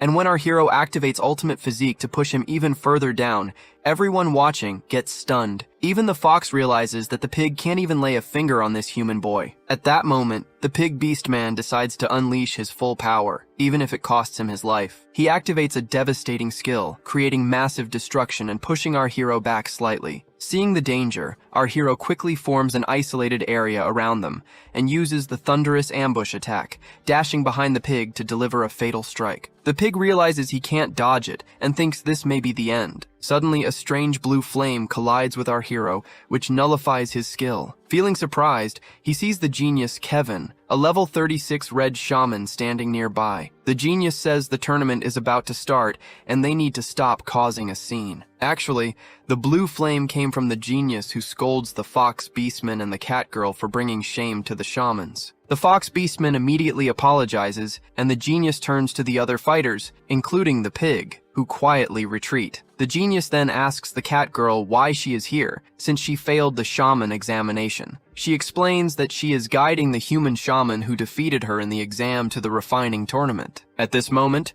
our hero hands the genius the recommendation letter and explains that he came with a recommendation from President Doug. He heard about the refining tournament and thought he'd give it a try. The genius reads the letter and immediately notices that this boy has lingering issues with his body. He comments that since his respected senior Doug recommended him, he will handle him with care. He tells our hero to follow him and orders the fox beastman to prepare the tournament materials. Our hero then notices the beast girl isn't showing up, and the genius points out that the letter mentions the boy was afflicted by darkness and uses forbidden elixirs to manage the symptoms. He asks if he has been refining some special potion to maintain both his mental and physical strength under these conditions. Our hero explains that his body might have been naturally resilient, or maybe he was just lucky not to be fully consumed before taking on the challenge. When he adds that he ventured into the dark area alone, the genius gets surprised. He continues, saying he is a warrior, but at that time he had a request from President Doug. Since the shaman examination was happening, he decided to give it a try. The genius becomes even more stunned, realizing the boy defeated the cat girl so easily. He asks how much the boy has studied potion refining and who his mentor is. Our hero replies that he has no mentor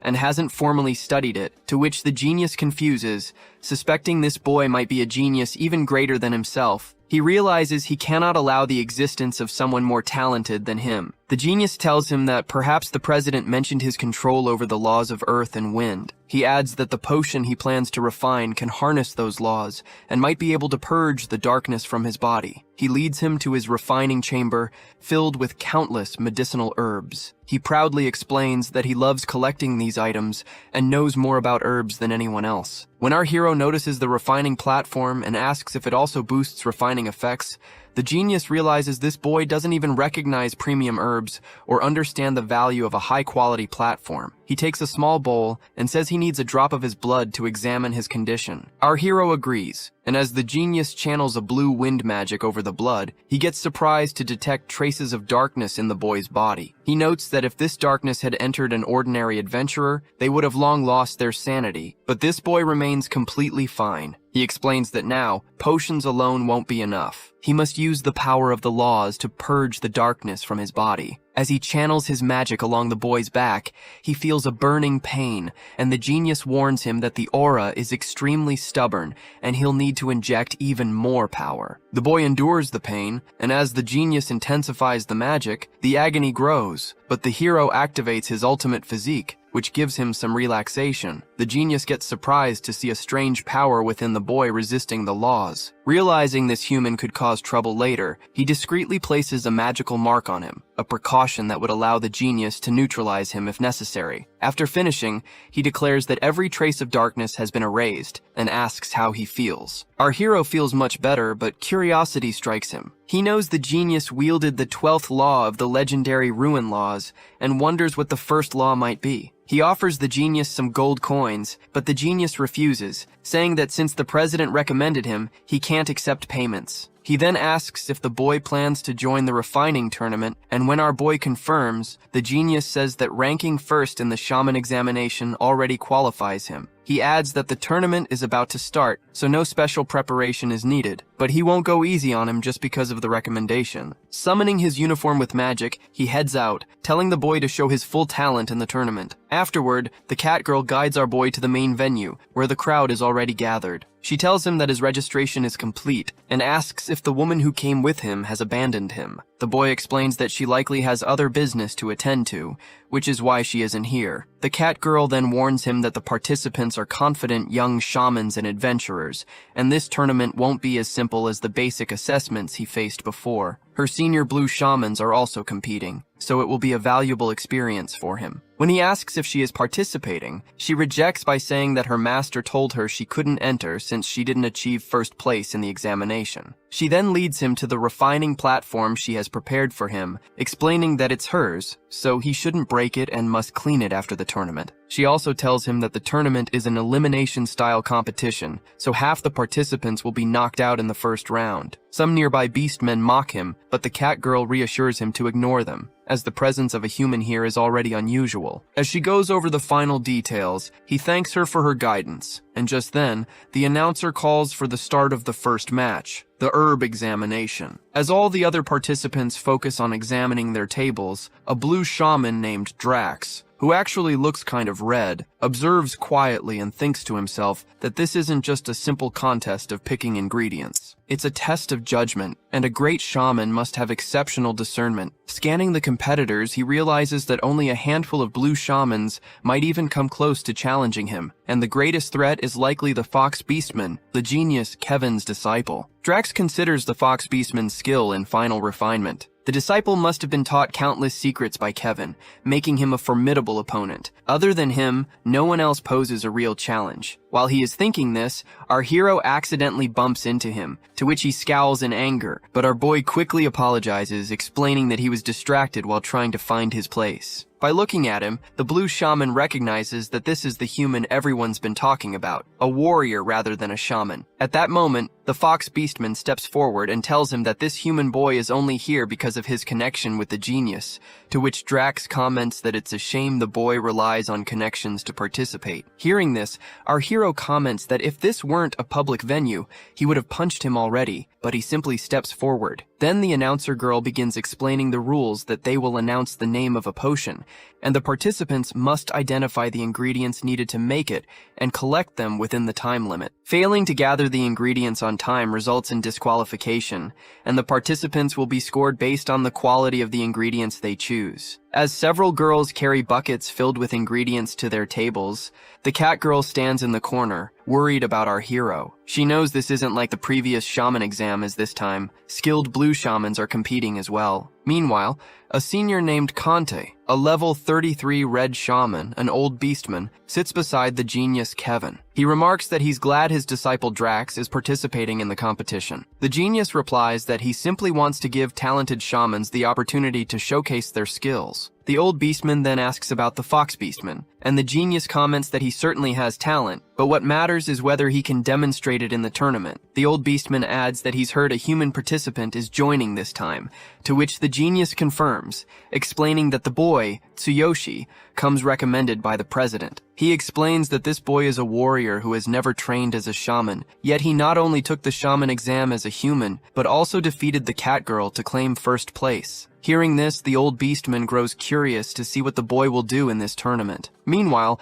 our hero studies the buckets and realizes that half of the participants will be eliminated in the first round, which is the ingredient picking stage. He notes that each potion requires multiple ingredients, so he must select the right ones from several buckets. Rushing to grab random items or wasting time searching will mean disqualification. Thinking this through, he decides it's the perfect moment to use his skill, the Divine Eye. The announcer girl reveals the first potion, the beginner cooling potion. Participants rush to the buckets to collect ingredients, but our hero activates his Divine Eye, instantly identifying the 3 required items: fire spirit grass, wood core, and withered vine. He also notices the crowd around the buckets, realizing it will be difficult to grab the ingredients, and sees that the fox beastman and Drax have already collected theirs with ease. He decides to demonstrate the strength of a warrior, so he activates his thunderous ambush attack skill, plunging the surroundings into darkness. The other participants are stunned by the sudden display, and our hero quickly moves in front of a participant picking ingredients from a bucket. Canceling the ambush attack,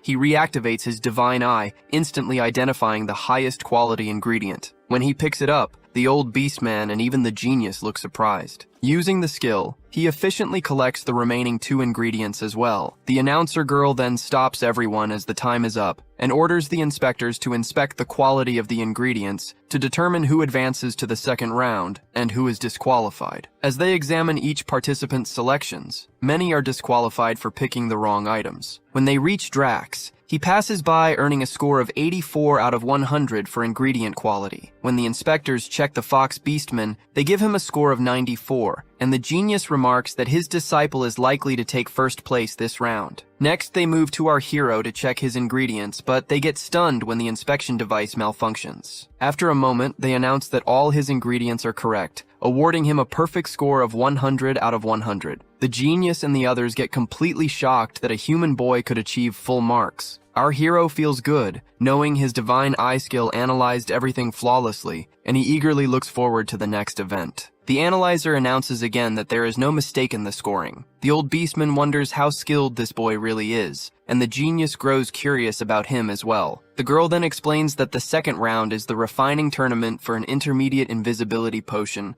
and orders all participants back to their platforms. At that moment, the cat girl approaches the boy and explains that this round tests a shaman's most important skills and qualities. She asks where his staff is for refining the potion, and he admits he forgot it. Feeling angry, she quickly hands him her own staff, and he thanks her for the help. The announcer then states that they have only 30 minutes to crush the ingredients and complete the potion in a single attempt. All participants look worried, knowing the time is tight. The old beastman worries, but the genius remarks that anyone aiming to win a refining tournament should be able to handle this, and he becomes even more curious about how the human boy will manage. The girls hand out the ingredients and the competition begins. Some participants rush angrily and end up ruining their own ingredients. Watching this, Drax mutters that even shamans can be idiots, but he and the fox beastman start carefully. Drax knows that crushing the ingredients means grinding them into powder using one's own mana, and the stronger and more precise the mana control, the finer the result. Observing the fox beastman, he realizes that his mana must be over 1,000, while Drax's own mana is only 880. The old beastman is impressed and comments that the genius must have hidden some of his talent,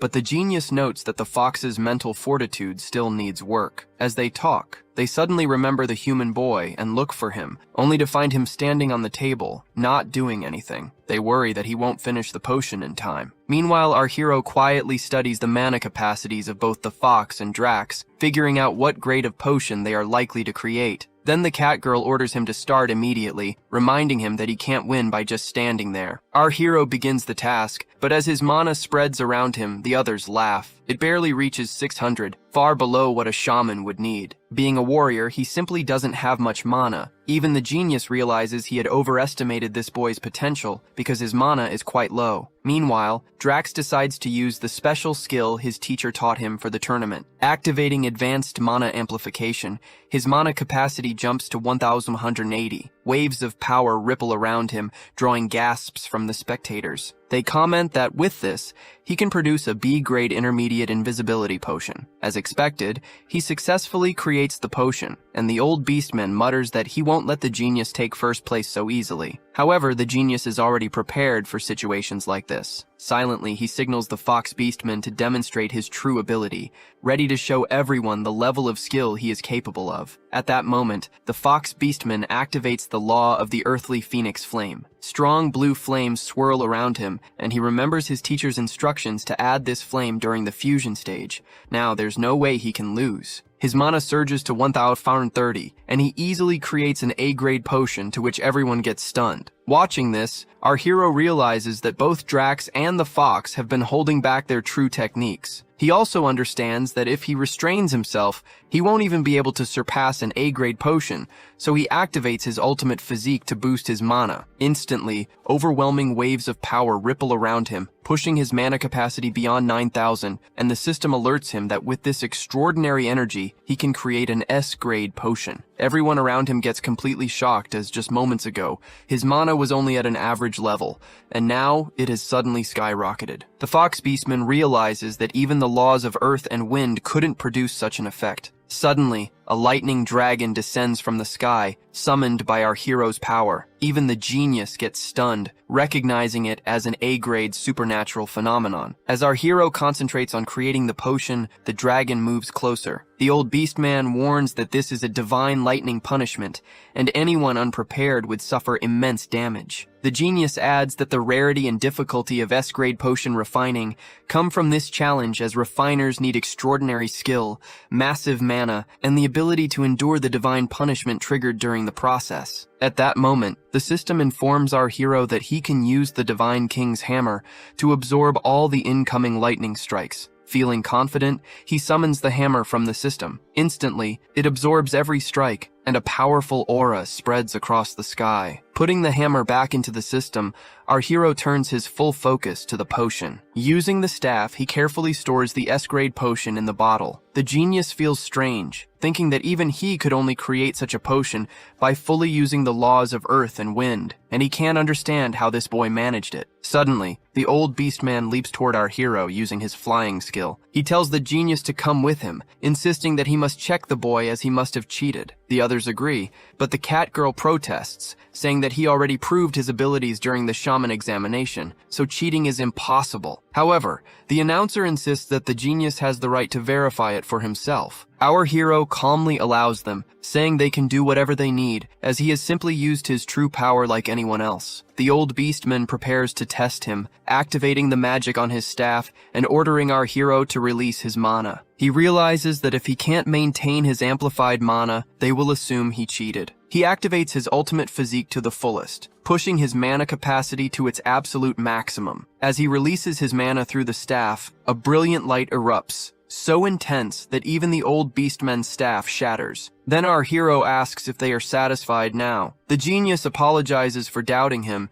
and admits he has never seen anyone with such ability before. Turning to the old beastman, he declares that there is no need to question the boy's performance, as the S-grade potion he created is more than enough to make him the tournament's winner. He addresses the other participants, saying that if anyone has objections, they can bring them directly to the boy. Everyone agrees with the genius's decision, who officially announces the boy as the champion. The cat girl gets amazed, realizing he has done something extraordinary. Yet the genius feels a surge of jealousy, thinking to himself that he will use all his connections and power to ensure this boy cannot leave the city alive. After the tournament, the cat girl hands our hero a box, saying it's the prize for winning. When he opens it, the system informs him that it contains formulas for 3 potions: a basic potion, a level-up potion, and an advanced potion. Feeling excited, he realizes that with these formulas, he could make a fortune in his original world, and even cover the 1 billion yen entrance fee for the auction on his own. The cat girl then asks if he is sure about turning down the chance to become the genius's disciple. She points out that with his talent and mana capacity,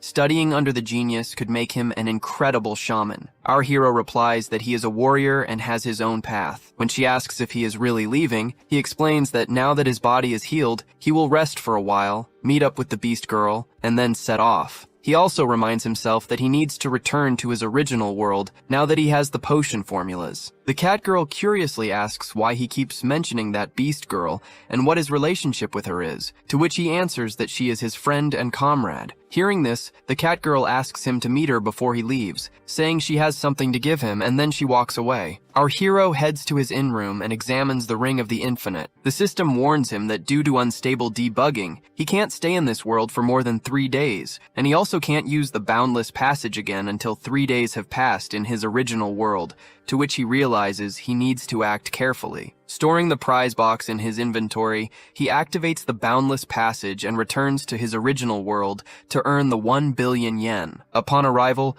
the chairman escorts him and his sister to the luxurious apartment he won in the tournament. The chairman assures them they can live comfortably there, and when he asks about additional arrangements, our hero requests one of the rooms be converted into a small laboratory so he can start experimenting with potions. The chairman feels surprised but agrees, promising it will be ready by the afternoon with all necessary equipment. Afterward, our hero heads to the Blue Snake Gang to return their money, but a group of bodyguards blocks him at the entrance. He tells the guards that he has business with the Blue Snake Gang, but they refuse to let him in. Just then, a few men come out from inside and greet him politely. As he looks at one of them, he realizes it's the same person he had beaten up before, yet now he speaks kindly. The man leads him to the boss's office, and when he enters, he sees 2 others sitting with the boss. He also notes that the boss is level 24 with 14,100 combat power. Our hero shows the boss the money he brought to repay them. The boss tells him he doesn't need to be so formal and could have sent it through someone else. He introduces the 2 others. One is the Blue Snake Gang's underboss, and the other is the chairman of the Crazy Wolf Gang. When our hero activates his Divine Eye skill, he examines their abilities, and when he comments on their combat power, they get surprised that he can read them so accurately. The boss explains that both the Blue Snake Gang and the Crazy Wolf Gang seem to owe him a favor. He adds that they want to leave the past behind and be friends from now on. The gang's underboss apologizes to our hero for his son's rude behavior and says he has sent him to another city to prevent any further trouble. The other chairman also apologizes for his men who had fought him before and adds that the spatial ring he wears used to have tracking magic, but he has removed it so he can use it freely now. Our hero gets surprised and responds first to the underboss, saying he has already settled things with his son at school, so any punishment is unnecessary. He then addresses the Crazy Wolf's chairman, explaining that the 3 members who tried to kill him were defeated, and now that they are gone, the matter is finished. The boss seems relieved and tells him to take back his money, but our hero insists that repaying his debt is only natural. Curious about their sudden change in attitude, he asks why they are acting this way, to which the boss explains that since he won the Future Star competition at school,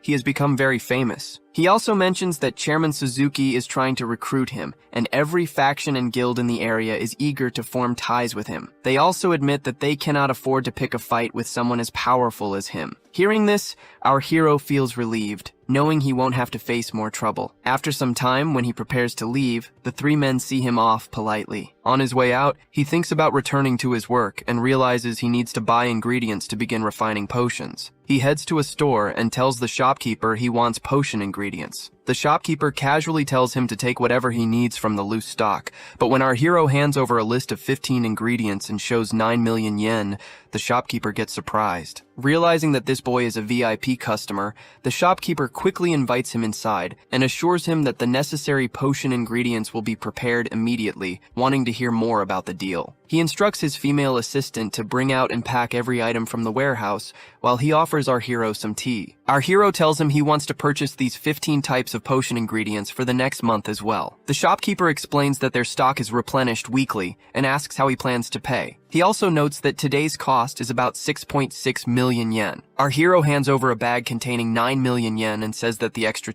4 million is this month's deposit, and he will pay the remainder in full at the end of the month. He also gives him a contract stating that for the entire month, the shopkeeper must provide these ingredients at the same price and sell them to no one else. The shopkeeper agrees and reassures him that these 15 ingredients have always remained stable in price, and their shop is well established, so prices are never raised recklessly. Our hero thinks that once he has all the ingredients, he can start experimenting tonight. He also considers that the price of potion ingredients will likely skyrocket in the future, which is why he made a contract with the shopkeeper to lock in the price. After that, he heads to his new home. When he enters the laboratory room that the chairman arranged for him, he feels satisfaction. His sister reminds him that since the chairman personally covered a substantial part of the cost out of his own pocket, they really should thank him. She also asks what he plans to do with the lab. Our hero assures her that he intends to repay the chairman many times over, and explains that the reason he built this lab is to fulfill a promise he made long ago. He remembers the promise he made to his sister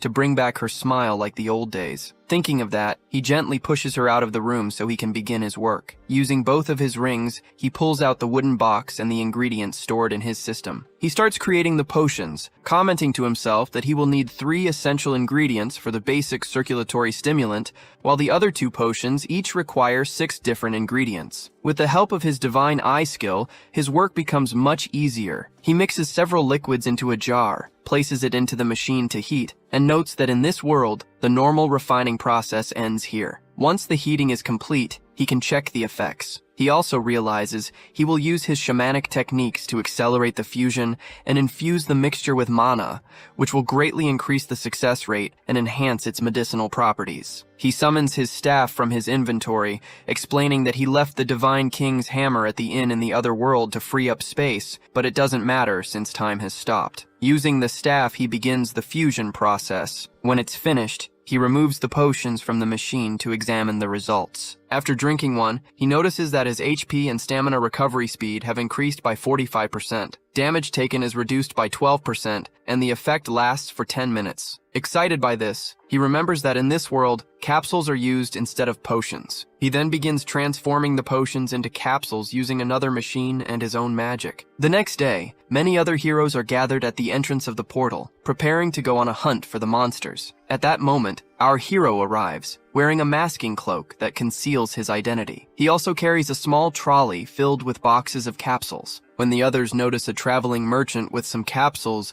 they immediately comment that he shouldn't be selling these instead of the shops, as it might be dangerous for them. Our hero addresses everyone, saying that if they are dissatisfied with their current capsules, they should try his brand new capsules. The heroes look confused, wondering if these capsules are from one of the big 3 companies. Another guy remarks that he visits shops frequently, but hasn't seen any new products. One of the heroes approaches our boy and asks what kind of capsules these are and what effects they have. He explains that they are basic circulatory stimulant capsules, which help recover HP and energy while also reducing damage taken during attacks. He adds that each box contains 6 capsules and costs 24,000 yen. The guy gets surprised and points out that blood circulatory stimulants from the big 3 companies cost only 20,000 yen for 10 capsules. The others also mock him, insisting that this must be a scam and telling him to leave. Our boy calmly responds that he has samples available, as if they aren't satisfied with the effects. They can flip his stall, but if they are impressed, they will need to buy a full box. One of the heroes steps forward to try a capsule. As soon as he takes it, he immediately notices that it works exactly as our hero said. Getting excited, he hands over his card and asks for 10 boxes, to which our boy deducts 240,000 yen from the card. Seeing this, the others are still skeptical, but come closer to try the remaining samples. Our hero tells them that only 5 samples are left, so each of them can try one. When the 5 heroes take the capsules, they also feel their abilities improve. Instantly, a rush begins as all of them try to buy as many boxes as possible. Our hero tells them to stay in line, reminding them that each person can buy a maximum of 10 boxes. Some of the heroes even start calling their guilds, asking them to send more people to buy the capsules so they can resell them at higher prices. Watching all this, our hero thinks that everything is going according to plan, but he also realizes that there's no way he can earn the 1 billion yen entrance fee with just this business alone. He reflects that the capsules have served their purpose for the first phase of his plan. With their incredible effects and limited availability,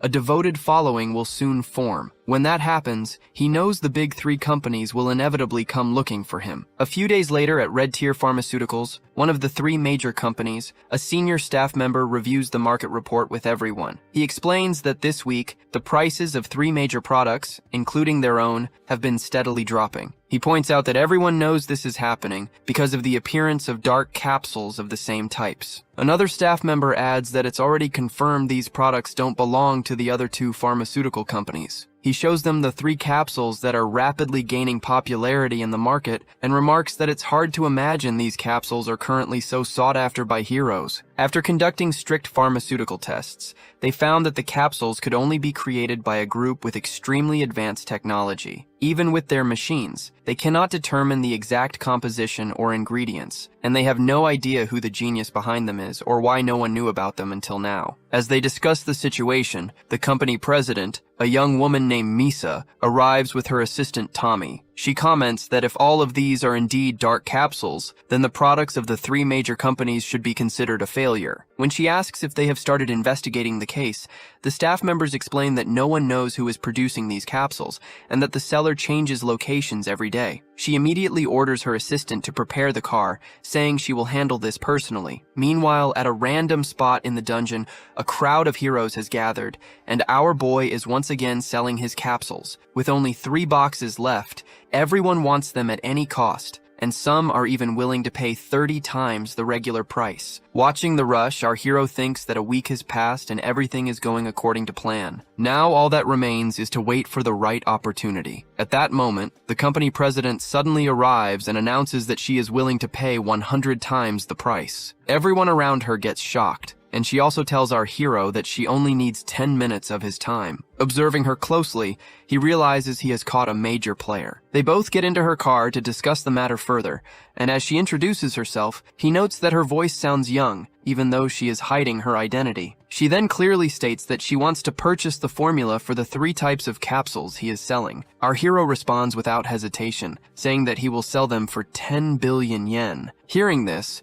she surprisingly comments that the price is much higher than expected, but she is willing to offer 3 billion yen. Our hero immediately refuses, and when she asks if he wants to discuss it with his associates, he tells her that he has no associates and that he created the capsules entirely on his own. He explains that these capsules could give her company a major competitive advantage, especially since it is currently facing its greatest crisis. Seeing her confused, he shows her a graph and points out that the 3 major companies nearly the entire capsule market. According to the data he gathered, her company's market share has dropped from a peak of 26% to just 12% over the past 23 years because its products have lost their competitive edge. Hearing this, she realizes that he is prepared thoroughly for the deal and admits that he is correct, as her company is indeed continuing to shrink. Our hero then tells her that now that she knows his new capsules are reshaping the market, producing these capsules in her company would allow her to dominate the market completely. She agrees to the price of 10 billion yen and asks for his name. Our hero thinks that since he is making a deal with her, revealing his identity is not a problem. He uncovers his face, introduces himself, and asks her to keep it a secret. After the deal is complete, her assistant hands him a card of 10 billion yen credit. As he leaves, she remarks that this is the best investment her company could make, noting his extraordinary pharmaceutical formulation skills at such a young age. She adds that if the deal succeeds, he could become the savior of her company. She then returns to the office, instructing her assistant to summon all the executives so they can plan their next major marketing strategy. Afterwards,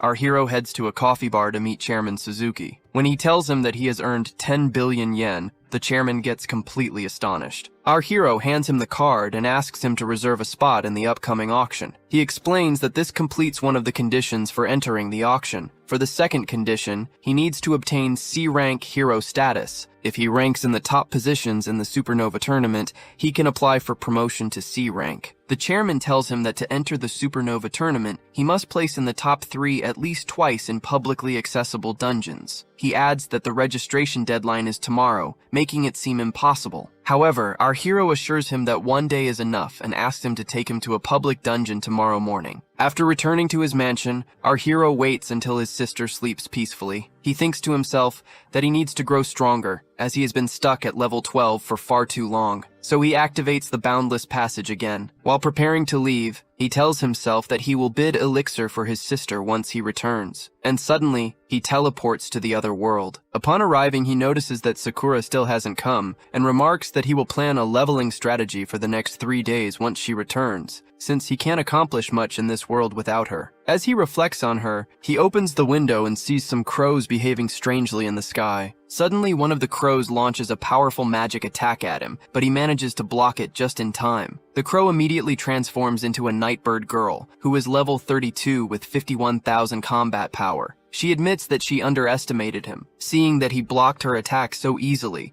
and notes that capturing him will be more difficult than she thought. Our hero quickly draws his sword, confused about why this girl is targeting him. At the same time, another human attacker, level 30 with 30,500 combat power, strikes from behind. But our hero activates Ultimate Physique and blocks the attack as well. Realizing that fighting 2 higher-level enemies in such a narrow space is too risky, he quickly jumps down from the window. As he lands, he hears them declaring that they want to kill him, and he feels confused about who could have hired them. The human attacker asks him how he managed to block an attack with a 100% strike rate, while the Nightbird girl points out that he also dodged her strike. Without hesitation, they both leap at him, launching their powerful skills. To their surprise, he blocks both attacks effortlessly, and by activating the Thunder Chain Fall, he hurls it at them. The girl instantly raises a shield covering both of them, while the human assassin mutters that if this boy had even a slightly higher level, they would have been killed by now. As he says this, he unleashes a series of powerful strikes from the front, while the Nightbird girl attacks from behind. Our hero takes some damage and realizes that he can't handle them at his current level, as he needs to use the Divine King's hammer. When he summons the hammer, both of his opponents get stunned by the extreme energy radiating from him. Suddenly, our hero hears a familiar voice accusing him of hiding something. Looking up, he gets shocked to see that the speaker is none other than the genius Kevin, who has also stopped him from attacking the enemies by activating a secret technique previously embedded in his body. Our hero feels uneasy, and the Nightbird girl also surprises as she wasn't expecting the genius to appear here. The human assassin tells our boy that with the injuries he has, there is no way he can escape now. The genius then tells both of them that he will prepare the border-breaking potion they requested by tomorrow. Both the Nightbird girl and the human assassin get happy at this announcement, and the genius then explains to our hero that the secret is embedded in his chest, and that he spared his life even when he was completely defenseless. Our hero asks why he is doing this, pointing out that he has done nothing wrong to him. The genius replies that his refinement talent is a threat, which is why he must die here. Hearing this, our hero calmly remarks that it means the genius is scared of him. The genius becomes angry at this, activating his skill and threatening to crush his brain into pieces. At that moment, the cat girl suddenly appears and pleads with the genius not to harm him. The genius tells her not to get involved and to leave quietly. When the cat girl refuses to back down, he forcefully kicks her aside. Turning back to our hero, he activates the annihilation skill, to which the cat girl grows worried, and even the other 2 attackers feel confused, struggling to understand why the genius is using such an overwhelmingly powerful skill just to kill this boy. At that moment, the system alerts our hero that an update is in progress and begins absorbing energy from the surroundings to repair his body. A strange aura radiates from him, and the genius looks shocked as he realizes his magic is being absorbed. The other 2 attackers are also surprised, and our hero explains that this happened because of the cat girl, who bought him some time. While she was distracting the genius, his system identified the secret in his chest and initiated the update, which will remove the virus from the system. He feels relief, but knows that during the update, the system must continue absorbing energy. If the process is interrupted, the update will fail and he will revert to his previous weaker form. Realizing he has no other choice, he pulls out the Divine King's hammer, thinking that no matter how much pain he must endure, even if his body is destroyed, he will kill all of them. At that moment, the system informs him that since it is updating, the Divine King's hammer will also continue repairing his body. The genius stares in confusion at the immense aura radiating from him, while the other two attackers rush to assist in defeating him. As the hammer works, our hero feels it tearing his body apart, but at the same time, the system continuously repairs him during the update. The enemies create multiple protective shields to defend against his attacks, but as he strikes, the shields shatter under the overwhelming force. Meanwhile, Sakura is chasing a beastman warrior who is level 58. The warrior pleads for his life, but she reminds him that he showed no mercy to her father back then. He protests, saying he wasn't the mastermind, but she pulls out a diary and points out that everyone's name is listed here, revealing who was truly responsible. She declares that she will take revenge on all who insulted and framed her father. The warrior tries to explain that he acted under threat and that her father's rival was actually the current Beast King's father. Ignoring his excuses, she draws her sword. Using her Flower Storm skill, she leaps forward and delivers a fatal strike to his neck. The warrior realizes in his final moments that she has mastered her father's techniques and gets defeated on the spot. She takes the loot from him, commenting that he was weak but fast, which is why it took her some time to catch him. She vows that no one who betrayed her father will ever escape. Suddenly, she notices a massive lightning strike heading toward the town and realizes that our hero is in danger. Without hesitation, she leaps there at full speed to save him. Meanwhile, our hero continues to feel intense pain from both the system update and the Divine King's hammer. The Nightbird girl and the human assassin are confused, unable to understand how a level 12 boy can radiate such a powerful aura. The genius, observing from nearby,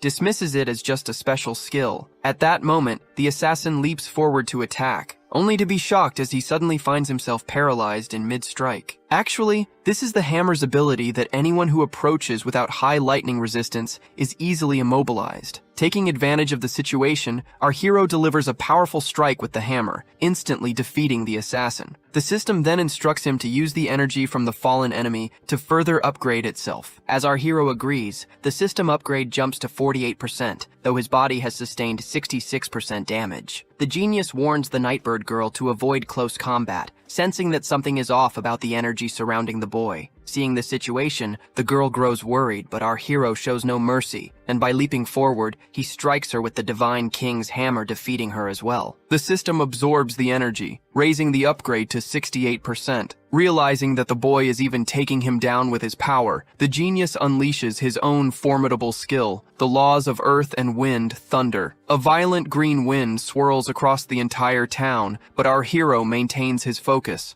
He prepares to unleash even greater power from the Divine King's hammer, declaring that he is willing to sacrifice his life to further strengthen its power. The genius unleashes the wind attack, aiming to kill our hero, and sees the secret technique hidden within his body. He notices the cat girl caught in the storm as well, but he doesn't stop blaming her for coming here. Seeing her in danger, our hero leaps forward and grabs her tightly. Suddenly, she spots a massive green dragon behind him, attacking with devastating force. To her shock, he remains unharmed, and even the genius gets stunned to see the boy growing stronger once again. Gathering his power, our hero shatters the genius's law of earth and wind thunder and charges toward him. The genius tries to stop him with a weapon nullification technique, but our hero kicks him hard and sends him to the ground, in which his staff gets nullified. As our hero prepares to strike again, the genius warns him that even without his staff, the law's power still functions independently. He summons two massive green dragons to attack. In response, our hero calls forth his own lightning dragon. Striking with the Divine King's hammer,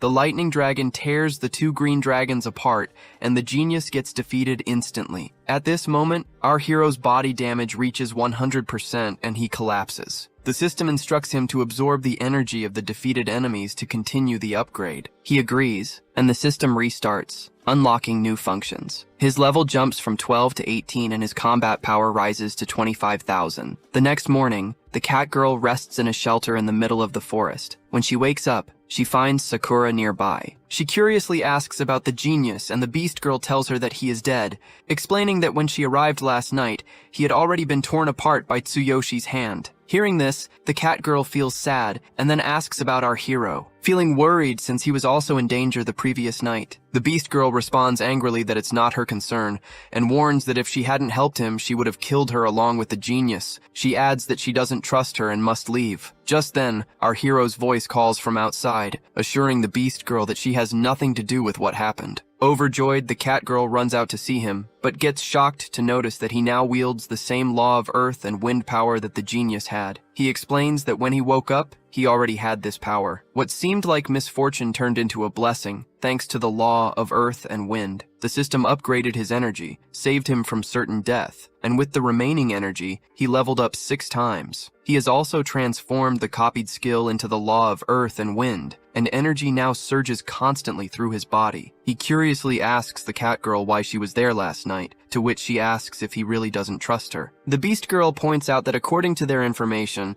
the genius had ordered no one to approach that area, so why the Cat Girl was there. Reacting quickly, the Cat Girl steps closer and begins to use her magic. The Beast Girl immediately focuses and aims her sword at her neck, but to everyone's surprise, the Cat Girl simply pulls out a scarf and explains that she was only there to deliver it to him last night. She assures him that if he doesn't like it, he can throw it away. She adds that she feels sad, unsure whether the genius had misunderstood him, but she can't forget that he raised and trained her as a shaman. Now that he has killed the genius, she will never meet him again. Saying this, the Cat Girl leaves, and from behind, the Beast Girl reflects that perhaps the genius attacked her master because she had let her guard down, yet she's also puzzled about how her master defeated the genius while only at level 12. Our hero comments that last night the genius nearly killed him, but she healed him. The lesson he takes from it is not to trust anyone so easily. He adds that when he was under divine punishment and nearly out of hope, she encouraged him to survive, which is why he trusts her the most. He acknowledges that she might have a past she cannot share, but promises that when the time comes, he will listen carefully. With that, they continue on their way, and our hero wraps the scarf around his neck, the one the Cat Girl gifted him. Later, he returns to his original world, where Chairman Suzuki brings him to the Public Cave Application Center. Heroes from all over have gathered there. The chairman asks if he's sure about entering the cave alone, warning that once the application is submitted, there's no turning back. He adds that while there are many people, each has their own party. Our hero simply replies that he will be fine as he's strong enough now. Meanwhile, an S-class hero named Sandor, who has been observing our boy, talks on the phone with an older man named Dan while his team fights behind him. He explains that Chairman Suzuki scouted the boy recently,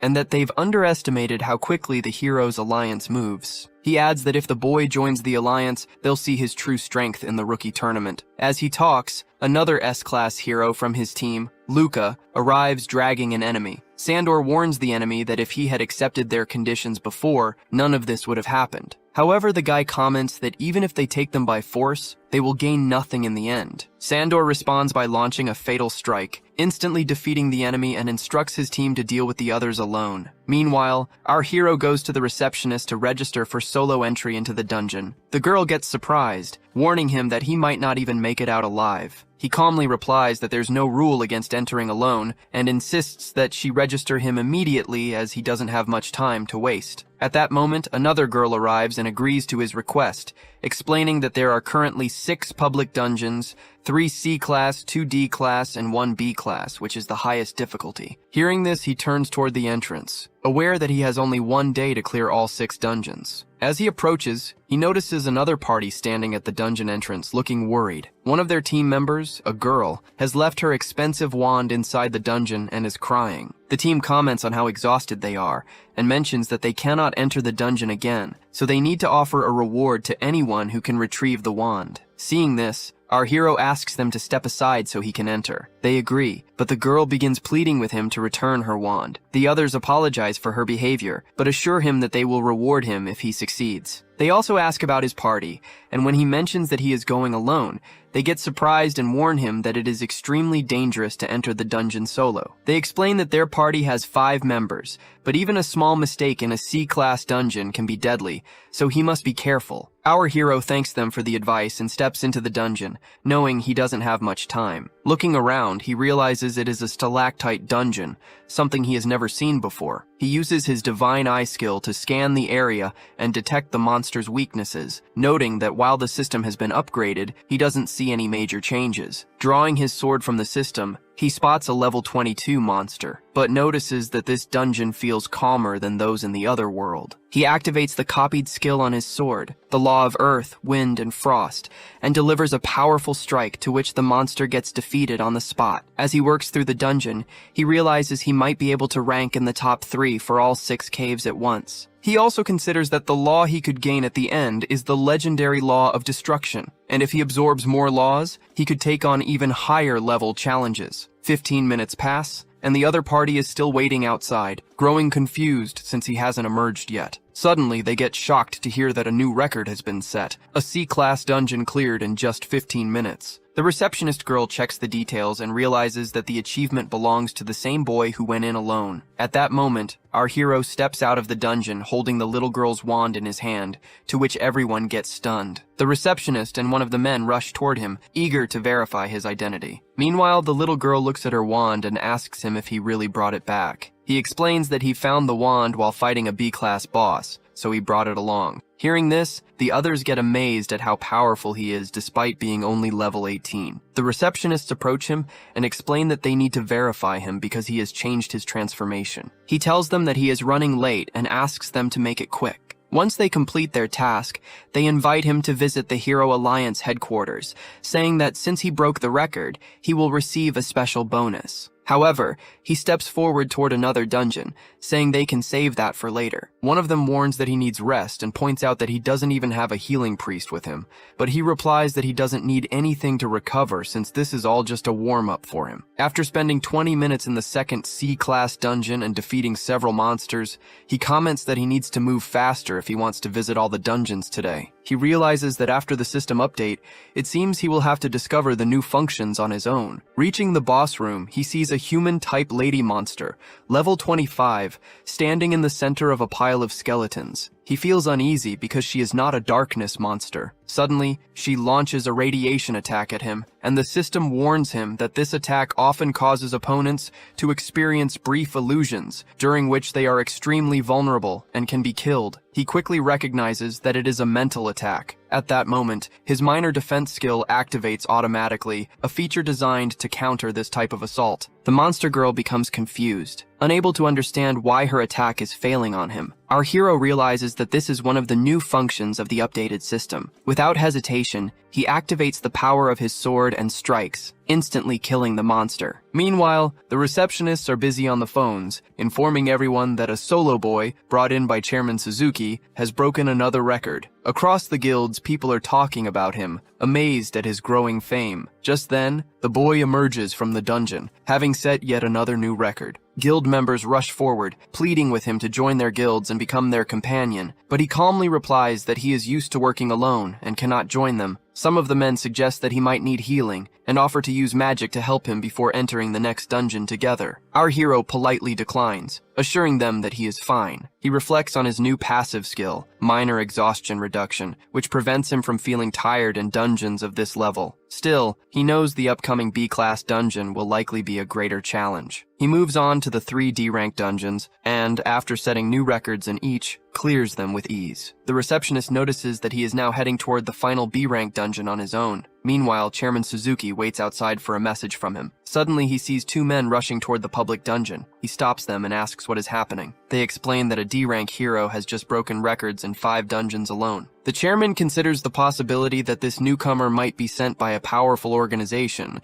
but when the men mention our hero's name, he gets shocked to realize that they are talking about Tsuyoshi. At this moment, our hero steps into the B-class dungeon, to which the others surprisingly comment on how he is only level 18, yet has already cleared 3 C-class dungeons and 2 D-class ones in a row. Some ask if he's trying to get himself killed by attempting the B-class dungeon. They speculate that he might secretly be working for a powerful faction, using illegal items or temporary power-boosting drugs, because there seems no other way he could achieve this. One of them suggests that maybe he won't make it out alive this time, but another points out that he emerged from the C-class dungeons completely unharmed, so he should be able to handle this as well. As they debate, they suddenly notice the Wild Rose Party arriving, led by Vice Captain Edric at level 35 and Lady Captain Roland at level 38. The onlookers are puzzled why the strongest C-class party is here.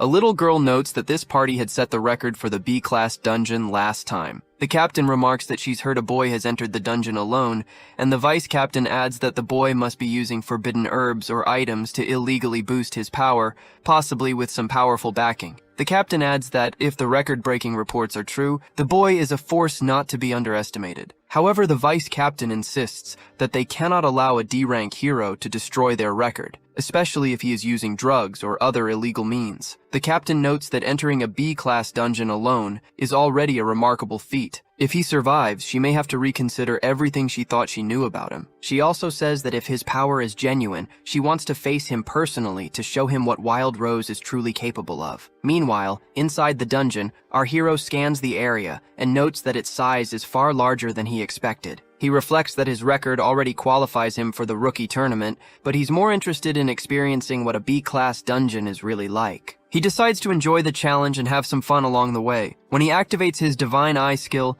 the system provides detailed information about the dungeon's terrain, and he hopes that the boss will be a darkness-type monster. Curious to see it, he leaps forward and commands all the monsters to attack him. Immediately, several level 30 ripping wolves emerge, charging at him. He quickly releases a lightning strike at them, but noticing their incredible speed, he focuses and slices one of the wolves instantly. As the second wolf jumps at him, he activates a magic spell, defeating it in an instant as well. Encouraged by his success, he orders even more monsters to appear. This time, a variety of dangerous creatures, including dragons and other formidable presences, step out. Our hero defeats all the monsters with ease, but then he suddenly notices a massive stone rhino, level 32, blocking his path. Without hesitation, he leaps at it, ready to engage in battle. On his first strike, he realizes just how tough its skin is and how quickly it moves. As the rhino charges at him, he activates the Law of Earth, Wind, and Frost skill, aiming a powerful strike at its weak spot, the eyes. The attack hits perfectly,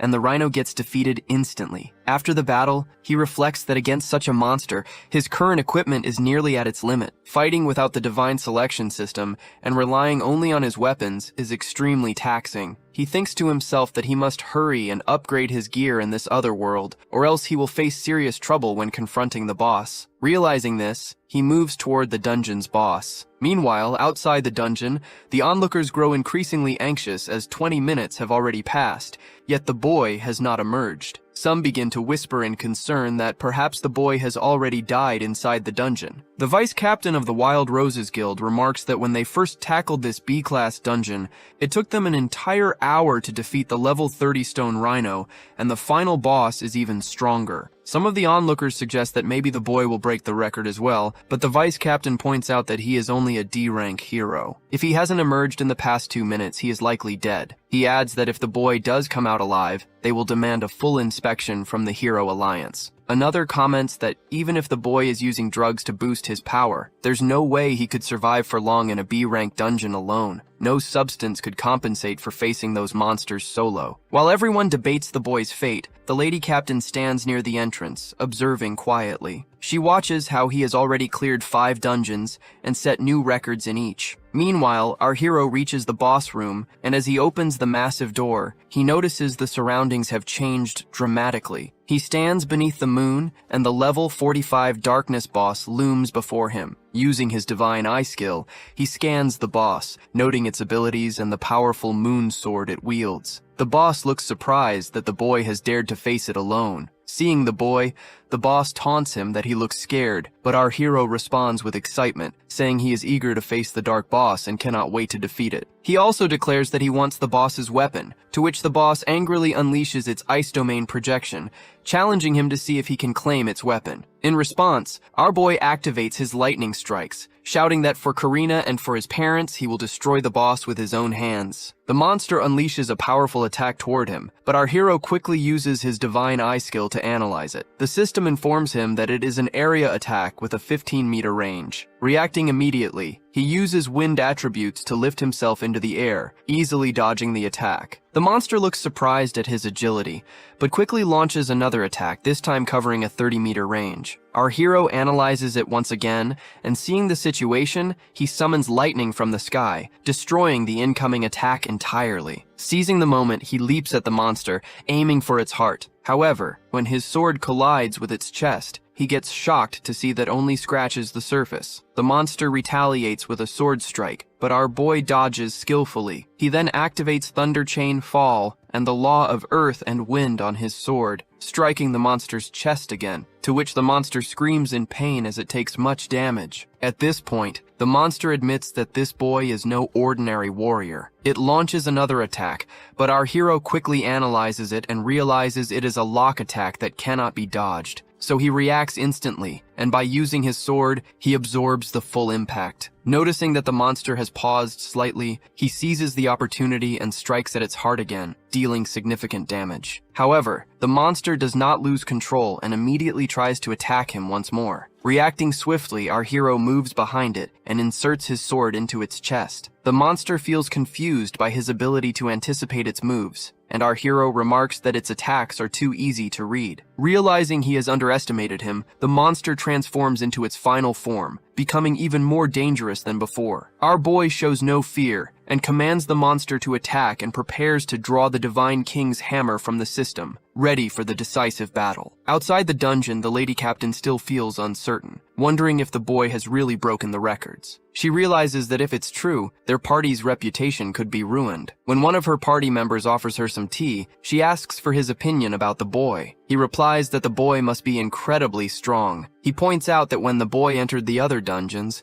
people mocked him, but after he emerged having set new records, everyone's perception changed. He adds that if the boy were merely using drugs, he wouldn't be able to perform like that. There must be genuine skill behind it. However, the vice captain doesn't agree, while the other party member remarks that the quietest beasts are often the most terrifying. Inside the dungeon, the monster senses the powerful aura emanating from our hero because of the Divine King's hammer. It recognizes that this presence does not belong to the world and admits that this boy is the strongest hero it has encountered. Our boy comments that the monster will be even more surprised once he attacks. The monster lunges forward, aiming for fatal strikes, but our hero skillfully dodges each blow, using his sword as the system advises, and waits patiently for the perfect moment to strike back with the Divine King's hammer. When the monster launches a powerful strike at him, he dodges it using a magical spell and immediately counterattacks. But the monster takes no damage, and by getting angry, it unleashes its ice prison attack, sending a barrage of ice spikes toward him. The system warns our hero to evacuate the area immediately. He takes some damage from the smaller spikes, but when he notices a massive spike hurtling toward him, he quickly activates Ultimate Physique and leaps into the air, saving himself from getting killed. Seeing this,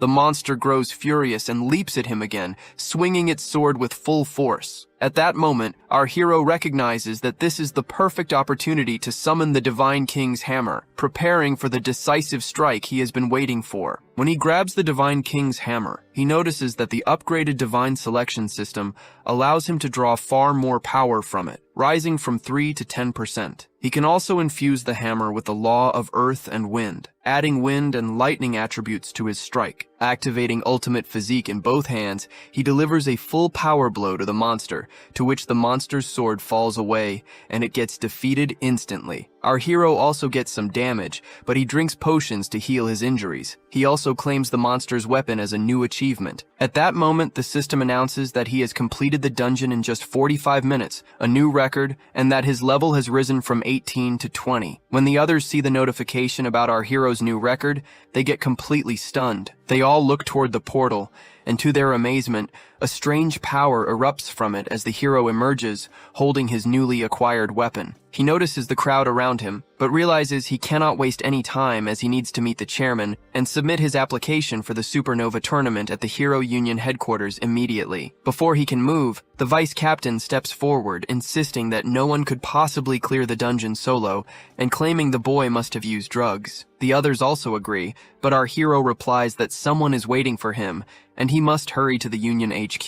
The vice captain accuses him of making excuses and running away, demanding that if his power is genuine, he should face him in a one-on-one fight. The lady captain adds that if he truly achieved his feat through real strength, she respects him. But she admits it is difficult for anyone to believe that a D-rank hero could accomplish such a task. She tells him that he must prove his strength to remove all doubts from everyone's minds. Hearing this, our hero asks about the time, and the receptionist replies that it is 5 in the evening. Realizing he still has some time, he agrees to the one-on-one duel. The crowd grows even more astonished as he has just emerged from clearing the dungeons, yet he is already preparing to face the vice captain of the Wild Roses Guild. The vice captain thinks to himself that he will use the elemental explosion, a skill he has recently mastered. Even if the boy is only a C-rank hero, he doubts the boy could withstand its full power. Both combatants ready themselves, and the announcer explains the rules that there is no killing allowed in this battle. The vice captain proudly announces his level and combat power, while our hero calmly states only his level, now 20. Knowing that revealing his combat power could complicate matters further, the vice captain mocks him, claiming he now understands why the boy is hiding his combat power, as it must be very low. However, our hero replies that if he revealed his true strength, everyone would be completely stunned. As the match begins, the vice captain immediately activates the elemental explosion magic on his staff. The lady captain watches nervously, feeling that using such a powerful skill right away seems unfair, but the attack has no effect on the hero. He stores his sword back into the system and activates ultimate physique in his right hand. With incredible speed, he leaps toward the vice captain, declaring that he is only a D-rank hero because he hasn't had the chance to level up yet. He delivers a powerful punch, sending the vice captain backward with many injuries, to which everyone watching gets shocked, including the lady captain, who wonders how she herself would have fared in his place. Then our hero turns to the crowd and asks clearly if anyone else wants to challenge him. The lady captain realizes that the boy's power is far from ordinary. One of her team members comments that this is exactly why he said the boy was strong. She orders him to hurry and take the injured vice captain for treatment. At the same time, she openly acknowledges the hero's strength, and he thanks her politely. The receptionist then announced that there is nothing suspicious about Tsuyoshi's skills or powers,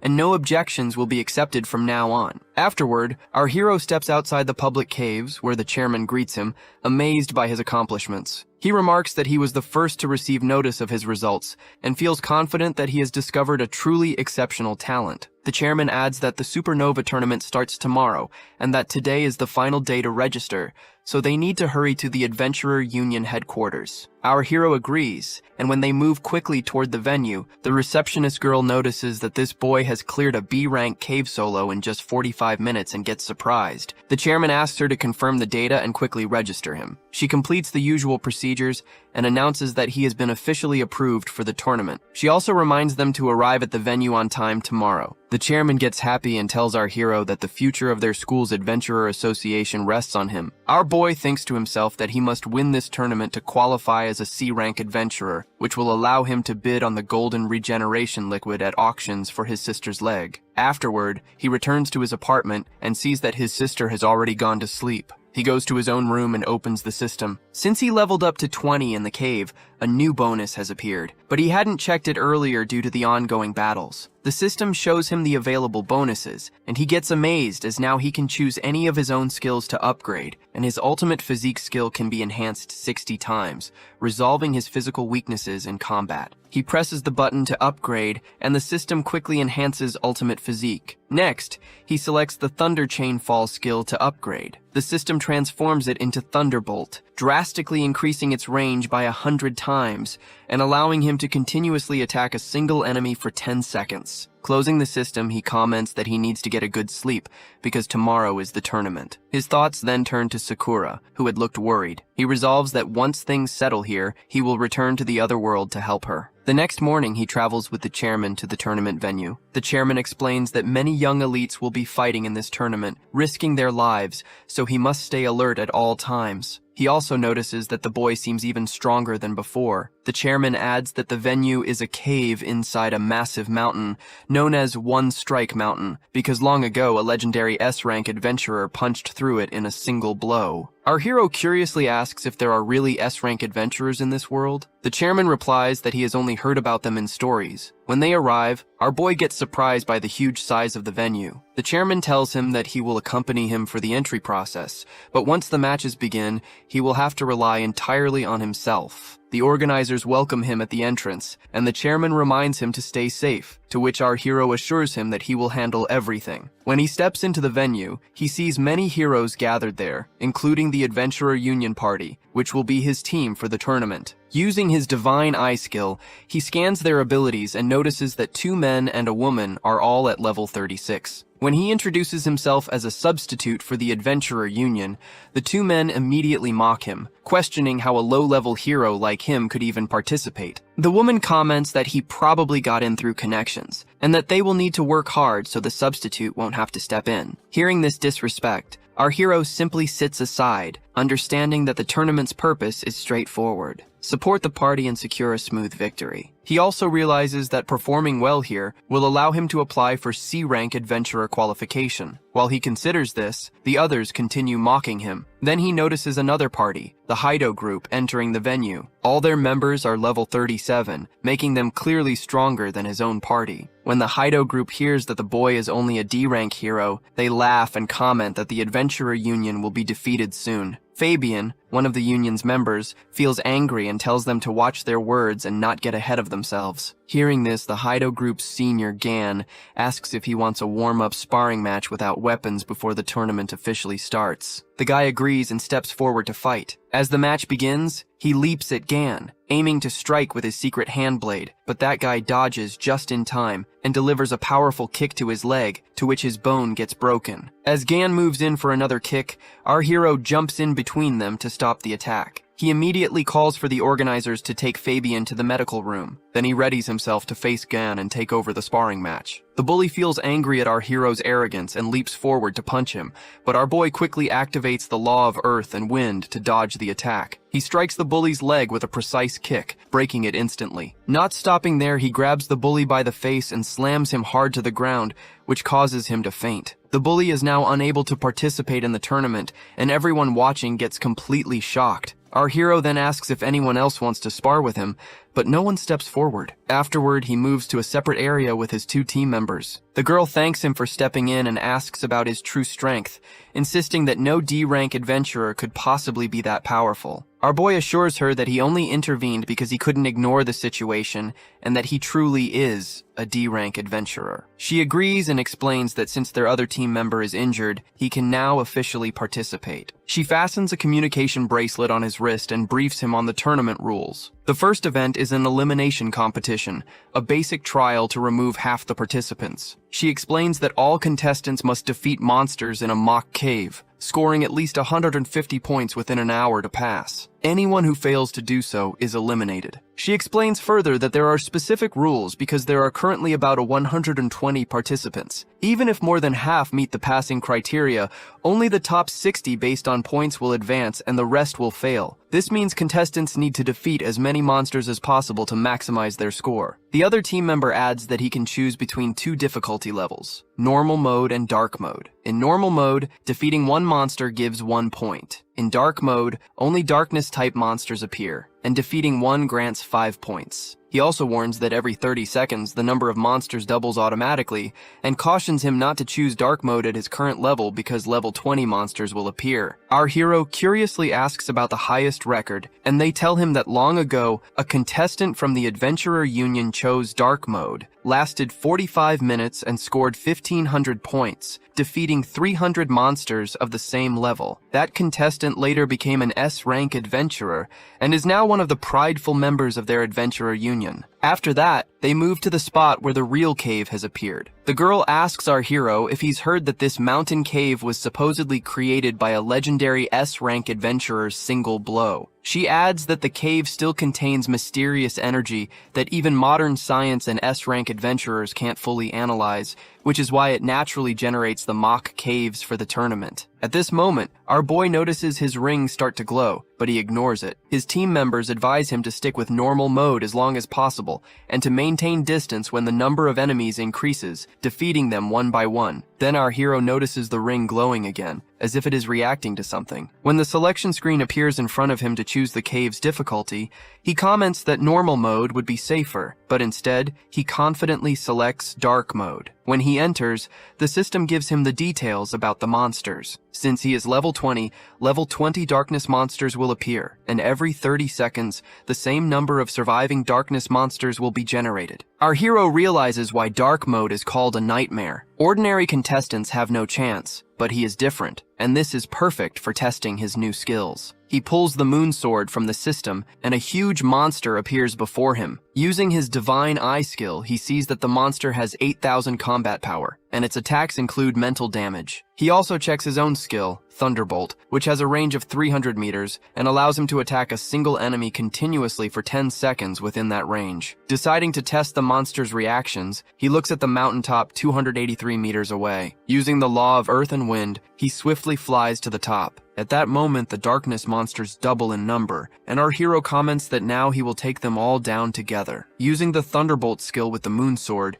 he unleashes powerful lightning strikes from the sky, hitting both monsters. Their health drops rapidly, and he notices that from this distance they haven't detected him. He realizes it's safe to defeat all the monsters while keeping his distance. When the 10 seconds of continuous lightning ends, both monsters get defeated, and he earns 10 points. Outside the dungeon, the A-ranked judges sit in a separate room, carefully observing all the heroes' performances. They comment that this basic trial will eliminate half the participants, and if everything goes smoothly, should conclude in about 30 minutes. They also note that only 18 out of 100 participants have chosen dark mode. Suddenly they realize that 10 minutes have passed, and the eliminations officially begin. At that moment, one of the judges gets shocked to see the data of our hero that this boy has defeated 98 darkness monsters in just 10 minutes, earning 490 points. When the others check, they also get confused. Noticing that he is from the Adventurer Union, they turn to the union's representative, a girl, and ask her to explain. She admits that she hasn't heard of anyone named Tsuyoshi,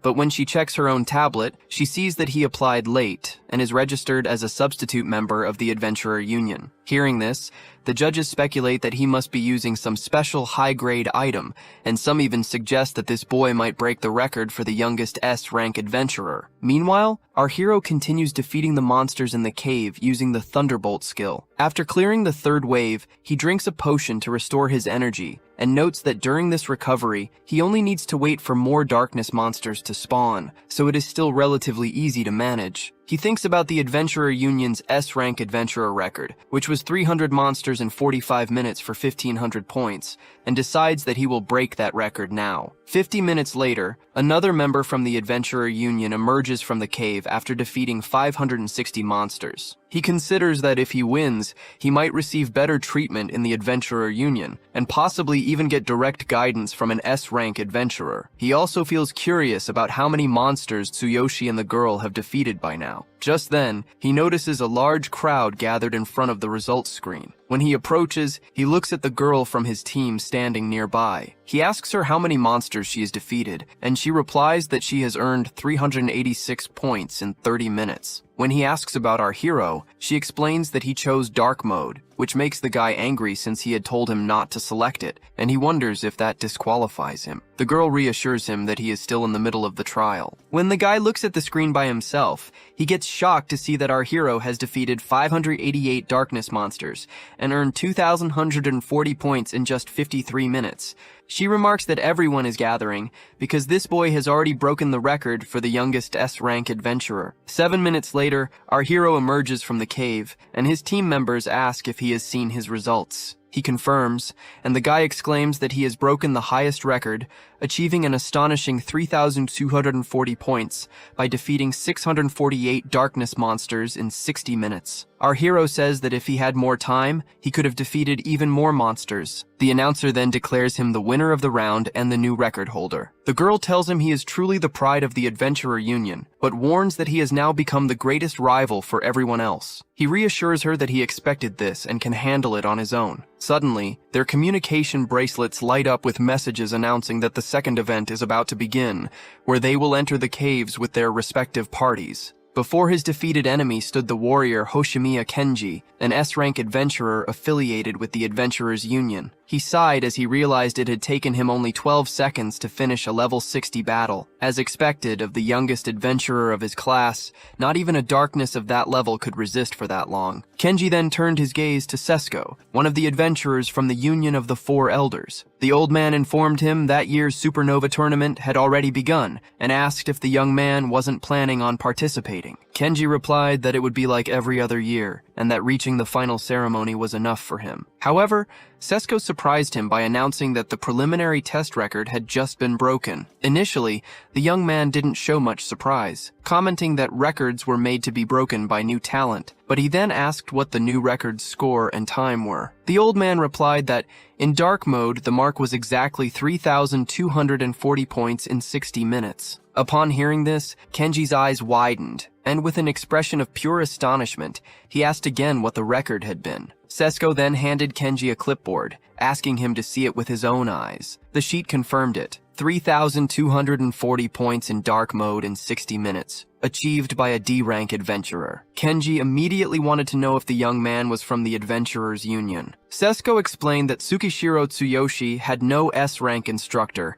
and was, in fact, just a substitute discovered by President Suzuki. Surprised, Kenji frowned and questioned what it meant for him to be a substitute, raising the possibility that he was a spy from another organization. The old man said they had already investigated the case and found nothing suspicious. Even so, Kenji asked them to keep observing Tsukishiro, as he believed that if the boy truly had talent, he would be able to open a certain door. Sesko understood which door he was referring to, and stating that they couldn't miss this opportunity, assured him that he would closely follow the young man's performance. Kenji commented that he would like to congratulate him at the ceremony, and admitted he was curious to know who was stronger, Tsukishiro or his own past self. Sometime later, in the Supernova Tournament's competition area, the participants received a notification that the group cooperation battle was about to begin. Each team was instructed to proceed to their designated cave, while green lights appeared over the competitors as they gathered with their respective groups. One adventurer explained that the initial positioning was crucial,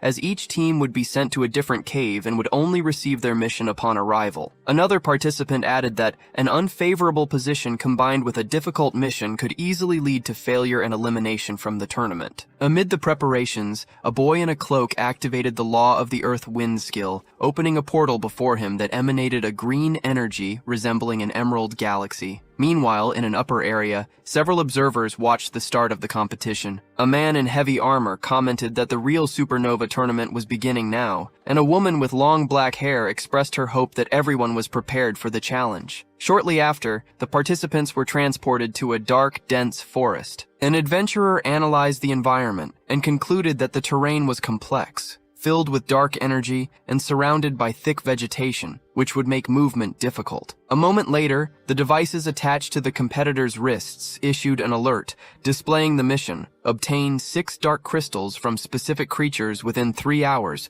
under penalty of disqualification. One of the young women in the group noted that gathering 6 crystals in that time would be complicated, especially in such a vast forest with the targets scattered. While the others analyzed the situation, one of the young men remained silent, merely observing the notification. Suddenly, the same girl noticed something strange and told everyone to be quiet, revealing that she had spread a mental detection technique as soon as they arrived, which had allowed them to find a prey quickly. In another part of the forest, a different group was celebrating their own hunt. One of the men commented that all the effort to qualify was finally paying off. The warrior in heavy armor agreed, saying that the ranking hardly mattered as long as no one died, since this activity could yield great profits. The group then began to loot the fallen body, collecting several valuable items before moving on. As they left the area, the warrior warned his companions to keep an eye out for smaller teams, which would be easier targets. Meanwhile, a red-haired adventurer suggested that her group leave the region as quickly as possible. The 3 of them walked in silence through the forest, until the tallest swordsman broke the silence, commenting that some participants had turned the tournament into a business, since everything the competitors carried was of great value. The redhead reacted with indignation, stating that this should not be the fate of true adventurers. However, the young man with the bandaged face disagreed, explaining that the rules were created precisely to encourage conflict among the participants, which left his companion surprised. He continued his analysis, stating that the real challenge was not the mission itself, but surviving it. The young man concluded that the group cooperation battle was, in practice, a survival competition, and the others finally understood his reasoning. Even so, he noted that many other factors could influence the course of the competition. Suddenly, several crystals engulfed in flames appeared in the sky and were launched toward the team. The tallest warrior reacted instantly, unsheathing his sword and charging forward to intercept the attack. With a single slash, he shattered all the projectiles before they could hit his companions. Realizing it was an ambush, the swordsman demanded that those responsible show themselves. Soon after, a young man in a large cloak appeared, accompanied by his team, which included a level 36 mage specializing in demonic fire. Observing the invaders, the young man with a bandaged face just smiled, convinced that someone had finally arrived with the intention of eliminating them. The group of adventurers challenges the heroes, stating they had been looking for the Adventurers Union team since they entered the area. They question what item the substitute might have used to break the record, as they doubt a level 20 D-rank adventurer could achieve such a high score. Their conclusion is that the young man must be hiding an extremely valuable artifact. The swordsman of the allied team recognizes that all the opponents are combat classes and orders the healer Sherry to stay protected behind him. He then declares that members of the Adventurers Union do not back down from enemies, accepting the confrontation. However, the armored opponent states that a 3-on-3 combat could result in mutual destruction, making it clear they don't intend to fight at a disadvantage. Then, additional reinforcements appear, increasing the number of enemies on the battlefield. Noticing the numerical disadvantage, the red-haired woman suggests retreating, as a direct confrontation would not be favorable. At that moment, Tsukishiro interrupts the situation and asks his companions to focus on the main mission, assuring them that he will handle the enemies himself. The group is shocked by his decision and questions if the young man really intends to take them all on alone, warning that there are 5 enemies and it's no time for jokes. Tsukishiro insists they need to trust him and continue the search for the dark crystals, reinforcing that there is no time to waste. The swordsman doubts the decision, stating that even with a higher level or secret items, facing 5 adversaries would be suicide for a D rank. Noticing the conversation, the enemies taunt the group, claiming they won't have a chance to escape. Tsukishiro then draws his sword and, with a serious look, says he doesn't possess any secret items. The opponents are surprised by his confidence and begin to question if he really is just a D-rank adventurer. Sherry, for her part, is left speechless seeing her friend's perseverance. She then takes Rise's hand and asks him to leave quickly, even though the young man is still resistant. The opponents notice the two are trying to flee and decide to focus on them, but Tsukishiro once again uses his earth and wind ability. He materializes like a phantom right in front of the enemy, power surging through his arms, and unleashes an ability to strike all his opponents at once. The stricken enemies are dumbfounded, realizing the young man's absurd speed. With just one strike, the hero repelled 4 enemies and killed 1. The opposing mage says he can't feel his hands, and the fact that it was 1 against 5 no longer seems so relevant. After the display of power, Tsukishiro states that he gave the enemies a chance to retreat earlier. One of the enemies is shaken and questions if it could be a mistake, since the intensity of the young man's fighting spirit doesn't match that of a D rank. Meanwhile, Sherry and Rise continue to flee to complete the main mission. Rise shows concern, feeling that leaving Tsukishiro alone is equivalent to abandoning him to his fate. Sherry recalls that he had broken the record without using any secret items, and the swordsman still shows doubt. The red-haired woman then concludes that his performance level might be beyond their comprehension, and decides to trust in his strength, reinforcing that they must complete the mission as quickly as possible. On the battlefield, one of the enemy warriors questions the captain's decision as they all prepare for the final attack. The captain ignores the hesitation and orders an all-out advance, stating they are dealing with a single opponent and will eliminate him right there. They all attack Tsukishiro simultaneously with their abilities. With his eyes glowing, he observes the situation and concludes he has been surrounded, activating his analysis ability to identify the number of enemies and their power levels. Based on the reading, he quickly assesses the ideal strategy, indicating the use of an area of effect ability to weaken the group before eliminating the targets individually. He then raises his sword and activates the Thunderbolt ability, causing intense lightning to crash down from the sky, striking the enemies one by one. The captain realizes the absurd level of the attack and orders the group to maintain the encirclement, reinforcing that the fight will be decided there. The mage tries to counterattack by launching multiple projectiles, but Tsukishiro once again uses the law of Earthwind. A portal appears, and he uses it to move quickly and reach the target. Tsukishiro unleashes a single strike shrouded in frigid energy, instantly freezing the mage's arms and rendering him helpless. Immediately after, the hero ends the combat with a decisive attack. Meanwhile, one of the warriors calls out to his fallen ally, only to be caught off guard by another attack in his moment of distraction. he too is defeated, a sword piercing straight through his body. However, while finishing off the enemy, the protagonist becomes distracted. This is a perfect opportunity for the other team's thief to try and stab him in the back. But since Tsukishiro is using his strong body ability, he manages to block the blade with his own arm. The attack doesn't pierce his defense, leaving only a superficial wound. Shocked by this realization, the thief knows that it won't be enough to stop him. Without hesitation, Tsukishiro ends the confrontation with a precise strike of his sword, defeating the thief. The captain, still standing but with his body trembling, silently acknowledges that Tsukishiro is on another level, wondering just how far his power really goes. Turning calmly, the hero declares that the next target is the captain. Overcome with despair, the man kneels and begs for forgiveness, pleading for his life to be spared and asking what Tsukishiro's true power level is. In response, the young man reveals he is a level 20, D-rank adventurer, leaving the captain in complete disbelief. The protagonist's sword glows with a beautiful blue aura. As he raises his weapon, Tsukishiro analyzes and reveals the enemy's status, identifying his class as Black Blades, level 37, with a combat power of 17,500. The captain's eyes widened as he realized the absurd difference between them, trying to comprehend the scale of this confrontation. Tsukishiro then unleashes the final blow. An intense explosion of light engulfs the battlefield, followed by a massive impact that devastates the surrounding area. From a distance, a gigantic bolt of lightning can be seen descending from the sky and striking the exact spot where the fight took place, ending the confrontation with absolute force. In the cave designated for the supernova tournament, located in the deep forest, the scene shifts back to the previous battlefield. Tsukishiro still holds his sword, which is enveloped in a bright aura, while traces of electrical energy run through his hand. He concludes that the attack was more than enough to end the duel, feeling satisfied with the result, especially with the good loot of items like potions and equipment. The boy recognizes the great utility of a spatial ring, which allows him to store everything without any loss. Suddenly, Tsukishiro senses a presence approaching and understands he can't stay there much longer, as he needs to immediately reunite with his companions, Reyes and Sherry. The scene then returns to the depths of the forest, where the group continues to face creatures from the main mission. A level 35 monster attacks the two adventurers violently, forcing Sherry to use a defensive reinforcement on Reyes. She instructs him to take the opening to counterattack,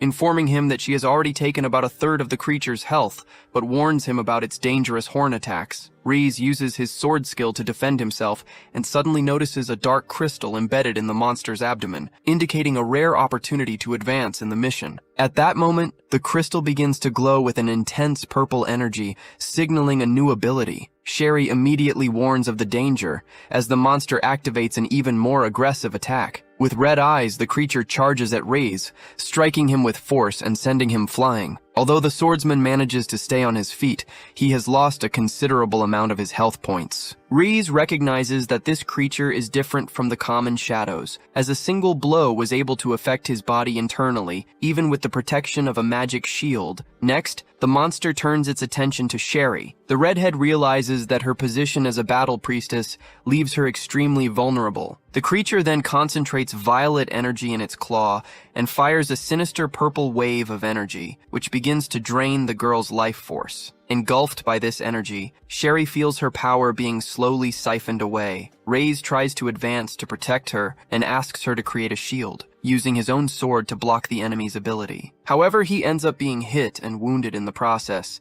and his sword suffers structural damage, beginning to shatter after the impact. The monster advances again with a devastating blow, slamming them both to the ground and leaving them in critical condition. Reyes admits that his weapon can no longer be used, which compromises his ability to attack, and Sherry suggests a retreat, but soon realizes she can't move either. At that moment, another enemy appears before them, revealing his manipulation of shadows and explaining that once under his control, escape would be impossible. The newcomer thanks the group for weakening the creature, stating that not even his 3 brothers could cause that much damage. Reyes identifies the group as members of the Shadow Crowd Guild, which creates immediate tension. The enemies reveal that it was worth hiding in the area, as now they can finally act. Next, they activate the Shadow Prison ability towards the monster. Shadowy chains emerge and immobilize the creature, giving them enough time to prepare the trap with the indirect help of Reyes and Sherry. With the monster trapped, the enemies advance to try and take the crystal, but they show caution upon realizing the creature's purple energy remains dangerous. One of them warns not to waste time,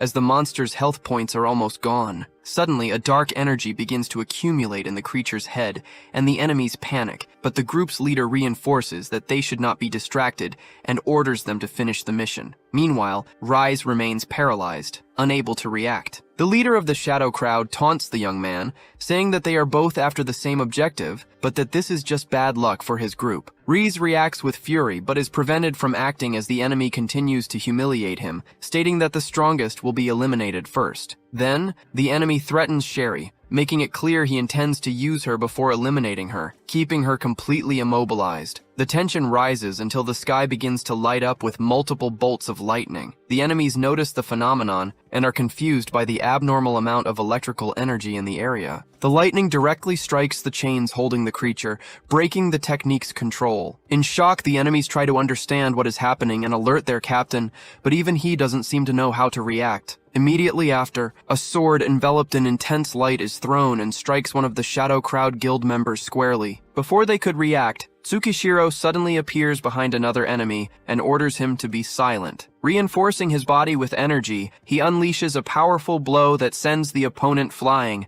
eliminating him instantly. The surviving enemy recognizes Tsukishiro as the adventurer responsible for breaking the record. However, he tries to use the situation to his advantage, holding Sherry hostage and warning Tsukishiro not to get any closer. The boy observes the scene and concludes that this is the worst possible moment for that kind of strategy. He then activates his summoning ability, forming a hammer of pure electricity, and questions the enemy about which of them will be faster. The enemies remained on the ground, their bodies still coursing with the electricity from Tsukishiro's attacks. While observing the scene, the protagonist took the opportunity to check his stats, which showed his level as 20 and his class as warrior. Seeing this, the last bandit holding Sherry hostage was completely shaken by the enormous power difference. Even Rates felt the intensity of Tsukishiro's energy, concluding that he was on a completely different level from other adventurers. In that instant, his Divine Eye analysis skill activated, calculating the enemy's reaction speed, the distance between them, and the risk of a direct attack. Based on this information, Tsukishiro realized that a common strike would not be enough to save the girl safely. He then concluded that his weapon would be much more efficient if it could be reduced in size to be thrown. As soon as he thought of it, the enormous hammer enveloped in electricity began to shrink before his eyes. Tsukishiro immediately understood that the change was possible thanks to the system's evolution,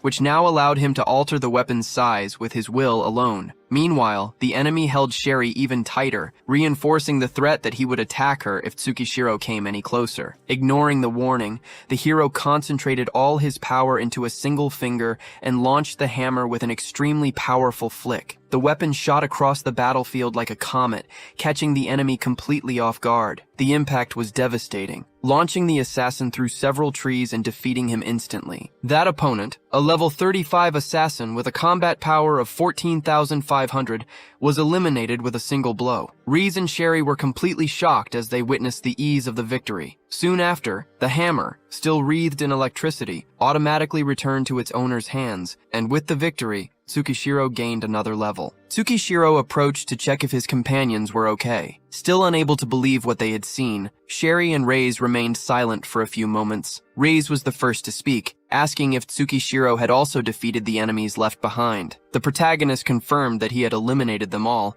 and had taken the opportunity to collect their weapons, since Reitz's sword had been destroyed. Sherry then commented, surprised, how all that display of power came from someone with such a low level. While handing recovery capsules to the two of them, Tsukishiro revealed that he had just reached level 21, which left the girl even more incredulous. Tsukishiro took stock of the mission, explaining that with the dark crystals obtained from the assassins, the group now had 3 in total, with only 3 more needed to complete their objective. Reese noted that they had less than 2 hours before the deadline and warned that they needed to act quickly. Sherry agreed, pointing out that continuing to hunt monsters one by one would take too long and leave them vulnerable to ambushes. Faced with this, the protagonist concluded that the current plan was too risky and decided to change their strategy. Reis immediately accepted Tsukishiro's leadership, stating that he would follow any plan he came up with. Without wasting time, the young man tore off the cloaks of the defeated assassins, adapted them as disguises for the team, and declared that from that moment on, they would be the hunters. Now camouflaged with the new gear, the group set off in search of the remaining crystals. Tsukishiro explained the new plan. They would start looking for teams of 3 to have a numerical advantage and a better chance of finding the crystals. He made it clear that the goal was not to eliminate their opponents, which made Reis ask how that would be put into practice. The leader then turned to Sherry and asked about her ability to use restriction magic. The priestess confirmed that she had a silence ability, capable of preventing mages from casting spells for a few seconds. With that, the plan was set. Sherry would neutralize any enemy mage, while Reis would use his techniques to immobilize another opponent. After settling all the details, the 3 agreed on the strategy, and Tsukishiro announced that it was time to hunt their prey. Sometime later, a group of bandits commented that the last confrontation had been more difficult than they expected, so they decided to take a brief pause while they looted the spoils of their defeated adversaries. Without them realizing it, Tsukishiro, Sherry, and Reis were observing everything hidden among the trees. In a perfectly synchronized move, the 3 of them leaped out at the same time and began their ambush. Sherry acted first, using her silence magic to prevent one of the enemies from using any abilities. Simultaneously, Tsukishiro ordered Reis to advance on another opponent, and the swordsman executed the attack immediately, surprising the target with a swift strike. Meanwhile, Tsukishiro faced the 3rd enemy and neutralized him quickly, leaving only 2 men standing. One of the remaining bandits asked who they were and demanded that they face them fairly. Shortly after, he managed to block an attack from Reis, believing he had regained the advantage. However, Tsukishiro emerged right behind him and defeated him with a single devastating punch. Realizing his allies had been beaten in mere seconds, the last bandit tried to flee, but Sherry anticipated his intention and surprised him with another restraining magic, which impeded his movements and left him completely vulnerable. Seizing the opening, Tsukishiro advanced and ended the combat with a direct blow to the opponent's abdomen. With all the enemies defeated, the trio began to search through the men's belongings for the dark crystals. During the search, Tsukishiro found 1 more crystal, reducing the number needed to complete the mission to just 2. He then asked how much time was left until the end of the trial, and Reis replied that they still had 82 minutes, but reminded him that locating suitable teams consumed a lot of time. Even so, Tsukishiro decided to continue with their strategy. As with the passage of time, the weaker teams would be eliminated and the survivors would likely be carrying more spoils. 20 minutes later, the group defeated another team but found no dark crystals. A little later, they faced another group,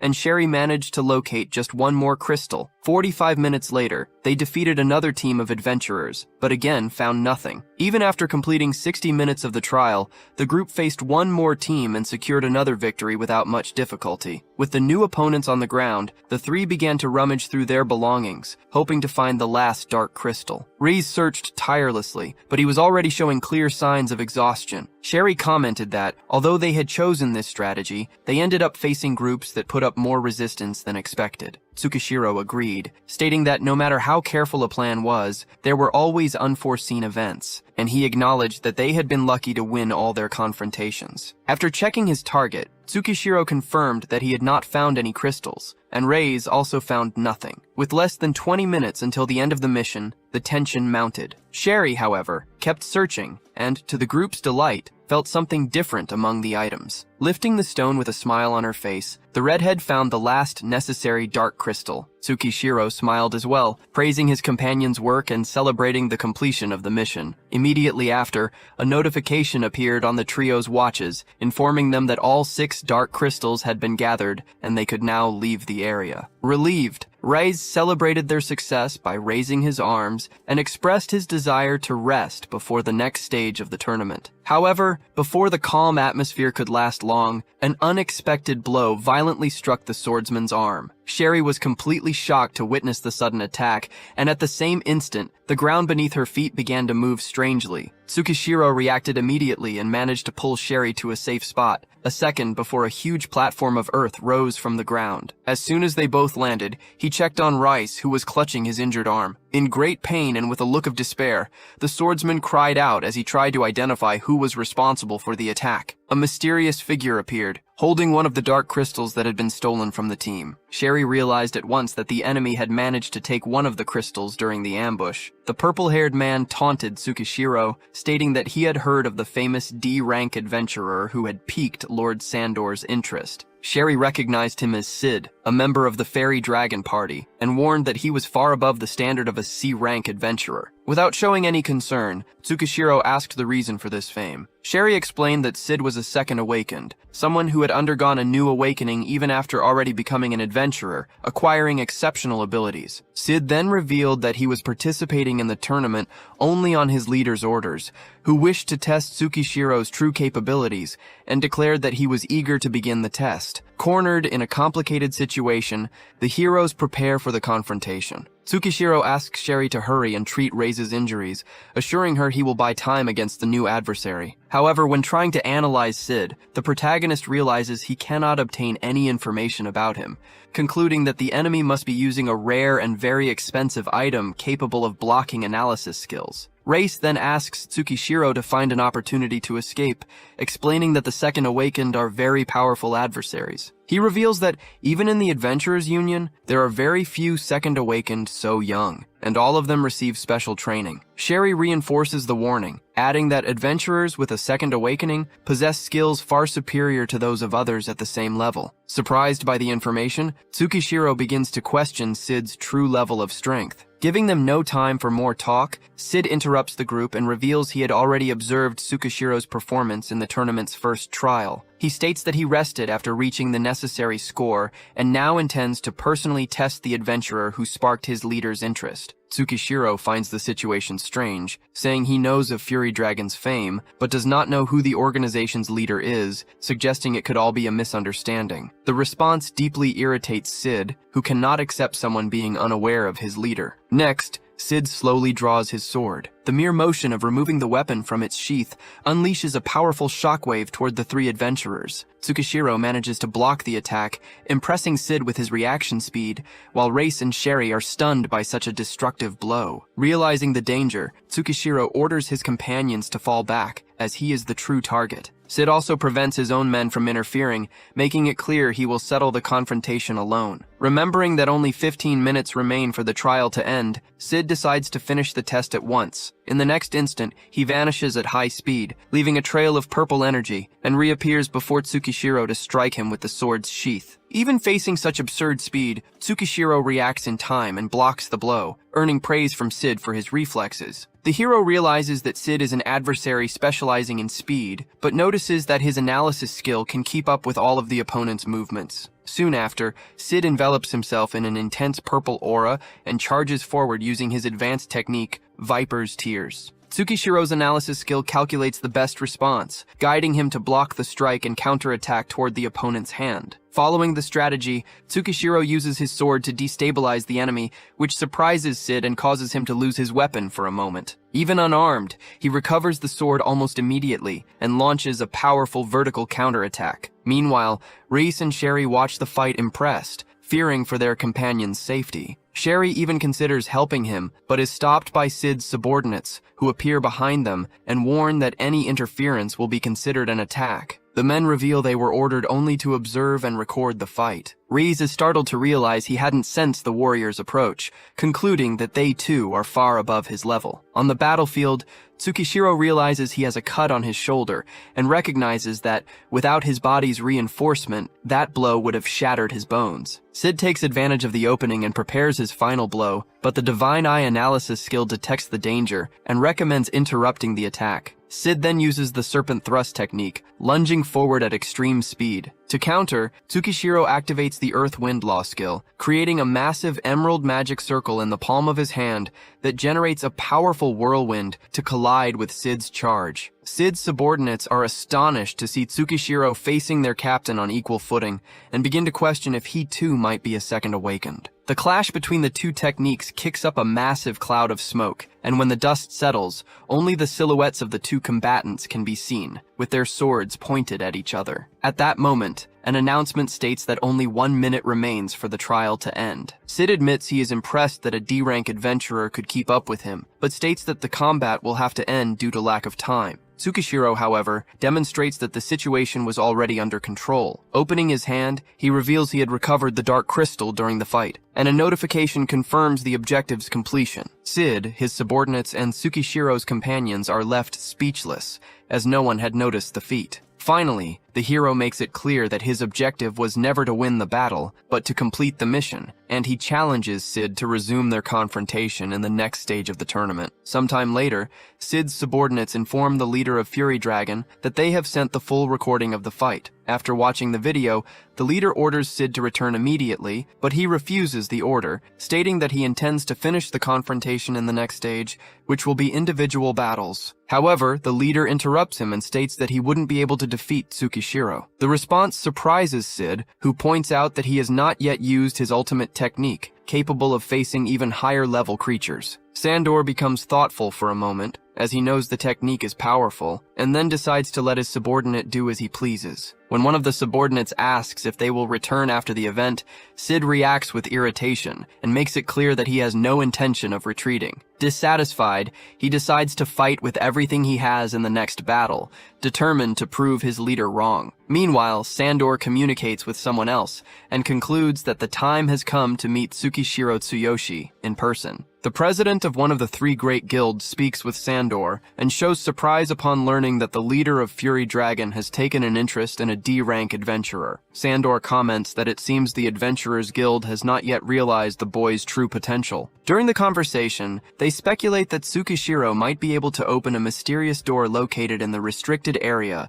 of the One Strike Mountain. Shortly after, it is revealed that out of the 45 participants, only 12 managed to complete the challenge, as all the others either gave up or died. Tsukishiro observes that only 3 teams finished the trial with all members alive, in addition to 1 duo and a solo participant. He also realizes that his group gathered the minimum amount of dark crystals, finishing the stage in the last position among those who qualified. Analyzing the scoreboard, the trio discovers that first place belongs to the Skull Knight Guild, which acquired an impressive 18 dark crystals. Reese recognizes the guild's fame as one of the 3 greats and is impressed by the result. Faced with this, Tsukishiro concludes that organizations of this caliber do not participate in such tournaments without a reason, and imagines that their representatives have very important objectives. Soon after, an announcement informs them that the final stage will take place in an hour and will consist of individual battles. Although Reis shows determination to participate, Tsukishiro notices that his companions have lost their confidence after nearly dying in the previous stage. Thinking of their safety, he decides to take full responsibility and asks Sherry and Reis to withdraw, stating that he will represent the group alone. Sherry and Reis refuse the idea of letting him fight alone, arguing that they have no intention of abandoning a friend. The protagonist, however, insists that they withdraw, explaining that continuing in their current state would only put their lives at risk for no benefit. Sherry expresses concern and points out that the next opponent could be another second awakened, but Tsukishiro remains confident and assures them he can handle any opponent. Noticing the determination and the intense aura emanating from the protagonist, the two decide to trust him. Rise even admits that they might just end up hindering his performance. After thanking them for their support, Tsukishiro says goodbye and heads alone toward the next challenge. At that moment, an S-rank adventurer named Hoshimiya Kenji observes the scene from a distance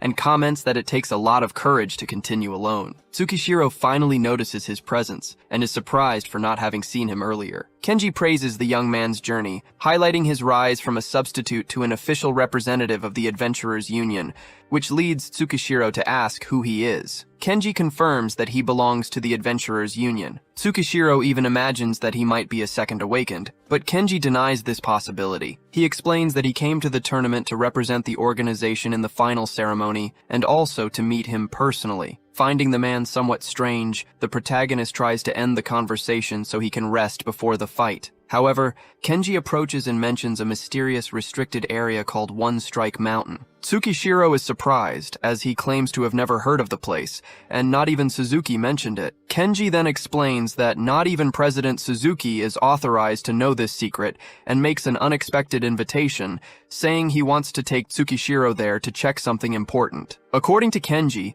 there is a door at the location that was left by a legendary S-rank adventurer, the creator of One Strike Mountain, and no one has ever been able to open it. Upon hearing these words, Tsukishiro's ring begins to react in intensely. The protagonist remembers that the same thing had happened before and begins to suspect a connection between the ring and the mysterious door. Confused, Tsukishiro questions why he was chosen, since there are much more experienced S-rank adventurers and second awakened. Kenji explains that all of them have already tried to open the door without success, and the current theory is that it can only be opened by someone with a special connection, not just strength. With a friendly smile, the man renews the invitation. Faced with the possibility and the reaction of his ring, Tsukishiro concludes that he might finally discover the truth about the artifact and, with a firm voice, accepts Kenji's proposal. Far away, Kenji explains that facing cave creatures is only the most superficial part of an adventurer's duties, as there are places that can only be accessed by S-rank adventurers. As they walk down the corridor of the restricted area, he reveals that this location is on a completely different level from common missions, making cave exploration seem like child's play. When they arrive at the entrance, two guards greet them. One of the guards, an S-rank adventurer named Hoshimiya, gives a respectful bow. Kenji introduces Tsukishiro as his assistant and informs them that he has already requested authorization to enter, asking for the passage to be opened. The guards, however,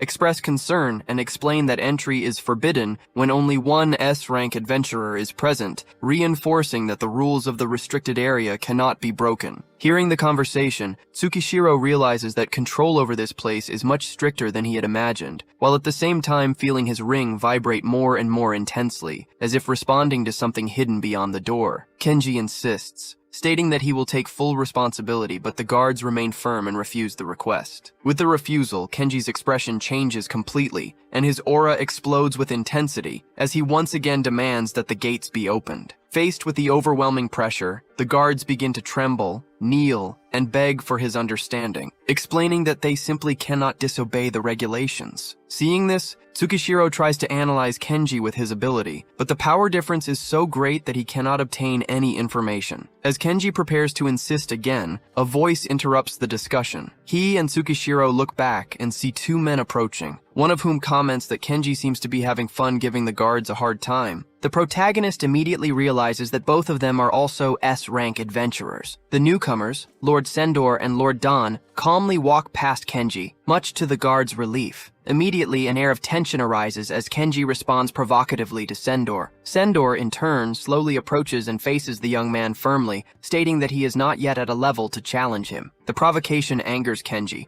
who clenches his fist tightly. Observing the scene, Tsukishiro realizes that the rivalry between S-rank adventurers from different factions is much more serious and complex than he had imagined. Faced with the growing tension, the other S-rank, Dan, intervenes and asks everyone to remain calm, reminding them that cooperation is still necessary to access the location. Kenji takes a deep breath and accepts the situation. With 3 S-rank adventurers present, the guards finally relent and authorize the group's entry. The 4 of them pass through the gate in silence, and on the other side, Tsukishiro finally sees with his own eyes the legendary door that had been mentioned for so long. His ring reacts intensely, vibrating non-stop as if being called by something ancient and powerful. Kenji then asks the other S-ranks why they are there, and Dan replies with irony, stating that they also want to observe the outcome, especially whether or not Tsukishiro can open the door. At that moment, Kenji realizes that the major factions had already been waiting for this moment. Suddenly,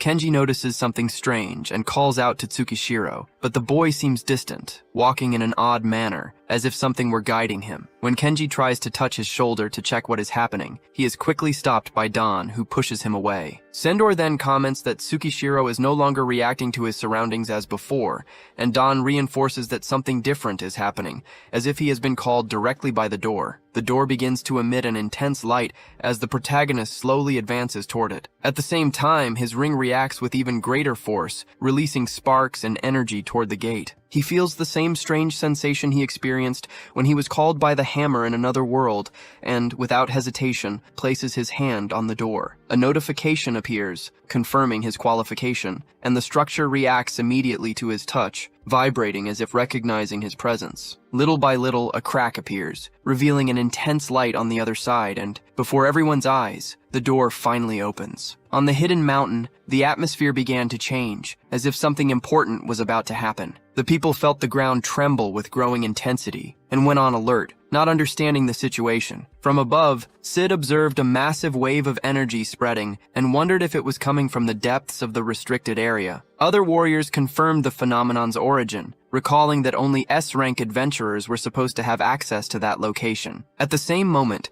the guards panicked and ordered the supervisor to be contacted immediately, reporting that the entire mountain was shaking. Surprised, Kenji realized the door had finally been opened. Faced with the opportunity, the expedition members decided to advance and charge toward the rift, but their abilities were blocked by an invisible barrier. It seemed that only a specific person could pass through. Observing the scene, Sendor concluded that when Tsukishiro came out, they would need to obtain all possible information about what was on the other side. At that moment, Tsukishiro leaped toward the opening, passing through a portal filled with lights and beams of energy. He crossed the threshold and landed on solid ground. As he slowly got up, he confirmed that he had managed to reach the other side. Looking around, Tsukishiro realized he was in a vast, mountainous plain, surrounded by countless other mountains. He tried to use his analysis skill, but it didn't work in that space, as if it were completely blocked. Before he could get his bearings, a presence caught his attention. A tall man with a long cape had his back turned and said that he had been waiting for him for a long time. The figure,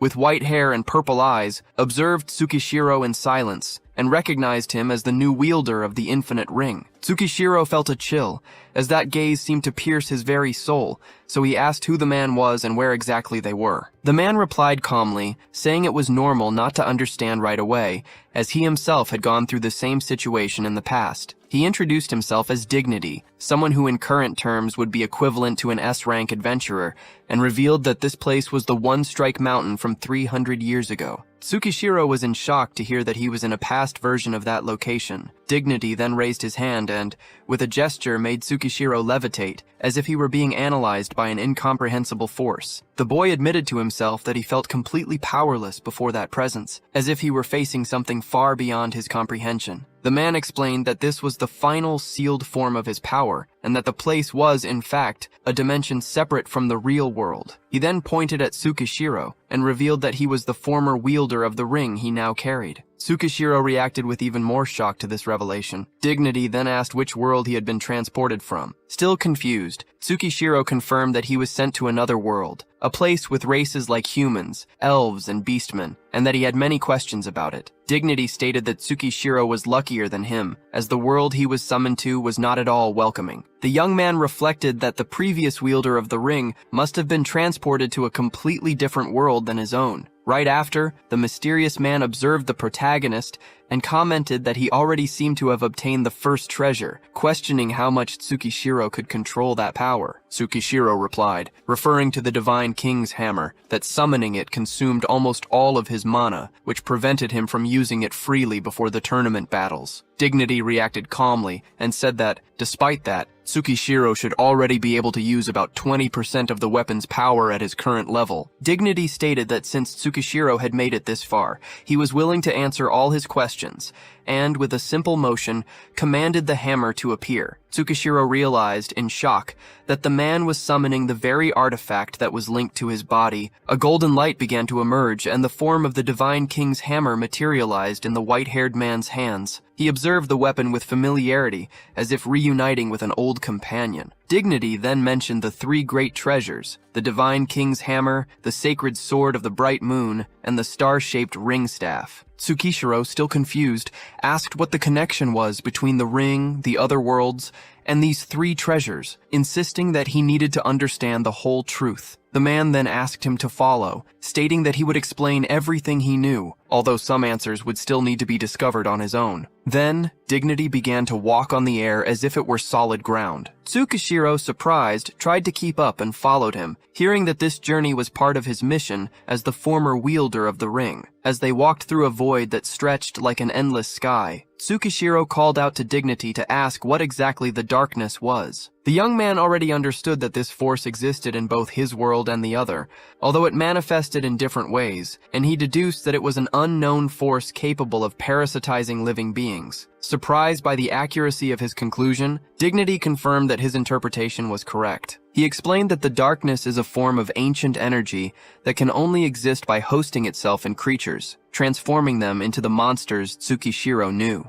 With this explanation, the young man's mind began to reorganize his experiences. He finally understood that the creatures he had faced, like goblins and spiders, were actually parasitized versions of beings from another world, and that the caves functioned as bridges between these worlds. The darkness, therefore, was just the result of the contamination from this process. Faced with Dignity's confirmation, Tsukishiro asked how it would be possible to eliminate this parasitism and what role the ring and the three great treasures played in this solution. The man replied that the key lay precisely in those artifacts and asked the boy to follow him. The two continued walking through the void until they reached a huge, snow-covered mountain. Tsukishiro wanted to know why they had ended up there, and Dignity explained that to control that force, he needed to understand the point where everything connected. Stating that the key to controlling the darkness was in that very place, Dignity concentrated energy and lightning with a wave of his hand, firing a gigantic golden ball of energy toward the young man. Tsukishiro firmly gripped the handle that emerged from the energy, which revealed itself to be his axe, but he immediately felt he couldn't withstand the weapon's power. With no other choice, he activated the strongest body skill in both his arms, which left Dignity visibly surprised. Struggling to hold the axe, the boy asked what the man was trying to do. Dignity replied that he wanted to make him understand why the treasures were the key to controlling the darkness. Then, he brought his hand close to his own face and began to concentrate a different kind of energy. Bright bolts of lightning leaped from his hands and forehead, and a mystical purple energy coursed through the area. Tsukishiro felt the impact of that power, realizing that its mere proximity was already causing damage to his body. Dignity then said the young man should experience that energy and launched a ball of power in his direction. Not knowing how to react, Tsukishiro suddenly felt his body fill with an energy that seemed to come from the oceans. As he raised the axe, his eyes filled with light and a colossal force took hold of him. Dignity explained that he could not give him all of his power, as each bearer of the ring must seek their own strength. After this reinforcement, the boy was able to handle the axe as if it were any other weapon, impressed by this sudden power. Dignity then revealed that the mountain represented Strike Mountain in the past, and asked Tsukishiro to try and feel the treasure's power. The young man concentrated, gripping the axe tightly, and a very powerful aura of energy began to emanate from his body. He prepared a strike, and as he attacked, the purple aura formed an energy dragon that slammed with full force against the mountainside. In that instant, the young man understood that this was the true power capable of combating the darkness, and that seeking this level of power would be his new responsibility. Staring intently at the mountain, he realized that its true origin was a distortion in space-time. Dignity confirmed that the goal of all ring-bearers was precisely to seek this ultimate power, as the two of them observed the damage Tsukishiro's strike had caused. Tsukishiro looked at Dignity and asked if that was the treasure's true power. The man confirmed, explaining that it was a force capable of completely destroying heaven and earth, transforming any landscape. The protagonist then wanted to know if the Divine King's hammer was one of the three great treasures, and Dignity confirmed again. He explained that Tsukishiro's mission was to seek out the treasures, fuse them, and obtain the power necessary to end the darkness, as this had been his destiny since the ring chose him. Faced with this, Tsukishiro questioned why Dignity himself, who seemed much stronger, hadn't done the same. Dignity remained silent for a moment before replying that he couldn't, as he had been dead for a long time. The revelation brought to Tsukishiro's mind the memory of the skeleton wearing the ring, and he asked if it was Dignity who had been inside the dry well. The man confirmed, explaining that what the young man saw was merely a consciousness left behind 300 years ago, while his true body had already turned to bone. Tsukishiro felt bad and apologized, but Dignity told him not to grieve, as his consciousness was left there precisely to find a successor. Even so, the boy became disheartened, thinking that if someone as powerful as Dignity couldn't resist the darkness, how could he? The man then clarified that he had managed to collect the three treasures, but he didn't discover how to fuse them in time. As Tsukishiro reflected on the true nature of the darkness and the fusion of the treasures, Dignity stated that the boy would have to find his own answers, as he would only be a guide. The only thing Dignity could do was teach him his skill, Heaven Opening. He explained that when the young man summoned his axe, he could destroy the heavens and the earth, and thus Tsukishiro acquired his newest skill. The young man asked if that was the technique that had created One Strike Mountain, and Dignity confirmed. However, he warned that Tsukishiro didn't yet have enough power to use it to its full extent, but that he would evolve over time. With a determined look, Tsukishiro thanked him for the teaching. Dignity encouraged him for the long road ahead and began to slowly fade away. His last words were that the mission was both a disaster and an honor, and that perhaps one day they would meet again. Then, Tsukishiro was enveloped in a golden energy and found himself back in a familiar place, surprising everyone as he emerged from the mysterious gate. Sandor and Don approached immediately, curious to know what was inside. Tsukishiro just looked back at the still open rift, without answering. Seeing the delay, Sandor insisted, mentioning that not even S-rank warriors could open that door. But the protagonist seemed only bothered by the man's hand on his shoulder. Sandor realized that the boy's aura had changed, and that something important must have happened. Faced with the insistence of the three S-rank warriors, Tsukishiro finally answered with a serious look, revealing that the darkness was just a type of host. He explained that they were being parasitized by an even more powerful existence, and that the true enemy was the mysterious force that created the darkness itself. The news left the three of them completely shocked. Don and Kenji became visibly hopeless at the idea of there being something stronger than the darkness. Tsukishiro, for his part, knew he couldn't reveal anything about the ring until he had enough power to protect himself, as he feared they would try to kill him for this secret. Suddenly, the portal behind him began to make a strange noise, and the large structure started to crack and tremble. Don commented that the door seemed to be disappearing because it had already fulfilled its purpose. Sandor, however, insisted that it had something to do with Tsukishiro and asked once more what had happened. The protagonist just repeated that he had already said everything he knew, that new information about the darkness had appeared, and he was kicked out of there. The three S-rank warriors looked at each other, and Sandor suggested they disperse, taking the opportunity to invite Tsukishiro to join the Fury Dragons. Don interrupted, saying that his guild, Final Glory, was just as good, and that Tsukishiro should consider it. Kenji then crossed his arms and stated that the Adventurers Union was the strongest organization, recommending that the boy freely choose his new instructor after the tournament. At that moment, an announcement marked the start of the final event, summoning the qualified participants to the designated location. Kenji placed a hand on Tsukishiro's shoulder, saying he was looking forward to seeing him on the podium. With confidence, the young man replied for him to wait and see him in first place. Sometime later, attention returns to the Supernova Tournament arena, where the third and final stage is about to begin. Due to previous withdrawals and eliminations, only 10 participants remain in the competition, including Tsukishiro, who reflects that the tournament might end rather quickly. Beside him is Sid, a level 37 C-rank warrior from Fairy Dragon. Thanks to what happened in the restricted area, Tsukishiro can finally see Sid's stats, realizing that the item hiding his information has stopped working. Further ahead, he observes another competitor and identifies him as Sean Kai, a representative of the Skull Knight Guild, one of the three great guilds. Sean Kai is a level 38 C-rank warrior and also a second awakened, leading Tsukishiro to conclude that he is even stronger than Sid. At that moment, the announcer explains that each team must nominate one or more participants from other teams to face in combat. The competitors understand that the final stage will be a series of decisive clashes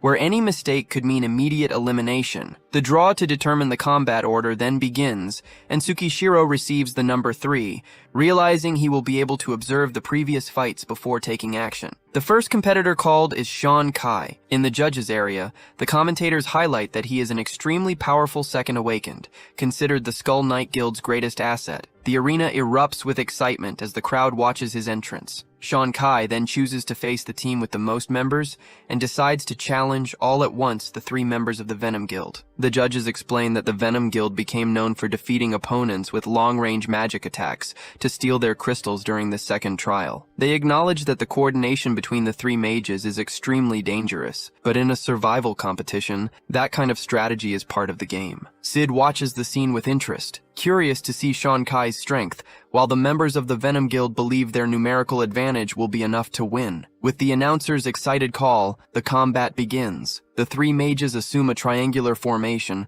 surrounding Sean Kai to execute a coordinated attack. The guild leader plans to overwhelm the young man with magic, and sarcastically says he will grant his death wish since he insists on fighting alone. But Sean Kai doesn't seem the least bit shaken, and simply utters 2 words to activate his ability. Instantly, a massive skeletal horse horse, wreathed in emerald green flames, erupts from the ground, shattering part of the arena, and the warrior quickly mounts the creature. The judges identify the technique as the exclusive skill of the Skull Knight Guild. Without wasting a moment, Sean Kai orders his mount to charge, and the horse shoots forward at an absurd speed toward the three opponents. One of the Venom Guild members is in shock as he perceives the crushing force of the attack. Before any of them can react, Sean Kai pierces through their formation and fells one of the mages with a single blow. The other guild member is terrified, seeing that the knight eliminated his comrade without the slightest hesitation. While calmly cleaning his spear, Sean Kai turns his gaze to the next opponent,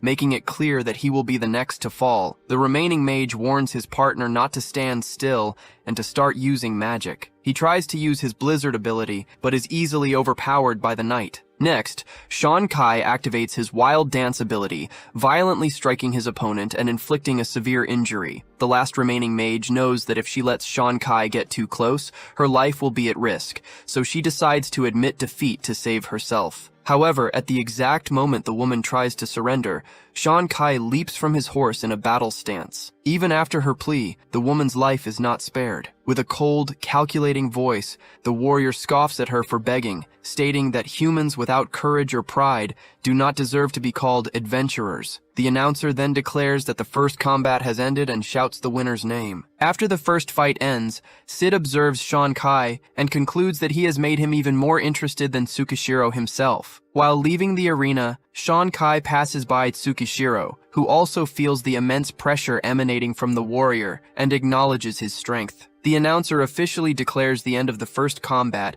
and calls the second team to the arena. Two competitors get into position, a heavy-armored warrior and a rogue. As they prepare, they talk and decide to challenge Tsukishiro, believing that facing a D-rank adventurer will be much easier. The announcer declares that the second team must choose their opponent, and without hesitation, they select Tsukishiro Tsuyoshi. The commentators consider the decision logical, while the representative from the Adventure Union watches with concern, hoping Tsukishiro puts up a good fight. The heavy-armored warrior proposes that Tsukishiro choose only one of them to face. However, the hero surprises everyone by replying that since he was challenged by both, he will face both at the same time. The decision causes astonishment among the judges, who claim it is pure recklessness, recalling that warriors usually have a disadvantage against rogues. They also comment that Tsukishiro seems to be trying to imitate Sean Kai, but they emphasize that there is a huge difference between a second awakened and a D-rank adventurer. Without wasting time, the heavy-armored warrior charges forward, believing he will defeat Tsukishiro quickly. Meanwhile, the young man wields his weapon, which becomes enveloped in an intense emerald aura. Keeping his gaze steady, he shows his determination to fight, resolved to defend the honor of the Adventure Union. In the Supernova Tournament arena, Tsukishiro faces his two opponents and provokes them, inviting them to attack all at once. The heavily armored warrior hesitates for a moment at the protagonist's confidence, while his partner, a rogue, is surprised by the pressure Tsukishiro exudes, doubting that it's the presence of a mere D-rank adventurer. Even so, the warrior regains his confidence, remembering that they have already defeated many enemies and still have the advantage of being 2 against 1. With this in mind, the two decide to surround Tsukishiro from the sides to prevent him from breathing or using his skills. The warrior advances from the front with his sword raised. At the same time, the rogue activates a technique that creates several images of himself to confuse the opponent. Thus, they both launch their attacks simultaneously. In the spectators' area, the representative from the Adventure Union shows concern, as being cornered by a warrior and a rogue is extremely dangerous. The commentators explain that the strategy is to pin the target with the warrior's strength, so the rogue can deliver the final blow. Tsukishiro, however, remains completely calm, observing the two as they approach. When their weapons finally reach him, something unexpected happens. The attacks are instantly repelled, and the rogue's dagger is sent flying. Perplexed, the two opponents even suspect that Tsukishiro is using some kind of special item. In reality, he had just activated the strongest body skill, and, after blocking both attacks without taking any damage, he prepared for his counterattack. The entire arena falls silent for a moment, and the commentators are in shock as they realize the protagonist withstood it without a single scratch. They remind the audience that the warrior's strike had defeated powerful monsters before, and that the rogue was one of the fastest in the competition. Faced with this, the crowd begins to call Tsukishiro a true monster. Sid watches the scene with growing interest in his future adversary, while Sean Kai also observes the fight attentively, showing respect for the adventurer's strength. Back in the arena, Tsukishiro disappears from sight using the law of wind and earth skill, reappearing an instant later behind the rogue. Surprised, the opponent uses a movement technique to escape, convinced that his speed was enough to shake Tsukishiro off and that he would never be caught. However, the next moment Tsukishiro appears right behind him again. Before the rogue could react, the protagonist unleashes a powerful sword strike, the impact of which hurls him far away, defeating him almost instantly. Without even celebrating, Tsukishiro turns his attention to the last opponent and walks slowly toward him, making it clear that the fight is not over yet. The heavily armored warrior falls into despair, realizing the enormous power gap, and understands he can no longer wait. His armor begins to shatter, his body increases in size, veins bulge from his skin, and his presence becomes much more menacing. Tsukishiro watches the transformation with curiosity, but remains completely calm, wielding his sword with both hands and simply inviting his opponent to attack. The protagonist's stance impresses the entire audience, and one of the commentators praises the opposing captain, noting that he made it this far thanks to his courage and willingness to fight without fear of death. The other commentator states that this would be a true life-or-death battle. The transformed warrior then charges forward at high speed, launching a devastating frontal assault. Tsukishiro perceives the opponent's intention and prepares to face him head-on, standing firm as the giant kicks up a cloud of dust. When the dust settles, everyone expects to see a monumental clash, but the scene is completely different. The warrior is kneeling, leaning on his sword, and officially acknowledges his defeat. He lowers his head and says that no matter what he does, he cannot change the outcome. The entire audience, as well as Tsukishiro, Sid, and Shankai, is stunned by the decision. Tsukishiro closes his eyes for a moment, thinking that it all ended easier than he had imagined, and then looks at the announcer, waiting for him to do something. Still surprised, the young man announces that, due to the surrender, the victory belongs to Tsukishiro Tsuyoshi of the Adventure Union. The crowd reacts with frustration as they were expecting a great showdown. Sid crosses his arms, considering the warrior's actions a disgrace, while Shankai just sighs in silence. Tsukishiro then asks if there is one more match left. The announcer confirms that there is, but after looking at his clipboard says that he can fight after a short rest. Tsukishiro, however,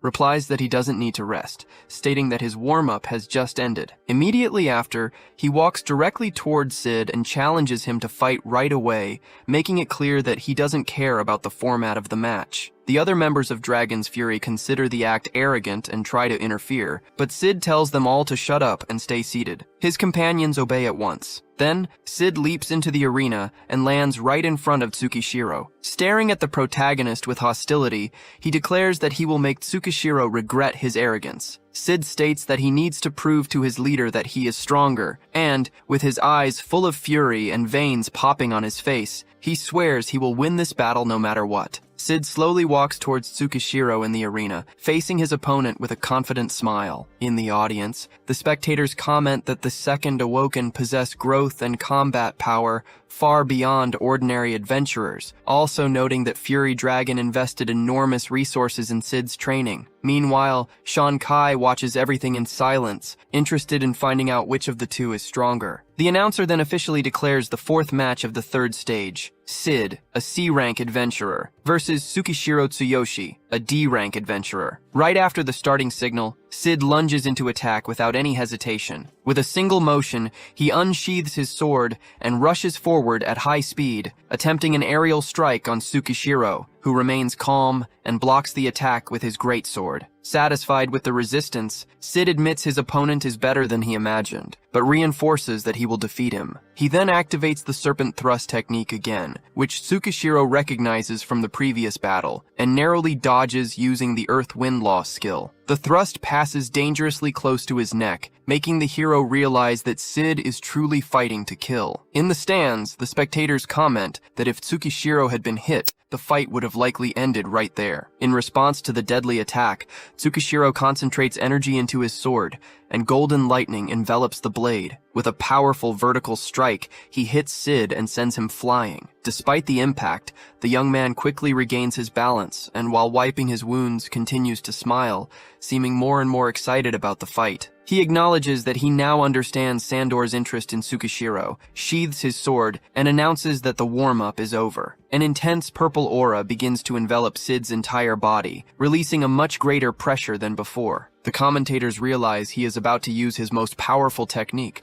the same one capable of defeating a high-level darkness, and even Sean Kai watches the scene with greater attention. In that instant, Tsukishiro's divine eye skill detects the danger and recommends that he envelop his body with the strongest body skill to withstand the impact. On the other side, Sid remains motionless as the purple aura intensifies, until he activates his ultimate technique and unleashes his final form. A single sword strike generates violent blasts of energy that surge towards Tsukishiro, leaving the audience stunned. Without hesitation, Tsukishiro also concentrates all his energy, emitting an intense golden aura. He gathers the power of earth, ice, and lightning into his sword, and the amount of power is so immense that the blade begins to crack. Even so, he raises the weapon and unleashes a powerful vertical blow. The two techniques collide in the center of the arena, triggering a gigantic explosion. The shockwave tears through the entire grandstand, hurling spectators backward while others use shields to protect themselves from the debris. Sid's eyes widen as he realizes the scale of the collision,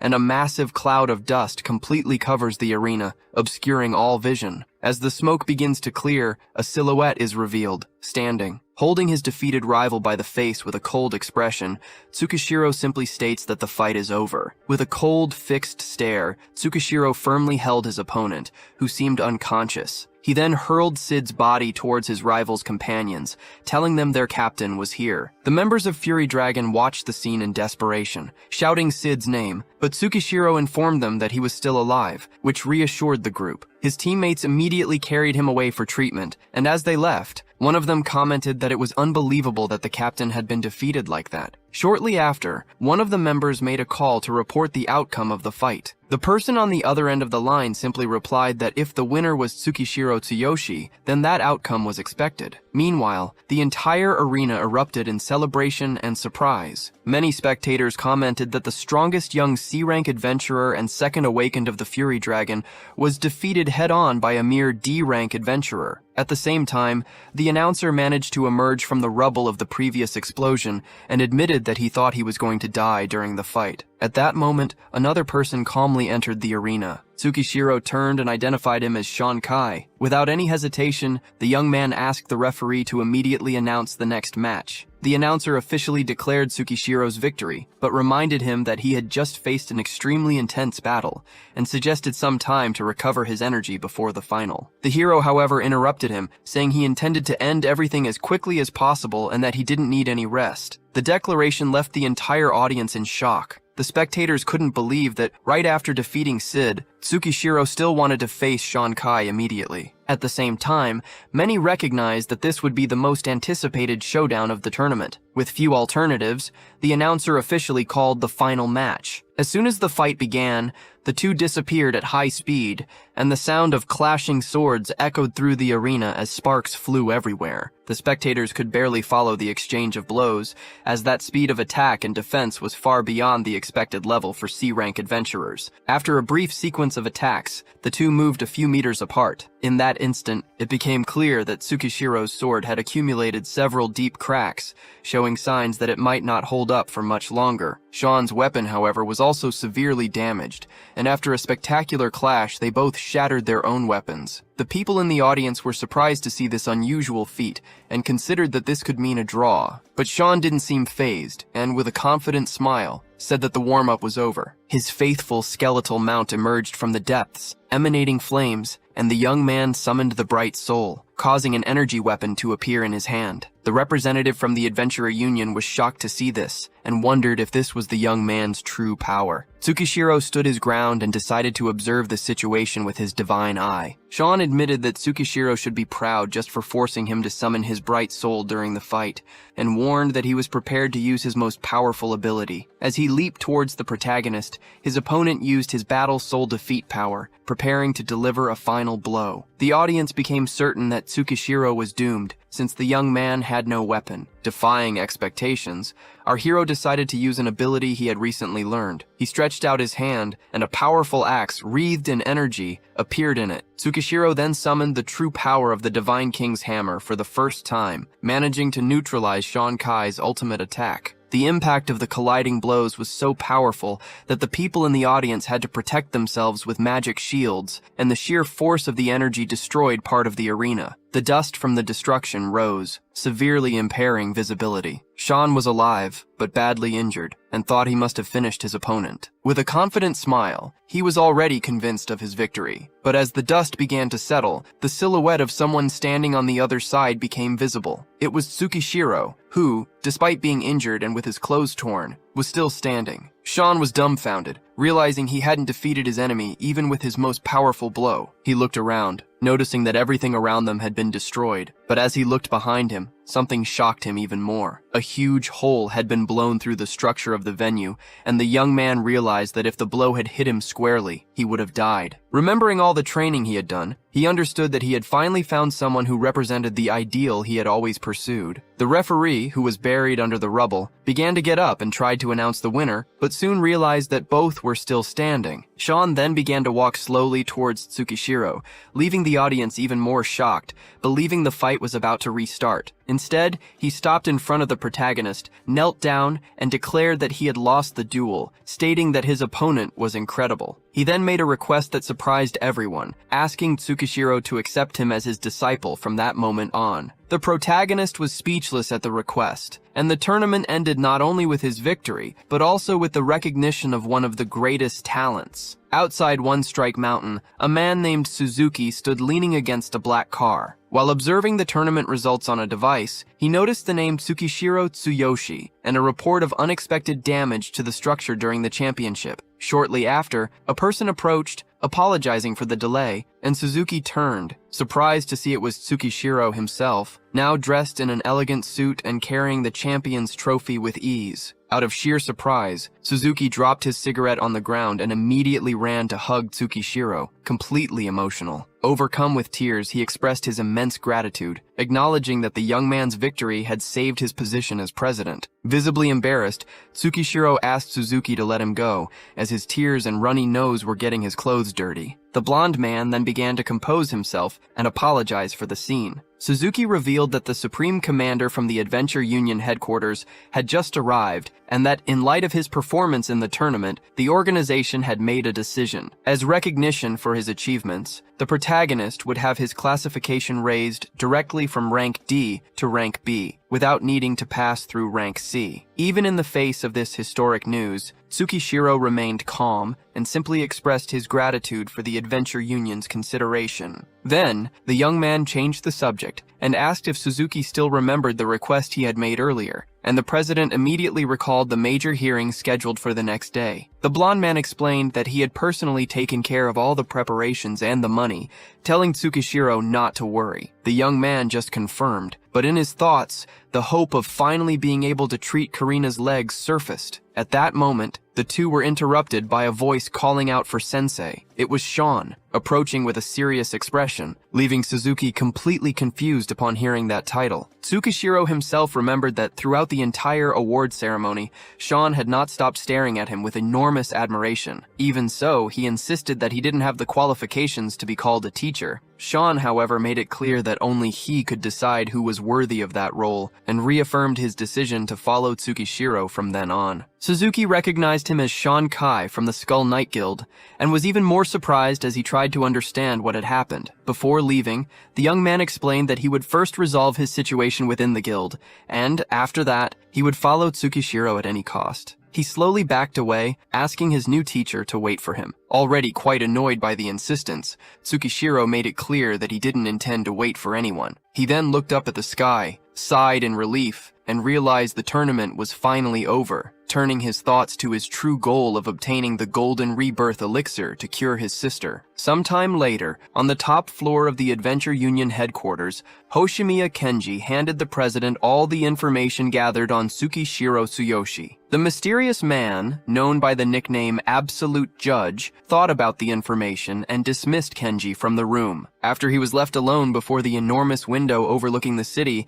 the man began to reflect on the fact that Tsukishiro had managed to open the door to the restricted area and had demonstrated a power incompatible with his rank D. Furthermore, he showed great curiosity about the secrets the young man was hiding and about the mysterious phenomenon that occurred at One Strike Mountain, showing great interest in the name Tsukishiro. Meanwhile, the sunset painted the city with an intense orange hue. Our protagonist walked peacefully through the streets, thinking that it was hard to refuse the ride offered by Suzuki, but that he had finally managed to be alone. He also realized it had been a long time since he had last walked without a rush, just appreciating the city, as his routine had become nothing but entering caves, fighting, and getting stronger, without even finding time to rest. It was then that a person nearby caught his attention. A young woman dressed as a maid was handing out flyers to pedestrians, announcing the grand opening of an establishment. The girl's headband with small ears immediately reminded Tsukishiro of a blonde girl with a striking gaze named Sakura, and he realized the time to meet her again was approaching. Shortly after, as he neared some stairs, a female voice began to speak to her older brother. It was his sister Karina, who was staring at him with a surprised expression, seeking confirmation that she would really walk again. Tsukishiro caressed the girl's hair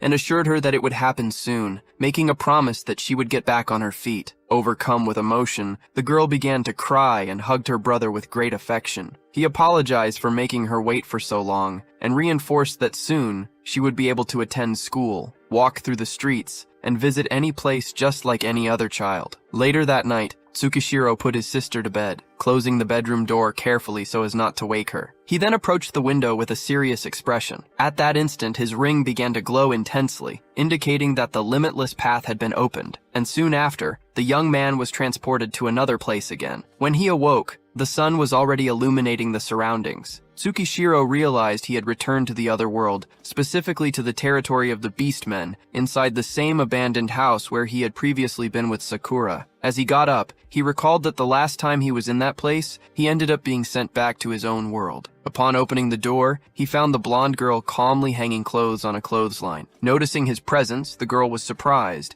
fixed her hair, and welcomed him with a gentle smile. Tsukishiro couldn't hide a slight embarrassment at the reunion, and a small smile appeared on his face as he realized how long it had been since he had last seen her. Sitting on a vast field of green grass, the two young people enjoyed the scenery in silence. Sakura was holding a notebook and handed it to Tsukishiro, who immediately began to flip through it attentively. On the pages, several important names were written down, among them leaders of great families and troop commanders from the Beastman Kingdom. Sakura then revealed that this was her greatest secret and that she had always wanted to share it with her master. She explained that her father was one of the main candidates to become the next Beast King and was always surrounded by renowned warriors and loyal servants. However, the current Beast King's father was his rival and used cruel methods to ensure victory. Sakura's father was attacked and betrayed by his own allies, whose names were in the notebook. Tsukishiro understood the scale of the betrayal upon hearing that those men who had sworn loyalty until death had poisoned her father shortly before his most important battle. After that,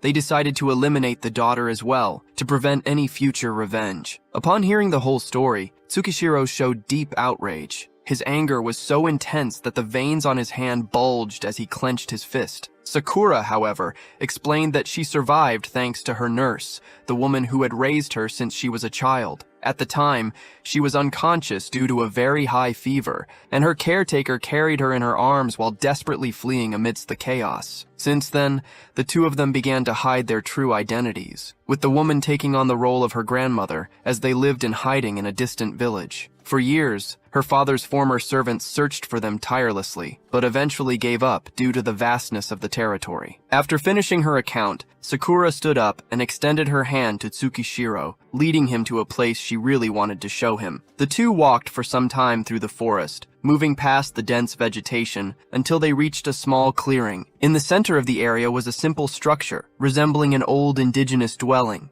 Sakura approached slowly as they both observed the place in silence. There was a small, simple headstone on the ground, already quite weathered by time. Noticing the emotion on the girl's face, Tsukishiro understood that this was her grandmother's grave. Sakura recalled that, after the escape, she had always lived on alert to protect her identity and never made any friends. She also recalled that the day of her grandmother's death was sunny, just like this one, but since she was little, she had been taught not to cry easily. Still a child too small to handle a shovel properly, she spent 2 or 3 days digging a grave deep enough to bury her all by herself. Today, she could no longer remember all the details of that moment, which deeply touched the protagonist. Sakura continued, saying that after that day, she began to hide from the beasts of the forest and from all the evil in the world for being a half-beast. Fortunately, she inherited a great talent with the sword from her father, and since childhood, she improved much faster than anyone else her age. As she grew older and stronger, a feeling of revenge began to take hold of her heart. Hearing this,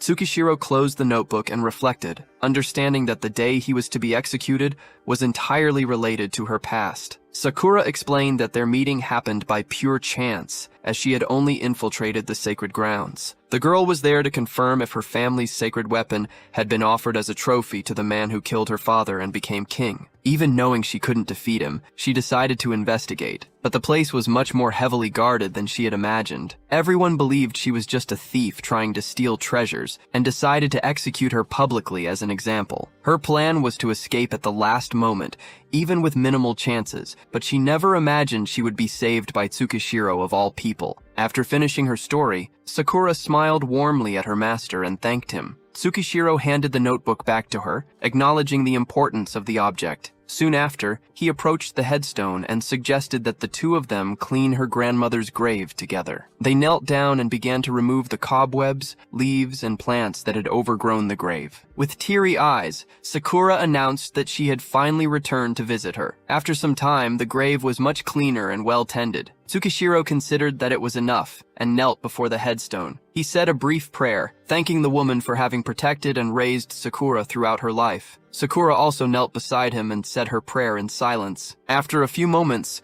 the protagonist promised that from that moment on, he would be the one to protect her, wishing that her grandmother could finally rest in peace. In that instant, they both felt as if a gentle and welcoming presence was watching over them. After they stood up, Sakura showed concern upon learning that Tsukishiro intended to go to her family's old fortress. She explained that the place had been taken over by the former minister, who served her father, whose name was on the first page of the notebook. Furthermore, she warned that the fortress was heavily guarded by men loyal to the traitor, and her true identity would be discovered immediately. Even so, Tsukishiro believed that the weapon Sakura's father intended to give him might still be hidden there. Finally, he made an even greater promise. Besides recovering what belonged to Sakura, he would help her erase, one by one, all the names written in that notebook. Sometime later, the two arrived before a huge fortress built atop a mountain. The entrance was protected by several armed beastmen, while archers and spearmen guarded every point on the walls, making the place extremely well protected. Hidden from a distance, Tsukishiro and Sakura carefully observed the movements, and using his divine eye, Tsukishiro concluded that even the common guards were quite powerful. Apprehensively, Sakura explained that there were more than 10 armed soldiers in the fortress, in addition to at least 6 or 7 of the generals who had betrayed her father. She said that, despite the betrayal, the current Beast King never gave them the recognition they expected and simply sent them to protect that place. Sakura assessed that defeating a few of them would be possible, but warned that any commotion would make all the generals act together. Tsukishiro understood the enormous risk of the mission and knew that Sakura could lose her life. Even so, an idea formed in his mind. He considered the possibility of eliminating all the soldiers in the fortress at once, leaving only the generals as survivors. The proposal left Sakura completely surprised, as she couldn't even imagine how it would be possible to face generals above level 50. However, he insisted on the question, wanting to know if she thought it was possible. As she thought, Sakura mentally calculated that all the generals were level 50 and could also enter berserk mode if they were seriously injured. Regaining her composure, she faced him seriously, trying to understand what he meant by survivors. Without taking his eyes off the fortress, Tsukishiro made it clear that he intended to leave them only on the brink of death, so that Sakura could deliver the final blow. The girl was even more impressed, realizing that although Tsukishiro's level was lower than hers, it was impossible to comprehend the true extent of his power. Convinced, Sakura finally stated that she could complete the mission. Immediately after, the two began their infiltration with utmost caution. While Tsukishiro observed the situation from afar, Sakura slipped silently along the fortress walls, approaching the guards without making any noise and climbing one of the walls without being noticed. Before they began, Sakura had expressed her concern, questioning if they would really go ahead with the plan. She explained that she possessed the ability Deadside Slash, capable of launching her instantly at the farthest enemy in her field of vision. At the time, Tsukishiro had simply asked her to trust him and follow the plan when she received the signal. Sakura then reflected that her master never acted on impulse and concluded that all she could do was believe in him. As she advanced through the fortress, Sakura realized that her body seemed to naturally remember every path and corridor. Tsukishiro's plan was for her to find a wide open area to lure all the enemies. In addition to 100 soldiers, the strongest generals would also be there. She was sure that upon seeing the reappearance of the former leader's daughter, they would all abandon caution to eliminate her, which made the plan risky but coherent. Meanwhile, Tsukishiro remained on a high vantage point, observing the entire fortress from a distance. He knew that to defeat over 100 soldiers with a single blow and still leave the generals gravely wounded, he would need to use all of his power. With his eyes beginning to glow intensely, he decided he would carry out Sakura's revenge and test the true power of the heaven-opening technique. Running through the inner corridors, Sakura headed towards the chosen location. Along the way, memories of her childhood came back to her, remembering when she was carried on her father's shoulders while watching the soldiers train. Convinced that everything would end there, she finally reached the large training ground located inside the fortress. Sakura observes the great walls of the fortress's outer training grounds. As she stares at the place, she recalls that it was the last setting of her childhood, and that it would also be where all those criminals would meet their end. Suddenly, archers positioned on the walls spot the girl, and Sakura realizes she has found the perfect place to put her plan into action. Without hesitation, she raises her voice and asks if the soldiers still remember her. Then she shouts with all her might that she has returned to see them, and demands that they all show themselves. Sakura's voice echoes through the fortress, alarming soldiers scattered everywhere, from the study area to the watchtower on the top floor. Confusion sets in as everyone wonders who is causing such a commotion. Soon, the alarm sounds, announcing the presence of an intruder and ordering everyone to proceed immediately to the training grounds. Sakura remains standing in the center of the arena, facing the enemies who begin to surround her. A warrior with an eye patch glares at her with contempt, surprised to recognize the half-beast man girl. In a few seconds, a huge number of soldiers completely surrounds the field. Among them, a mage in a long robe and holding a staff observes Sakura intently, trying to recognize the invader. Gradually, his expression changes as he remembers the small child who used to sit on the former Beast King's lap. Startled, he orders everyone to look closely at the girl's face, eyes, and ears, making the others realize that the child who was supposed to be dead had returned. The revelation causes a huge uproar, and the soldiers shout that she is still alive, ordering the rallying signal to be sounded to summon all troops. The great summoning horns begin to sound as some soldiers advance towards Sakura. Suddenly they all stop, puzzled by the signal's abrupt silence. The mage tells them to observe the girl more carefully. Before her, the entire troop remains motionless, surprised by her courage, with some even questioning if she had gone mad or wished to die by showing up alone. Sakura lowers her head, takes a deep breath, and then raises a small smile, showing that she never believed they had forgotten her. At that moment, the mage pushes through the crowd and stops before her. With false cordiality, he recalls that she managed to escape years ago, and states that it would have been wiser to remain hidden. According to the mage, by returning, she has put her own life at risk and would receive no mercy. Without showing any fear, Sakura places a hand on her hip and retorts to the provocation. She makes it clear that she never lived in hiding out of cowardice, but that all this time was preparation for the right moment. Now, finally, was the opportunity to eliminate the traitors who murdered her father and enact her revenge. The soldiers in front are confused and soon burst into laughter, mocking how she intended to get her revenge alone. One of them recalls that they had insisted Sakura's father take power by force, but the former leader remained bound by his honor, something they considered unacceptable. Another soldier agrees, saying they tried to convince him respectfully, but he refused all their proposals. Faced with his refusal, they had no alternative but to support the revolt of the current Beast King. Listening to everything with a blank expression, Sakura concludes that they poisoned and betrayed her father simply out of greed. The mage immediately retorts, arguing that following a leader like her father would never bring them any reward. He believed that after risking their lives so many times, they had the right to seek personal benefits, and betrayal was the correct choice. The other soldiers agree in unison, stating that fighting without receiving anything in return made no sense. After a brief silence, Sakura states that her father always fought for the future of all the Beastman people, while they chose wealth and status. Her gaze turns cold, and she concludes that her father's greatest mistake was not eliminating such cowardly men with his own hands. Consumed by fury,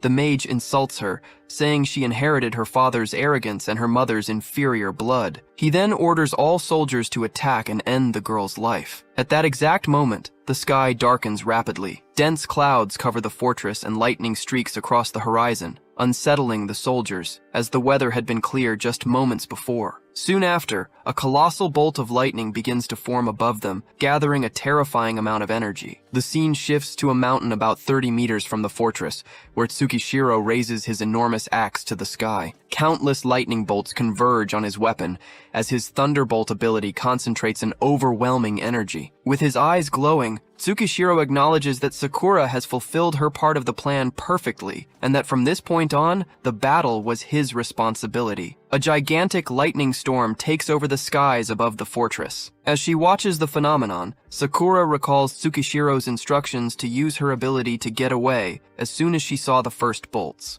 Knowing exactly what she needed to do, she looks for a soldier at the edge of the enemy formation and, upon finding the perfect target, uses her ability to reach him. The warrior, completely distracted by the storm, is struck by surprise and immediately realizes it was an ambush. The mage then orders everyone to keep their eyes on Sakura and prevent her escape. However, before anyone could react, countless lightning bolts begin to fall upon the fortress, striking the ground and causing explosions everywhere. The soldiers start to suspect that the girl had a powerful ally hidden nearby. While several enemies are struck by the lightning, Sakura takes advantage of the confusion to cross the field at high speed. She remembered that her master had insisted she get as far away as possible before the real attack began. High on the mountain, Tsukishiro continues to concentrate the lightning into his axe, directing all that energy toward the fortress. He recognizes that the thunderbolt ability would only serve as an initial distraction for what was about to happen. Holding the axe with both hands, Tsukishiro gathers all the energy he can control. Pushing past his own limits, he combines several abilities simultaneously,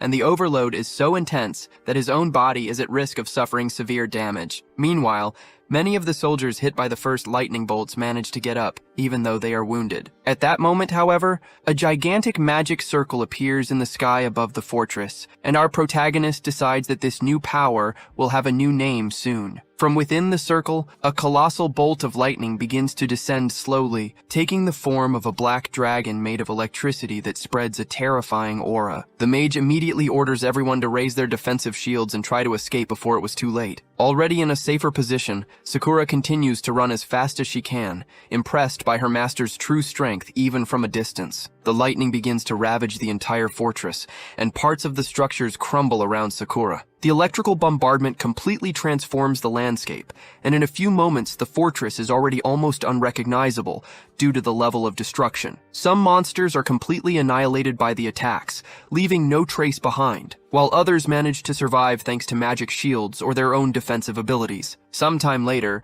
the fortress is nothing more than a vast cemetery of ash and destruction. Most of the soldiers are down with no sign of life, but among the survivors, the mage remains standing. Stunned, he concludes that it was impossible for such destruction to have been caused by the small girl.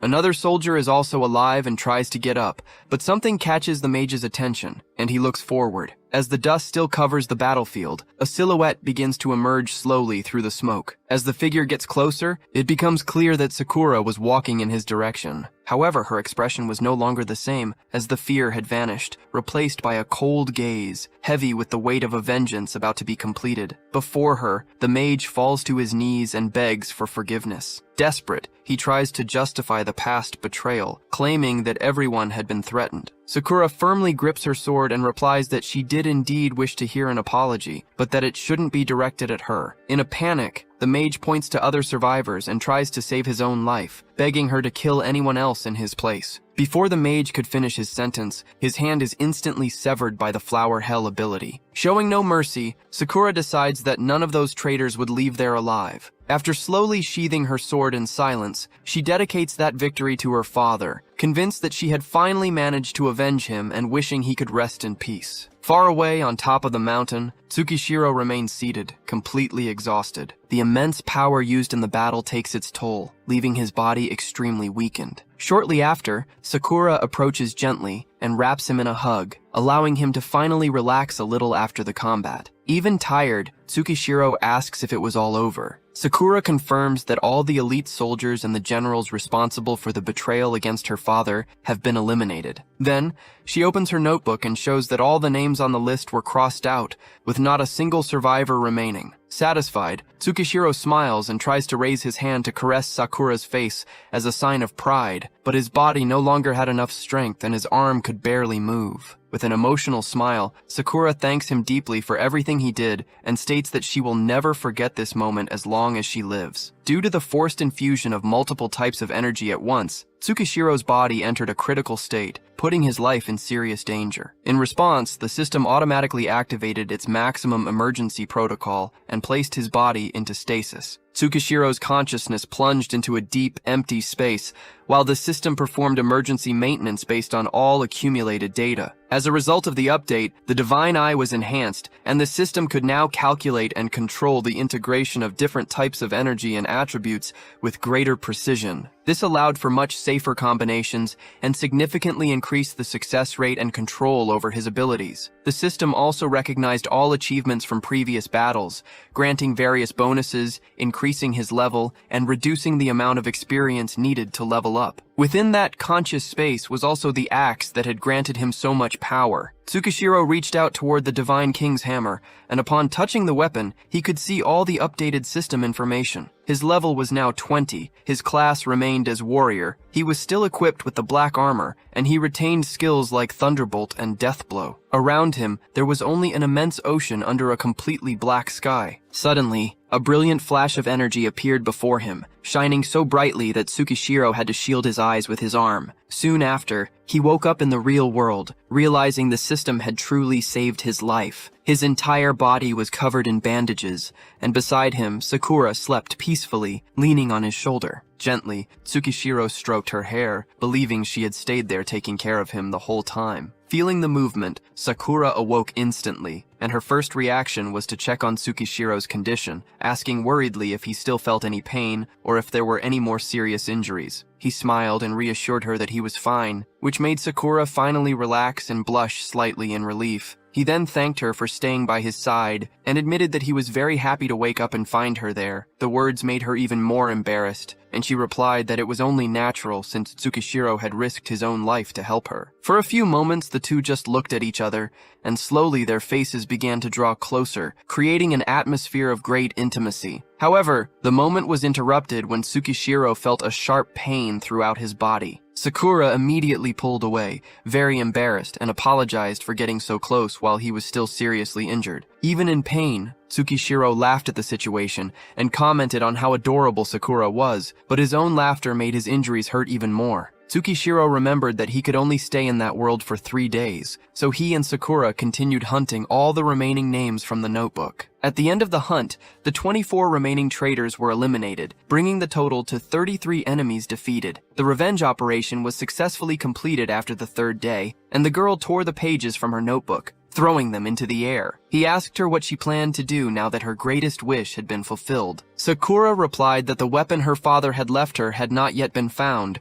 but she thought she knew where it might be, probably with her mother. Then, she revealed that her mother is actually a human woman, which surprised Tsukishiro as he thought she was dead. Sakura explained that after giving birth, her mother returned to the human territory, and the two had never met. So, to find her, she would need to go there. Tsukishiro interrupted her, saying that she needed to do this and that that it would be possible because he was there to help. Even when she reminded him that the territory was very far away, Tsukishiro patted her head and said that everything would be all right, promising that he would soon reveal his secret to her. Besides, he already had a plan for what came next. As the two youths walked along the road leading to the Beastman tribe's border rock, Sakura asked Tsukishiro what he meant earlier about his original world. She confessed she couldn't quite understand, as it sounded like a very mysterious story she had never heard before. Tsukishiro explained that it wasn't a story, but something that had actually happened to him. Pointing to the sky, he stated that it was more real than anything happening now. The young man said that he used to feel like a traveler who had arrived in this world by chance. But after several experiences, especially after holding the sacred axe, he finally understood everything. It was no coincidence that he had resonated with the Divine King's hammer and managed to control it, as this was his mission, a mysterious burden that fate had given him. Sakura moved closer, trying to absorb the story, while Tsukishiro concluded that he now knew clearly what he needed to do. His goal was to keep fighting and raising his level until he reached the limits of this world, as well as to obtain all the sacred treasures of the humans and elves. He recalled that Lord Dignity had mentioned the power of darkness, and he wanted to see it with his own eyes. At that moment, some dark memories flashed through his mind, and with a determined look, Tsukishiro declared that no matter what happened, there was someone he needed to avenge. Sakura watched him in silence for a moment, and then said she understood. She recalled that her master had already helped her greatly with her own revenge, so she asked to help him with his as well. Suddenly, a strong voice apologized for interrupting the moment. A man with angel wings landed beside them, calling Tsukishiro by the name Tsuyoshi as he folded his large wings onto his back. The mysterious figure maintained a firm expression with his arms crossed, commenting that it had been a while Sakura seemed visibly uncomfortable with his presence. The newcomer, who revealed himself to be the Beast King, commented that the two of them had been very busy lately, even making powerful enemies. He then asked if they were at the dock to try to escape the Beastman's territory. As he approached Tsukishiro, the king questioned if he had forgotten his promise. The atmosphere grew heavy, and the wind began to blow stronger. Ready to draw her sword, Sakura intervened, stating that it was all a misunderstanding. She explained that her master wasn't planning to run away. The plan had just changed a little, and they needed to go somewhere else. The Beast King maintained his serious expression as he stared at the girl and approached her, questioning her about this plan. He reminded them that he was supposed to test Tsukishiro's strength after a year, and even though there was still time, that was no excuse to leave the territory without a good reason. Suddenly, the king's face began to change in a sinister way. Sakura tried to argue again, but Tsukishiro stopped her, putting his hand in front of her. With a firm voice, Tsukishiro apologized to the king, explaining that he would only be away for a short time. The Beast King asked what would happen if he didn't allow them to leave, and the protagonist assured him he would return on the promised date. Even so, the king insisted that he would not permit it. Faced with the refusal, Tsukishiro provoked him, saying that if the man thought he could stop him, then he should try. The king moved closer, and Tsukishiro began to ready his divine axe for the inevitable confrontation. The confrontation between the two warriors began, releasing a pressure so intense that the air around them grew heavy. Sakura watched with great concern, but Tsukishiro asked her to step back, explaining that this was a fight he needed to handle alone. Although apprehensive, she decided to obey her master's orders. Meanwhile, the Beast King's expression changed completely. His eyes began to glow and the atmosphere became even more oppressive. Then, without further delay, the two charged at each other. The battle began with a violent exchange of punches, and at one point, they both threw a blow at the same time, their fists colliding. The impact was so devastating, it destroyed a large part of the surrounding area. Tsukishiro realized that this was the true power of the strongest man of the Beastman race. Even using strongest body at its maximum output, his physical strength could only match his opponent's. On the other hand, the king himself was also surprised to notice that all of his blows were being blocked. He recalled that when he met Tsukishiro on the sacred grounds, he never imagined the young man would reach such a high level in so little time. The king concluded that not even his level 70 warriors could withstand his attacks, while Tsukishiro not only resisted, but could also counterattack. Seizing an opening, Tsukishiro grabbed the king's fist and retaliated with a powerful elbow strike, but the blow was blocked by the monarch's arms. The impact sent them both flying back at the same time. Tsukishiro landed safely a few meters away and continued to watch his opponent closely, who also landed without difficulty. With a confident expression, the king let out a slight smile, keeping one arm hidden behind his back to show his superiority. Then, he brought his arm forward, showing that he was finding the fight interesting. Tsukishiro acknowledged that his opponent was exactly as powerful as he had imagined, worthy of the title of Beast King. He then raised his hand, and an intense electrical energy began to envelop his body, taking the form of his weapon. The king watched the scene and realized that Tsukishiro had learned to control the Divine King's hammer in such a short time,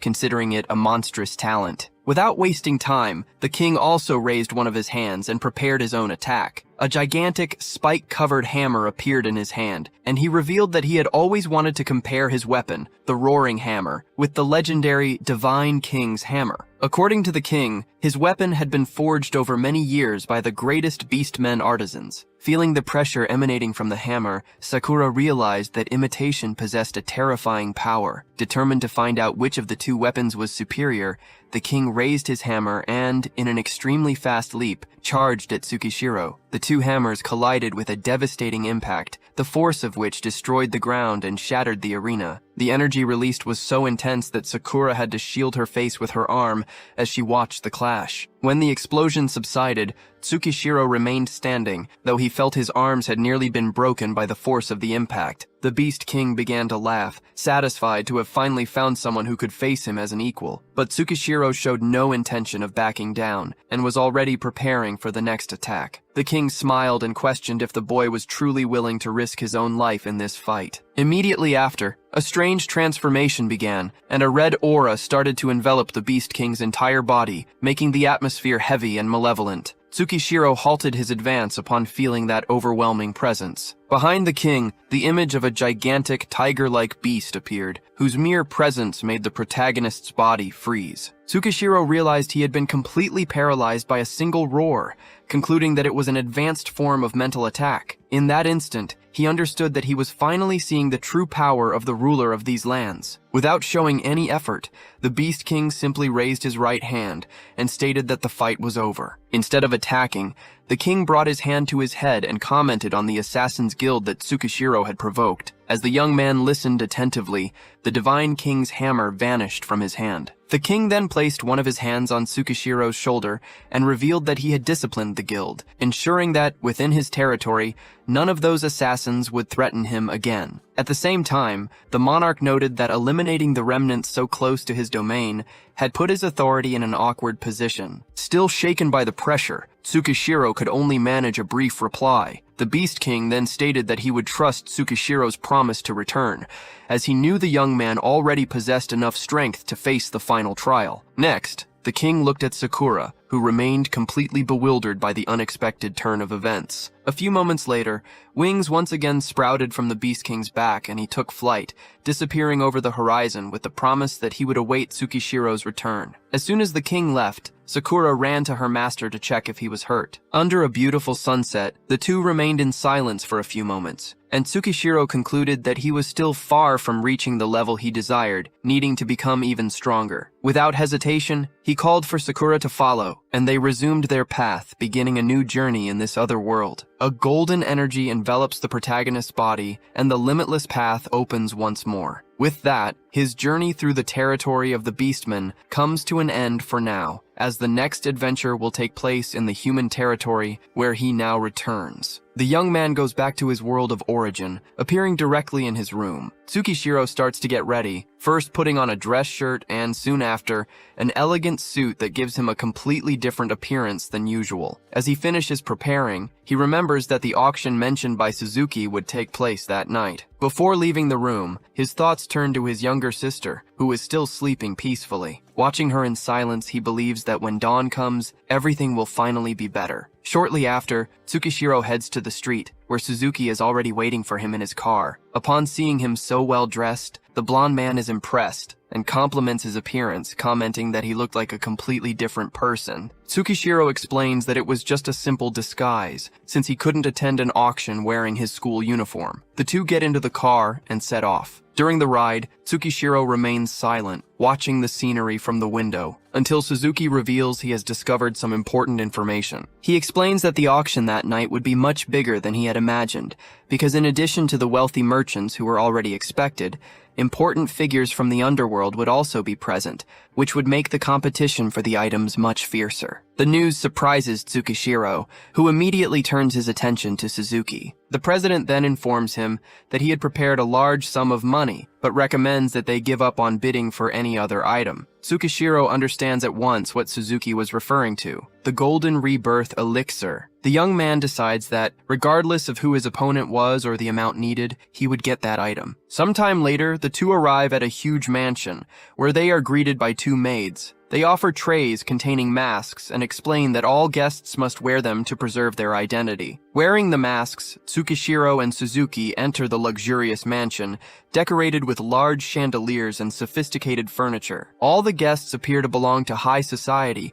wearing elegant clothes and hiding their faces. On the upper floor, the host welcomes everyone and announces that before the auction begins, the staff would guide each participant to their respective seats. Guided by the mansion staff, Suzuki and Tsukishiro make their way through the hall until they find their seats, where they wait comfortably for the event to begin. The place seems strangely dark and gloomy until a spotlight shines in the middle of the room, and the host appears to officially announce the start of the auction. Immediately after, a staff member approaches, bringing a table covered with a cloth. Upon removing the cloth, she reveals a brilliant violet stone, an extremely rare item known as a rank a darkness core. The host explains that the core is perfect for weapon enhancement magic circles, and informs them that the starting bid would be 60 million yen. Observing the stone, Tsukishiro notices the intense glow and the purity of the energy, which indicated it was a specimen of the highest quality. Suzuki notices the boy's reaction and explains that this type of item was relatively common in underworld auctions,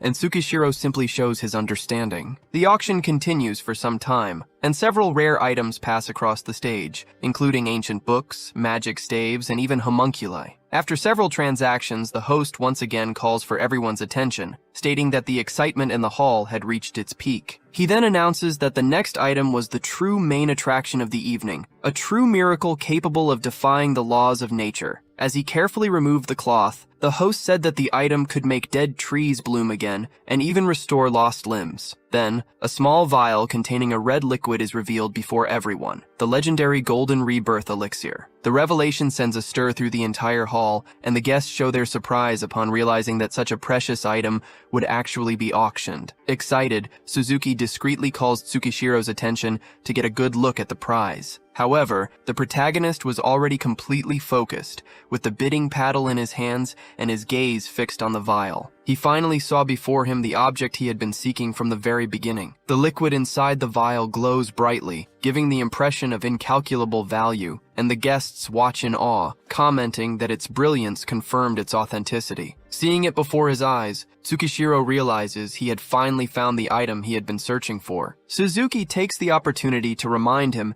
that this was not just a rare object, but a supreme treasure capable of defying the laws of nature. That was why numerous wealthy families and relatives of influential figures had attended, making an extremely fierce bidding war inevitable. While Tsukishiro remains silent, observing the hall attentively, Suzuki discreetly points to the other guests. He reveals that he spoke in advance with important families and renowned adventurers, telling them only that an extremely promising young man desperately needed the golden elixir of rebirth. The idea was that helping him could be an excellent investment for the future. Tsukishiro questions if anyone would really give up such a precious item for that reason alone. Suzuki replies that after so many years in the industry, he had gained considerable influence, but assures him that he did not reveal his name or identity. He explains that everyone there knew how to recognize the value of establishing relations with a brilliant adventurer, especially one who had managed to make even Suzuki himself owe him a favor. Suzuki smiles upon receiving Tsukishiro's thanks and comments that there was no need for such formality,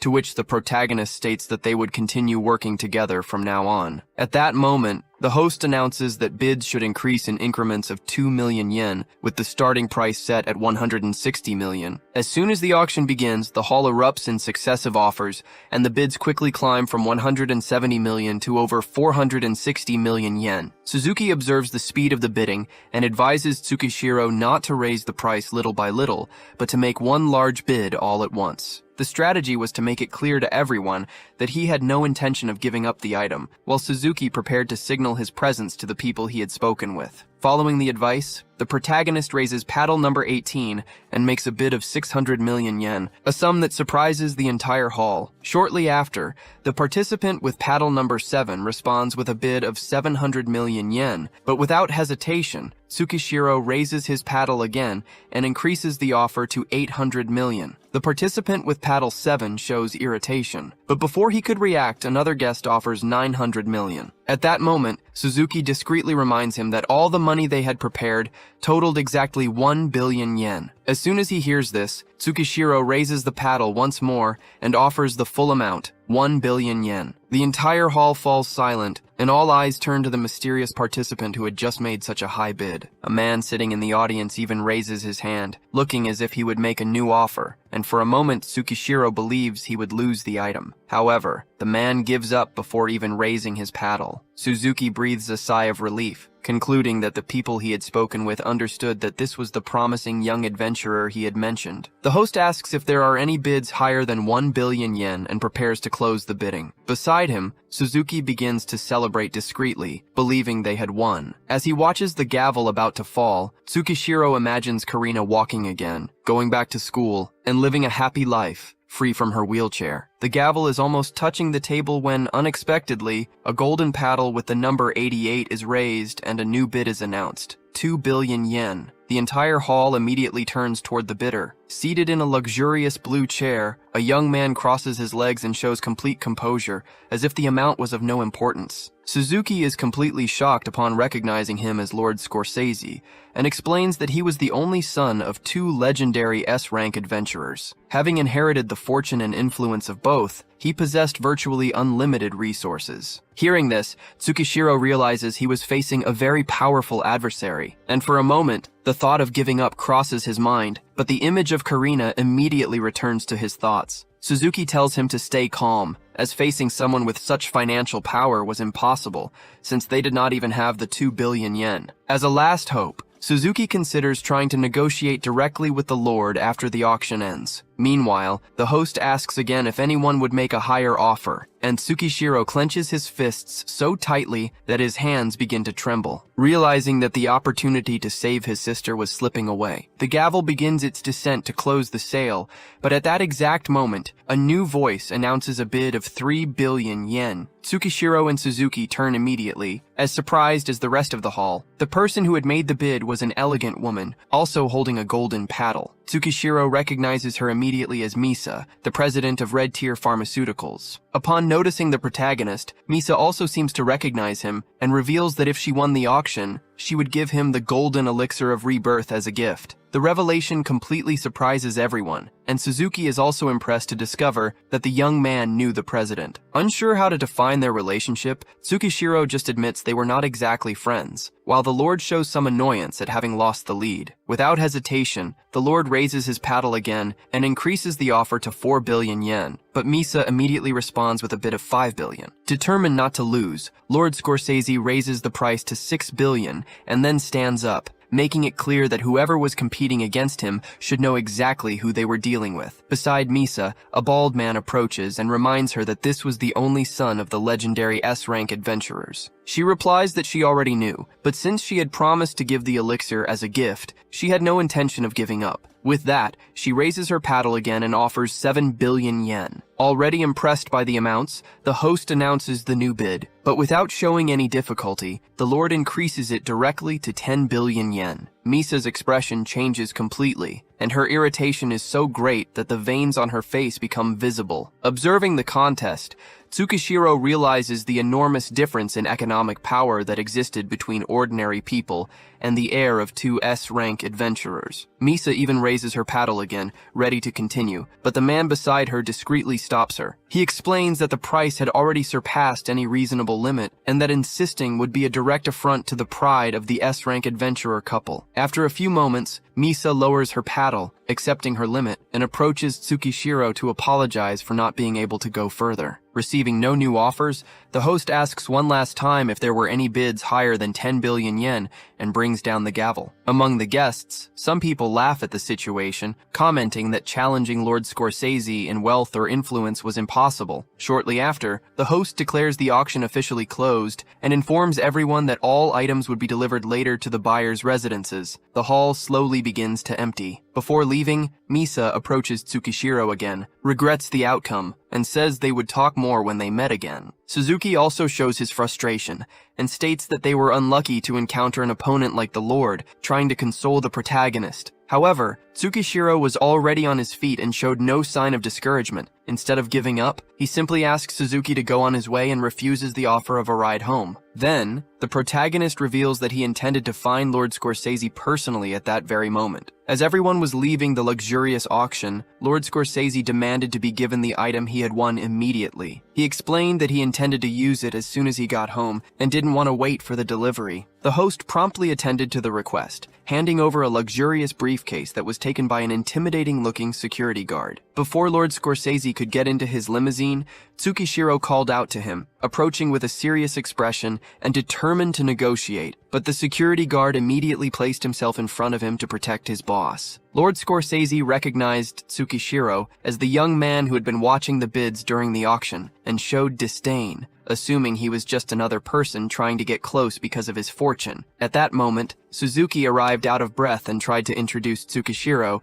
but the protagonist interrupted him, saying he would do it himself. He then introduced himself as a new adventurer from the Adventure Union and extended his hand to greet Lord Scorsese respectfully. However, Lord Scorsese arrogantly crossed his arms and made it clear he had no interest in introductions, as countless adventurers, even S-rank ones, tried to win his favor every day. Realizing there was no room for formalities, Tsukishiro got straight to the point. He explained that the Golden Rebirth Elixir was his only hope to restore movement to his sister's legs, as she had been attacked by a darkness. The protagonist acknowledged the item's value, but asked Lord Scorsese to sell it to him, promising to pay double the price in the future, and assuring him he would never forget this favor. Resting his hand on the briefcase, Lord Scorsese began to laugh, finding the proposal amusing. He stated that he already had more than enough wealth and that countless people wished to owe him favors, making Tsukishiro's offer completely worthless. Even so, the nobleman admitted there was one condition for the exchange. Tsukishiro immediately stated he would accept any demand to get the elixir, and then Lord Scorsese imposed his humiliating condition. The young man had to kneel before him, touch his head to the ground, and beg for the item. The request left Tsukishiro in shock, and Suzuki reacted with indignation, considering it an outrageous demand. Despite this, Tsukishiro accepted the condition, asking only if Lord Scorsese would keep his word if he obeyed. Without hesitation, the protagonist knelt before everyone, placed his hands on the ground, and lowered his head, desperately begging for the elixir to save his sister. The scene left everyone around them completely shocked by the display of humiliation. Upon seeing Tsukishiro kneeling, Lord Scorsese couldn't hold back his laughter and burst out laughing. Mockingly, he declared that the protagonist was a complete idiot, revealing that he had never promised to hand over the elixir and had only amused himself by watching him obey like a faithful dog. Then, Lord Scorsese explained that he bought the item because his pet bulldog had injured its leg falling down a flight of stairs, and to him, healing the animal was far more important than saving Tsukishiro's sister. Suzuki could no longer control his outrage and said that this had crossed the line, but Lord Scorsese just gave him a contemptuous look and threatened him,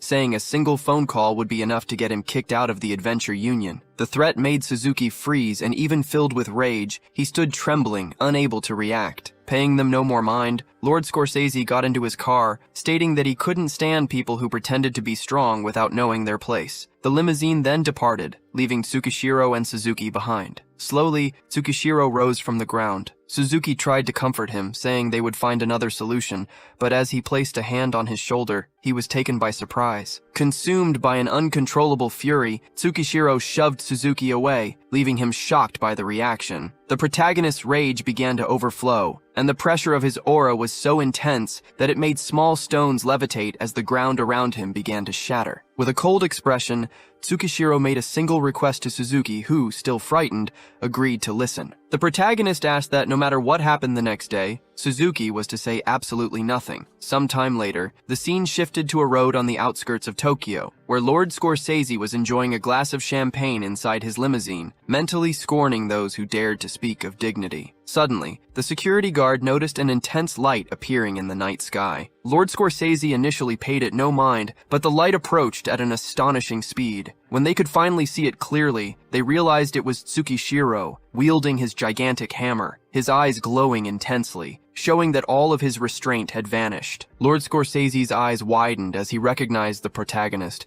but in the next instant, Tsukishiro unleashed a devastating blow with his hammer against the limousine. The impact completely obliterated the vehicle, sending the briefcase with the elixir flying into the air. Tsukishiro, however, managed to snatch it out of the air. With reddened eyes and an extremely heavy aura enveloping his body, he walked away from the scene carrying the briefcase, without even glancing back at the wrecked car. In a beautiful mansion located in the residential area for S-rank adventurers in the city center, a woman screams desperately for her son. The screams are so intense that even the maids have to cover their ears. The woman in question is the Snow Queen Celsi, an S-rank adventurer and the mother of Lord Scorsese. She is holding a device called a life sensor and falls into complete despair upon realizing the device shows no sign of her son's life. Unable to accept the situation, Celsi runs to her husband, repeatedly asking why the life sensor isn't responding. She finds him, the great sword Senosai, also an S-rank adventurer, visibly consumed by fury. While looking at his own life sensor, Senosai states that the equipment represents the most advanced technology of the Adventure Union and that there is no possibility of error. As he utters his son's name,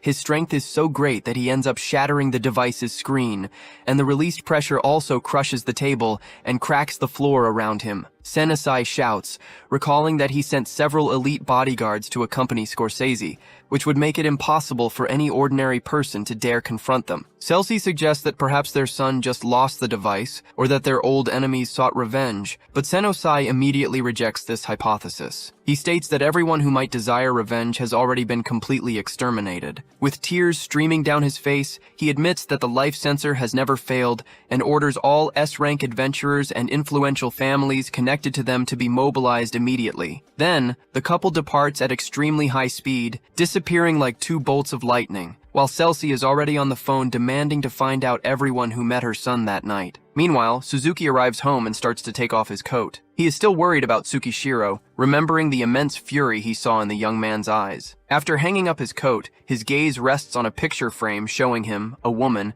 and a small child on her lap. Suzuki looks at the picture fondly and promises that they just need to wait a little longer, as he believes that if he can help Tsukishiro and reach a higher position, he can finally offer his family a better life. At that moment, a loud bang interrupts his thoughts as the wall of the house violently explodes. The impact hurls Suzuki against another wall, leaving him slightly injured. Still trying to understand what happened, the blonde man raises his head and comes face to face with the Snow Queen Celsi and the great sword Senosai. The two ask if he is President Suzuki, and the woman explains that she received information that only he and a young masked adventurer spoke with Scorsese shortly before the boy left the auction. Recognizing the two legendary S-rank adventurers, Suzuki's eyes widen, completely terrified. Without showing any emotion, Senosai slowly extends his hand toward the president and clenches his fist, as if controlling an invisible force. In the same instant, Suzuki is violently pulled towards him, with no possibility of resistance. As soon as he reaches him, Senosai grabs his neck with a single hand and begins to squeeze, demanding to know who the young adventurer was. Even while suffocating, Suzuki claims he doesn't know what he's talking about. Not believing his answer, Senosai hurls him into the air with brutal force. Suzuki is thrown out of the building and begins to plummet at high speed,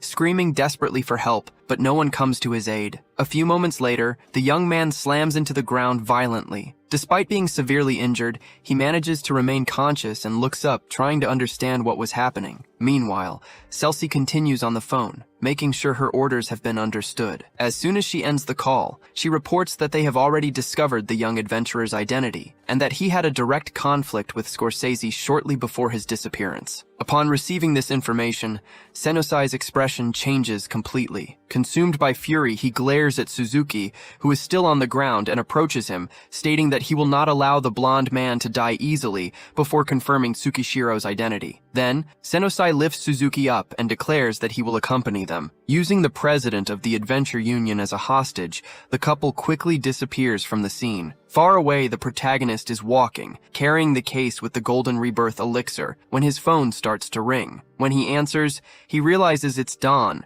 who, in a serious voice, explains that he doesn't know exactly what happened with the Scorsese family yet, but that he unfortunately brings extremely bad news. He informs him that the Senosai couple has just issued a maximum pursuit order against Tsukishiro to all S-rank adventurers. Dawn warns that enraging that particular couple is extremely dangerous, as their methods of revenge are terrible. Without wasting time, Dawn orders Tsukishiro to flee immediately, without looking back. Remembering the protagonist's sister, he recommends that Tsukishiro take her with him, leave the city and even the country, and never return. Before the conversation could continue, two beams of light appear in the sky. Hearing that characteristic sound, Dawn immediately realizes what is happening and in silence ends the call, lamenting that he cannot fulfill his promise to take Tsukishiro under his protection. A few moments later, the S-rank adventurer couple appears before Tsukishiro. They are holding Suzuki, who is completely battered, but still musters the strength to beg Tsukishiro to run. Seeing him in that state, the protagonist's eyes widen, clearly shaken. With his eyes completely red with fury, Senosai glares at Tsukishiro and asks if he is responsible for his son's death. The auction case in the protagonist's hands practically confirms their suspicions, leading the couple to conclude that Tsukishiro killed Scorsese to steal the elixir. Consumed by hatred,